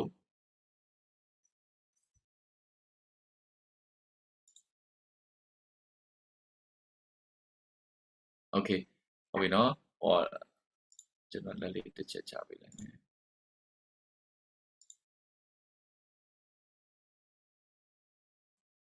ကောင်းပါပြီဆိုတော့ပေါလုကကောရိန္သုအသင်းတော်ကိုရေးတဲ့သူရဲ့ဩဝါဒဆောင်ဘယ်လိုပြောလဲဆိုရင်ငါကတဲ့မင်းတို့ရှိမှာဘာတစ်ခုမှငါစိတ်ဝင်စားဖို့တဲ့ငါဘာတစ်ခုမှမမျှော်လင့်ထားဖို့တဲ့ငါဘာကိုပဲမျှော်လင့်လဲဆိုရင်ယေရှုခရစ်တော်နဲ့သူ့ရဲ့အသေးခံကယ်တင်ခြင်းကလွဲရင်ကျန်တာမင်းတို့ရှိကငါဘာမှမမျှော်လင့်ထားဘူးတဲ့ဘုရားနာမပုံကြည်ပါစေအမှုဆောင်တဲ့အခါမှာဒီနေ့တချို့သောနေရာတွေမှာကျွန်တော်တို့ရဲ့မျှော်လင့်ချက်တွေမှားနေတာရှိတယ်နော်ကျွန်တော်ဘာကိုမျှော်လင့်ပြီးတော့ဒီနေ့အမှုဆောင်မလဲအခုဘုရားရဲ့ calling လာ urgent calling လာနေပြီအဲ့ဒီ urgent calling ကိုကြားနေရသောသူရဲ့အသက်တာထဲမှာအဲ့ဒီ calling ကို respond လုပ်တဲ့နေရာမှာဘုရားရှင်ကျွန်တော်နှလုံးသားထဲမှာရှိစေချင်တာကဘာပဲလဲဆိုခရစ်တော်နဲ့ခရစ်တော်ရဲ့အသေးခံကယ်တင်ခြင်းရွေးနှုတ်ကယ်တင်ခြင်းကပဲကျွန်တော်နှလုံးသားရဲ့မျှော်လင့်စရာကျွန်တော်နှလုံးသားကသူတစ်ပါးတွေရှိမှမြင်ခြင်းနဲ့သူတစ်ပါးတွေရှိထဲမှာနော်ကျွန်တော်တို့မြင်ရခြင်းတဲ့အရာကလူတိုင်းနှလုံးသားထဲမှာခရစ်တော်နဲ့ခရစ်တော်အားဖြင့်ခရစ်တော်ရဲ့အသေးခံကယ်တင်ခြင်းကိုယုံကြည်မှုရှိဖို့ရမယ်အဲ့ဒီလူတွေရှိမှကျွန်တော်မျှော်လင့်ရမှာဖြစ်တယ်ဒါကြောင့် तू ကဘာပြောဆိုအဲ့ဒီအလုပ်ကိုလုပ်တဲ့အခါမှာ I did it in fear and trembling ငါကြောက်ရွံ့ခြင်းတုန်လှုပ်ခြင်းနဲ့ငါဒီအရာကိုလုပ်တယ် तू ဘယ်လောက်ထိဒါကိုအလေးနဲ့ထားသလဲဆိုတာကိုတွေ့ရလိမ့်မယ်ဘာကြောင့်လဲခရစ်တော်နဲ့အတူခရစ်တော်ရဲ့အသေးခံကယ်တင်ခြင်းရှင်ပြန်ထမြောက်ခြင်းအားလုံးကို तू အလေးနဲ့ယုံကြည်တယ်မလောက်ခတ်နိုင်သောတိုင်းနိုင်ငံကို तू ရတာဖြစ်တဲ့အတွက်ကြောင့်မလုံနိုင်သောတိုင်းနိုင်ငံကိုရတဲ့သူဖြစ်တဲ့အတွက်ကြောင့် unshakable kingdom ကို तू ပိုင်ဆိုင်တဲ့အဲ့ဒီရဲ့ representative အဲ့ဒီရဲ့နိုင်ငံကိုကိုစားပြုတဲ့လူဖြစ်တဲ့အတွက်ကြောင့်သူ့ရဲ့အသက်တာထဲမှာပြောစရာအကြောင်းတစ်ခုပဲရှိတယ် unshakable kingdom ရဲ့ the king ဘာလို့လဲ Jesus Christ ခရစ်တော်ဒီမလောက်ခတ်နိုင်သောအစင်တီမြဲသောတိုင်းနိုင်ငံရဲ့အရှင်သခင်ဖြစ်တယ်အဲ့ဒီအရှင်သခင်အကြောင်းနဲ့အဲ့ဒီအရှင်သခင်အားဖြင့်ရရှိတဲ့ကယ်တင်တော်မူခြင်းဂျေဇုတော်မှာဒါပါဘယ်အရာမှသူစိတ်ဝင်စားဘူးလူတွေရှိမှာသူတခုပဲအဲ့ဒါကိုပဲအများအား focus ထားတယ်ဒီအရာကပေါလုရဲ့အသက်တာကိုတကယ်ပဲဧဝံဂေလိနဲ့ပတ်သက်ပြီးတော့တကယ် apostle ဖြစ်စေတဲ့အကြောင်းရင်းထဲမှာအရေးကြီးဆုံးသောအချက်တစ်ခုကဘာလဲဆိုရင်ခရစ်တော်နဲ့ခရစ်တော်ရဲ့အသေးခံကယ်တင်ခြင်းအကြောင်းကိုသူအရင်မှာယုံကြည်ခဲ့တဲ့ပြည့်ညက်တရားတွေထက်လုံးဝအပြတ်သက်ဒါကိုပဲယုံကြည်ကိုးစားလိုက်တယ်အဲ့ဒီယုံကြည်တဲ့အရာကိုတစ်ချိန်ကဖာရိရှဲဖြစ်ခဲ့တဲ့တစ်ချိန်ကပြည့်ညက်တရားအရေးကြိုတောက်ခဲ့တဲ့ပုဂ္ဂိုလ်ကယေရှုခရစ်တော်နဲ့ခရစ်တော်ရဲ့အသေးခံကယ်တင်ခြင်းကိုစိတ်အားကြီးစွာနဲ့လူတိုင်းရှိမှရရှိပိုင်ဆိုင်ဖို့ဒါကိုပဲသူမျှော်လင့်ပြီးလုပ်နေတော့တယ်တင်တကယ်ပဲဒါကိုယုံကြည်တယ်ဆိုရင်ဒီဂျေဇုတော်ကိုကျွန်တော်နဲ့ဒီမှာရှိတဲ့ဆရာမတို့ကယုံကြည်တယ်ဆိုရင်အခြားအရာတွေကျွန်တော်တို့မမျှော်လင့်တော့ဘဲနဲ့လူတွေတိုင်းမှာလူသားတိုင်းမှာခရစ်တော်ကိုရပြီးတော့ခရစ်တော်အသေးခံကယ်တင်ခြင်းအားဖြင့်နော်ကျွန်တော်ရရှိတဲ့ဂျေဇုတော်ကိုပိုင်ဆိုင်ဖို့လူသားတိုင်းကိုကျွန်တော်မျှော်လင့်လျက်ဒါကိုကျွန်တော်တို့အစွမ်းကုန်နော်အားစိုက်ထုတ်ပြီးတော့လှုပ်ဆောင်ရမှာဖြစ်တယ်လှုပ်ဆောင်လာလိမ့်မှာဖြစ်တယ်ဆိုတာကိုတွေ့ရလိမ့်မယ်။ဒါကြောင့်လူကာခန်းကြီး30ငယ်နှစ်မှာတစ်ချက်လောက်အားလုံးအတူတကွဒါလေးကိုဖတ်ရအောင်ရိုးရှင်းပါတယ်။ဟာလို့လည်းအဆင်ပြေမယ်လို့ကျွန်တော်ထင်တယ်။မိုက်လေးတစ်ချက်လောက်ဖွင့်မယ်ကျွန်တော်တိုင်ပင်ခေါ်ပြီးတော့ဖတ်ပါမယ်နော်။အဆင်ပြေတယ်ဆိုရင်ပေါ့နော်။အဆင်မပြေလည်းရပါတယ်။ internet connection တို့ဘာလို့ဖြစ်နေလဲဆိုရင်လည်းရပါတယ်။ဟုတ်ပြီ။ 1 2 3 The harvest is plentiful, but the laborers are few. Therefore, pray to the Lord of the harvest to send out laborers to his harvest. Amen. God change. အဲ့တော့မဟုတ်ကြည့်ပါရိတ်သိမ်းရစပါးများစွာရှိတယ်ရိတ်သိမ်းရစပါးများစွာရှိတယ်ဒါပေမဲ့ရိတ်သိမ်းမဲ့သူနေပါတယ်ဒါကြောင့်စပါးရှင်ရှိမှာရိတ်သိမ်းမဲ့သူတွေကိုစေလွတ်မဲ့အကြောင်း pray honestly လို့ပြောပါ honestly အလွန်တောင်းတတဲ့စိတ်နဲ့ honestly ဆုတောင်းပါ ဒီထဲမှာဘယ်နှစ်ယောက်ကျွန်တော်တို့ဆူတောင်းလဲဒီနေ့ဒီအရာအတွက်ဘယ်နှစ်ယောက်ဒီထဲမှာဒါနဲ့ပတ်သက်ပြီးတော့ဆူတောင်းနေတယ်လေကျွန်တော်မသိဘူးဘုရားသခင်မြန်မာမှာရှိတဲ့54သန်းကျော်သောပျောက်ဆုံးသောဝိညာဉ်တွေရိတ်သိမ်းဖို့ကျွန်ုပ်ရှိပါတယ်လို့ကိုယ်တော်နှလုံးသားကိုကြေကွဲစေတဲ့နေ့တူဝနေ့စဉ်နဲ့အမျှဘုရားနှလုံးသားမှာကြေကွဲနေတဲ့မြန်မာပြည်အတွက်အဲ့ဒီပျောက်ဆုံးသောဝိညာဉ်တွေကိုရိတ်သိမ်းဖို့ကျွန်တော်ကိုဆေလွတ်ပါလို့ဘုရားရဲ့နှလုံးသားနဲ့ထပ်တူခံစားတဲ့နှလုံးသားပိုင်ရှင်ဖြစ်ဒီနေ့သင်ရက်တည်မလားဖြစ်ပြနေတဲ့အခြေအနေတွေအကုန်လုံးကိုငါနဲ့မှမဆိုင်ငါဘာမှမဖြစ်တယ်အဲ့ဒီပျောက်ဆုံးသောဝိညာဉ်တွေပြောမဲ့သူတွေရှိတယ်ဧဝံဂေလိဆရာတွေရှိတယ်တရားဟောဆရာတွေရှိတယ်သူတို့ပြောလိမ့်မယ်ဆိုပြီးတော့ပဲသင်ထားမလားဘုရားရှင်ရဲ့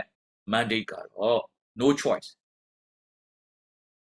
သင်ယုံကြည်သူတယောက်ဖြစ်လာတဲ့အခါဘလို့မှနော်ဘုရားခင်တပည့်တော်တယောက်ဖြစ်လာတဲ့အခါသင်ရဲ့အသက်တာထဲမှာဘလို့မှသင်ရွေးချယ်လို့မရဘူးဘယ်အရာကိုမှနော်သင်ရဲ့အသက်တာမှာ excuse လုပ်လို့မရတော့ဘာကိုမှစင်ကြေပေးလို့မရဘူးဘုရားသခင်ဒီလောက်တန်ဖိုးထားပြီးတော့လူတယောက်ခရစ်တော်အကြောင်းကိုမကြားဘဲနဲ့သေလိုက်ရတိုင်းမှာဘုရားသခင်ရဲ့နှလုံးသားမှာစူးချက်နဲ့ထိုးသလိုခံစားနေရတယ်ဆိုတာကိုသင်တကယ်နားလေတယ်ဆိုရင်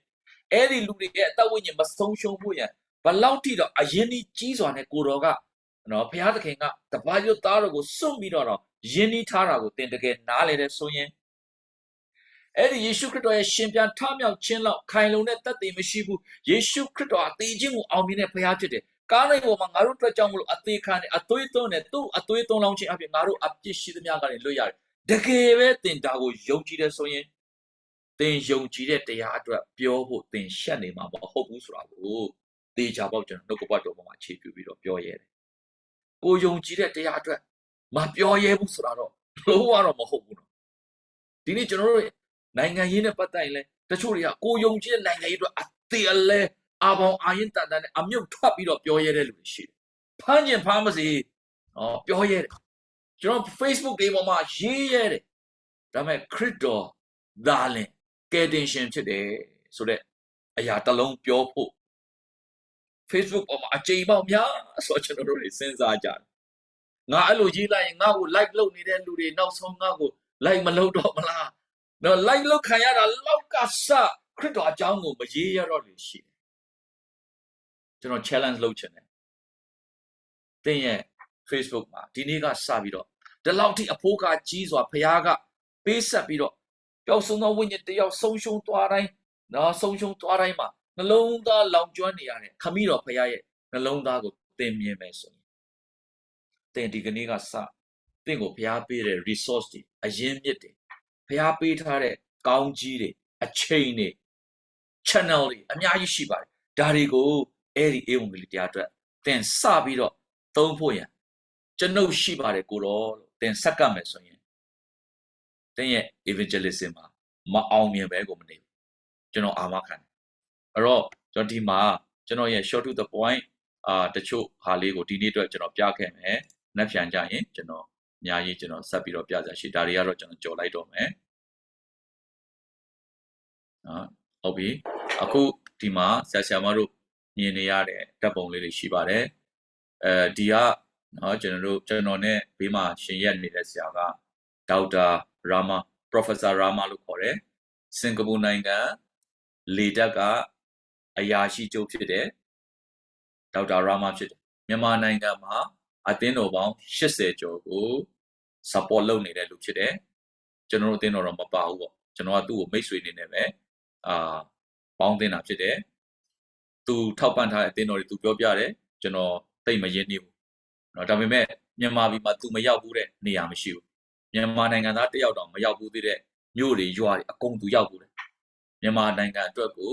စင်ကာပူနိုင်ငံလေတပ်ကနေစစ်သားတယောက်အနေနဲ့ရတဲ့လစာမြန်မာနိုင်ငံအတွက် investment လုပ်ပြီးတော့ဧဝံဂေလိကိုထိုးဖောက်နေဆရာကြီးဖြစ်ပါဒါကျွန်တော်ပုံယူစွာနဲ့မိတ်ဆက်ပေးခြင်းနဲ့မြန်မာနိုင်ငံသားမဟုတ်ပါဘူးနော်စင်ကာပူလိုငွေကြီးတစ်ခုပဲတည်တဲ့နိုင်ငံတဲကနေဖျားရွေးကောက်ထားတဲ့လူဖြစ်ပါတယ်နောက်တစ်ခုကကျွန်တော်ဒီမှာဒါကျွန်တော် UN မှာအလုပ်လုပ်တဲ့အချိန်မှာနော်ဧဝံဂေလိအဓိကခရစ်တော်ရဲ့ နော်ဒီကယ်တင်ရှင်မွေးဖွားကြောင်းဧဝံဂေလိဝေငါခွင့်ရတယ်နှစ်ကြိမ်ကျွန်တော်ဝေငါခွင့်ရတယ်တစ်ကြိမ်ကတော့ရန်ကုန် UNICEF ရုံးမှာဖြစ်ပြီးတော့ဒုတိယတစ်ကြိမ်ကတော့ကျွန်တော်ဒီနေပြည်တော်မှာရှိတဲ့ရုံးပေါင်းစုံကုလသမဂ္ဂအားလုံးပေါင်းထားတဲ့နေရာမှာခရစ်စမတ်တပွဲပေါ့နော်လုံးဝဝေငါခွင့်မရှိဘာသာရေးလုပ်ခွင့်မရှိနိုင်ငံလုပ်ခွင့်မရှိဘူးလို့အုပ်ထိုးထားရတယ်ကြမ်းကြိမ်ထားရတဲ့နေရာမျိုးမှာတကယ်ပဲသင်ဟောဖို့စာနာရှိတယ်ဆိုရင်ဖျားမဖွင့်နိုင်တဲ့တကားလုံးဝမရှိဘူး UN ရဲ့တကားတွေအားလုံးလည်းပွင့်သွားတယ်လုံးဝဖျားရှင်ရချုပ်ပြီးတော့မှသူတို့ရဲ့ကြမ်းကြိမ်ထားတဲ့ຢာအားလုံးဖယ်ရှားပြီးတော့တကယ်ခရစ်တော်အကြောင်းကိုဝေငါတတ်သိခွင့်တတ်သိခံခွင့်ရခဲ့ပါတယ်နောက်တစ်ခုကတော့ကျွန်တော်ကတော့ခီးသွားတဲ့အခါမှာလည်းကျွန်တော်အများတန်းသွားတဲ့ဒါဒီဘက်မှာရှိတဲ့ပုံဆိုရင်ကျွန်တော်ဒါစင်ကာပူကနေပြန်လာတဲ့အချိန်မှာလေယာဉ်ပေါ်မှာတတ်သိခံတဲ့ခရစ်တော်ကိုလက်ခံခေါ်ပိတ်သွားတာဖြစ်တယ်နော်ဒီမှာလည်းကျွန်တော်တစ်ခုထပ်ပြီးတော့ဟိုအတန်လဲလိုတဲ့အတွက်ကြောင့်ကျွန်တော်ချက် share ပေးပါနော်screen မြင်ရလားမသိဘူးเนาะဆရာတို့ဟုတ်ပြီမြင်ရတယ် okay ဟုတ်တော့ပြန်ပြောကျွန်တော်တို့မသိတာရေးဖြစ်မသိတာ Good afternoon, ladies and gentlemen. This is Sources speaking from Flight Tech. I'd like to give you an update on Flight 10 to the 36,000 maybe get it by Currently, we are 167 of the ones vehicle expecting at 30. အဲ့ဒီခီးစဉ်ကလေစင်ကာပူနဲ့ကျွန်တော်တို့မြန်မာနိုင်ငံခီးစဉ်က2နာရီကျော်ကြာတယ်ခီးစဉ်6လုံးကျွန်တော်သူ့ကိုအေးမွန်ကြီးလေးလုပ်တယ်နောက်ဆုံးမှာခရစ်တော်ကိုမိမိကဲတဲ့ပိုင်ရှင်ဖြစ်အဲ့ဒီလူတွေရှေ့မှာအကုန်လုံးကလည်းနော်ဟိုလှည့်ကြည့်ပေါ့နော်ကွက်ကြီးလုံနေကြတယ်ကျွန်တော်ပြောတဲ့အခါမှာအတန်ကိုကျွန်တော်မြင့်ပြီးတော့ပြောတဲ့ကြောင့်ဘေးကလူတွေလည်းကြားမှာပါဒါပေမဲ့လက်ခံခေါ်ပိတ်တဲ့အခါမှာဒီမျိုးသမီးကလက်ခံခေါ်ပိတ်သွားတယ်နောက်တစ်ယောက်ကကျွန်တော်ဒါနေပြည်တော်ကိုကျွန်တော်ပြန်လာတဲ့အချိန်မှာရန်ကုန်ကပြန်လာချိန်မှာကျွန်တော်ကားငှားတဲ့driver ဖြစ်တယ်သူ့ကိုကျွန်တော်ဟောပြောခဲ့တယ်ကျွန်တော်အားလုံးရှိမှာပဲတခါတဲ့ခရစ်တော်ကိုလက်ခံခေါ်ပိတ်သွားတာဖြစ်တယ်ဘိုးတော်ရှိမှာဝန်ခံပါ၏ဆိုတော့ဒီလိုမျိုးပေါ့အခွင့်တကယ်ပဲအင်ဝင်လေးတရားကိုဆရာမတို့တကယ်ဟောဖို့အမြဲတမ်းစာငတ်နေတယ်ဘာကြောင့်လဲဖခင်ရဲ့နှလုံးသားကိုနားလည်ဖခင်တကယ်ပေးဆက်ခဲ့တဲ့အရာကိုတကယ်တန်ဖိုးသိတယ်ကျွန်တော်ဘဝအတွက်လည်းတကယ်ကိုပြောင်းလဲစေတဲ့တတ်သိရှိတယ်ဆိုရင်သင်အဲ့ဒီတရားအတွက်ပြောဖို့ပေါ်လူလိုပဲရှက်ကြောက်နေမှာမဟုတ်တော့ဘူးတကိုးနဲ့ပြောလာမှာဖြစ်တယ်ဖခင်ရဲ့လက်တွေ့လုပ်ပြီးတော့သင်ခံစားလိုက်ရမှာဖြစ်တယ်နောက်တစ်ယောက်ကတော့ဒါကျွန်တော်တို့ဟောနီးတွေပေါ့နော်ဒါတွေကဟောနီးတွေဖြစ်တဲ့ကြောင့်ကျွန်တော်ထပ်မပြောတော့ဘူးဒီအိမ်ကိုအိမ် agent ပေါ့နော်သူက agent လုပ်ရင်းနဲ့မှာသူ agent တကယ်ကိုယူရိုပဘက်မှာဥရောပဘက်မှာပေါ့နော်တကယ်ကိုအိမ်အယောင်းအဝယ်လုပ်တဲ့ agent ကသူ့ရဲ့ YouTube မှာတင်တဲ့အိမ်အကြောင်းမိတ်ဆက်ရင်းနဲ့အမြဲတမ်းသူပါထည့်ပြောလို့ရှိလဲဆိုရင် Jesus love you ယေရှုသင်တို့ကိုချစ်တယ်နော်ယေရှုကငါတို့ရဲ့ကယ်တင်ရှင်ဖြစ်တယ်နော်ဆိုတာကိုသူ့ရဲ့ဒီအိမ်စီးပွားရေးကြော်ညာမှာအမြဲတမ်းထည့်ပြောတဲ့ပုံကိုဖြစ်တယ်ပြောချင်ရင်ပြောတာစီးပွားရေးကျသွားမှာမကြောက်နဲ့အဲ့ဒီအရာအားဖြင့်ဘုရားကတင့်ကိုကောင်းကြီးတာပြပေးလိမ့်မယ်သူများနဲ့မတူတဲ့ကောင်းကြီးပေးလာလိမ့်မယ်ဆိုတော့ကျွန်တော်အာမခံတယ်နော်အာမင်ဟာလေလုယာရှင်ကဒီနေ့မှာဘယ်လောက်ထိကောင်းကြီးပေးလဲဆိုရင်ကျွန်တော်ဒါဗုဒ္ဓဘာသာစစ်တည်ကြီးပဲဒီလူတွေကတယောက်မှမီယိုဖလာခရိယာမပါဘူးဒီမှာ6ယောက်ကဒီလူတွေဆိုရင်ဒါသူ့ရဲ့လူဆိုရင်ဒါကျွန်တော်တို့နေပြီးတော့မှာtransportation business ရှိတယ်နော်ကုန်လမ်းပို့ဆောင်ရေးစီးပွားရေးလုပ်နေလို့ဖြစ်တယ်နော်ဒီလူတွေဆိုရင်ဒီလူတွေလက်ခံလာတဲ့အရာကိုသင်ကြည့်ပါဘာကြောင့်လဲသင်တကယ်ယုံကြည်တဲ့အရာသင်ထဲမှာတတ်သိရှိလာရင်အဲ့ဒီလူတွေလည်းတတ်သိရလာမယ်သင်ထဲမှာရှိတဲ့အရာတွေရှက်ကြောက်ခြင်းမရှိဘဲနဲ့ပြောလာတဲ့အခါကြားတဲ့အခါယုံကြည်ခြင်းဖြစ်လာမယ်ယုံကြည်လာတဲ့အခါတပည့်တော်ဖြစ်စေဖို့ပဲတော့ဒီနေ့ကျွန်တော်အသင်းတော်မှာလည်းဘုရားရှင်ရဲ့ကြီးစွာတော်ကြောင့်ကျွန်တော်သွားနေပါတယ်ဒီနေ့ချင်းမင်္ဂလာခံကြတယ်ဘုရားရှင်နာမပုံကြည်ပါစေเนาะဆိုတော့ကျွန်တော်ဒီလောက်နဲ့ပဲသွားမယ်မနက်ဖြန်မှာကြံတဲ့ပိုင်းကိုဆက်သွားပါမယ်9 နာရီလည်းထိုးပါပြီကျေးဇူးတင်ပါတယ်ဆရာ over to you ပါကျေးဇူးတင်ပါတယ်ဆရာကြီးဆရာမအဆုံးသက်လောက်ပေးလိုက်ပါကြောင်ငယ်ဆရာလေးပါလေးရှိလား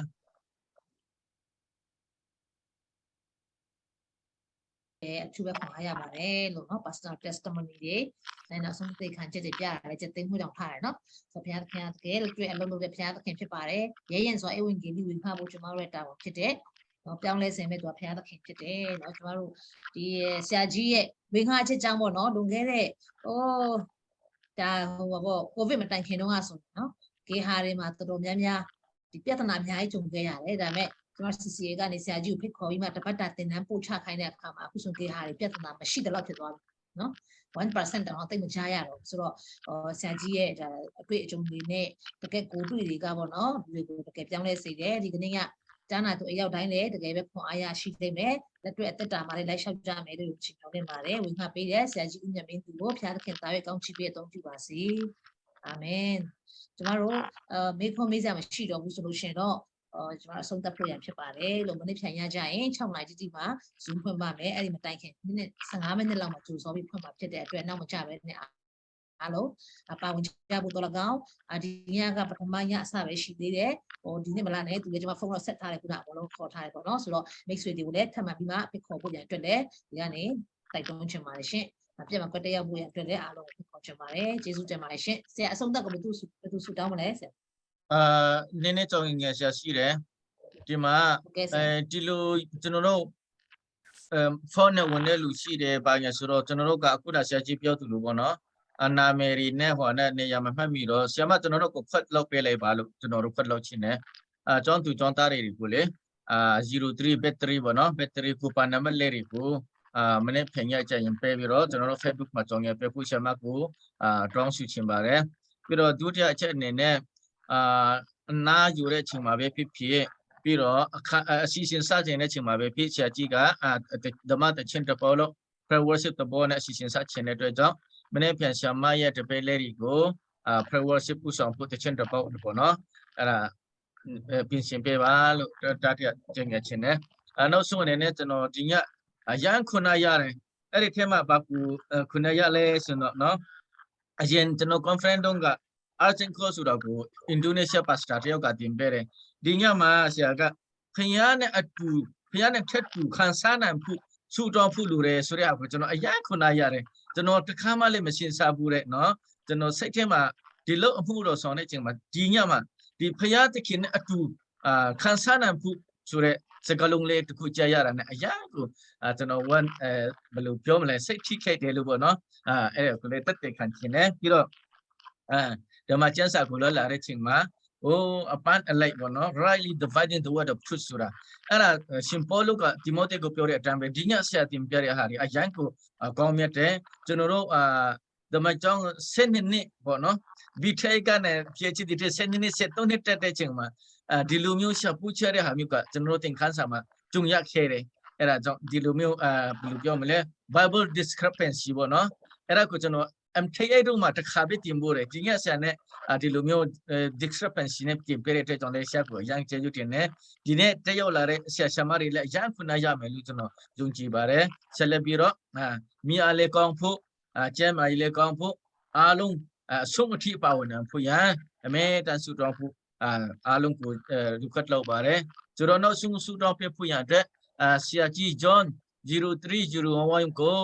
ယေရှုနာမနဲ့တောင်းဆိုပါတယ်ဒီညအတွက်အဆုံးသက်ဆုတောင်းပေးဖို့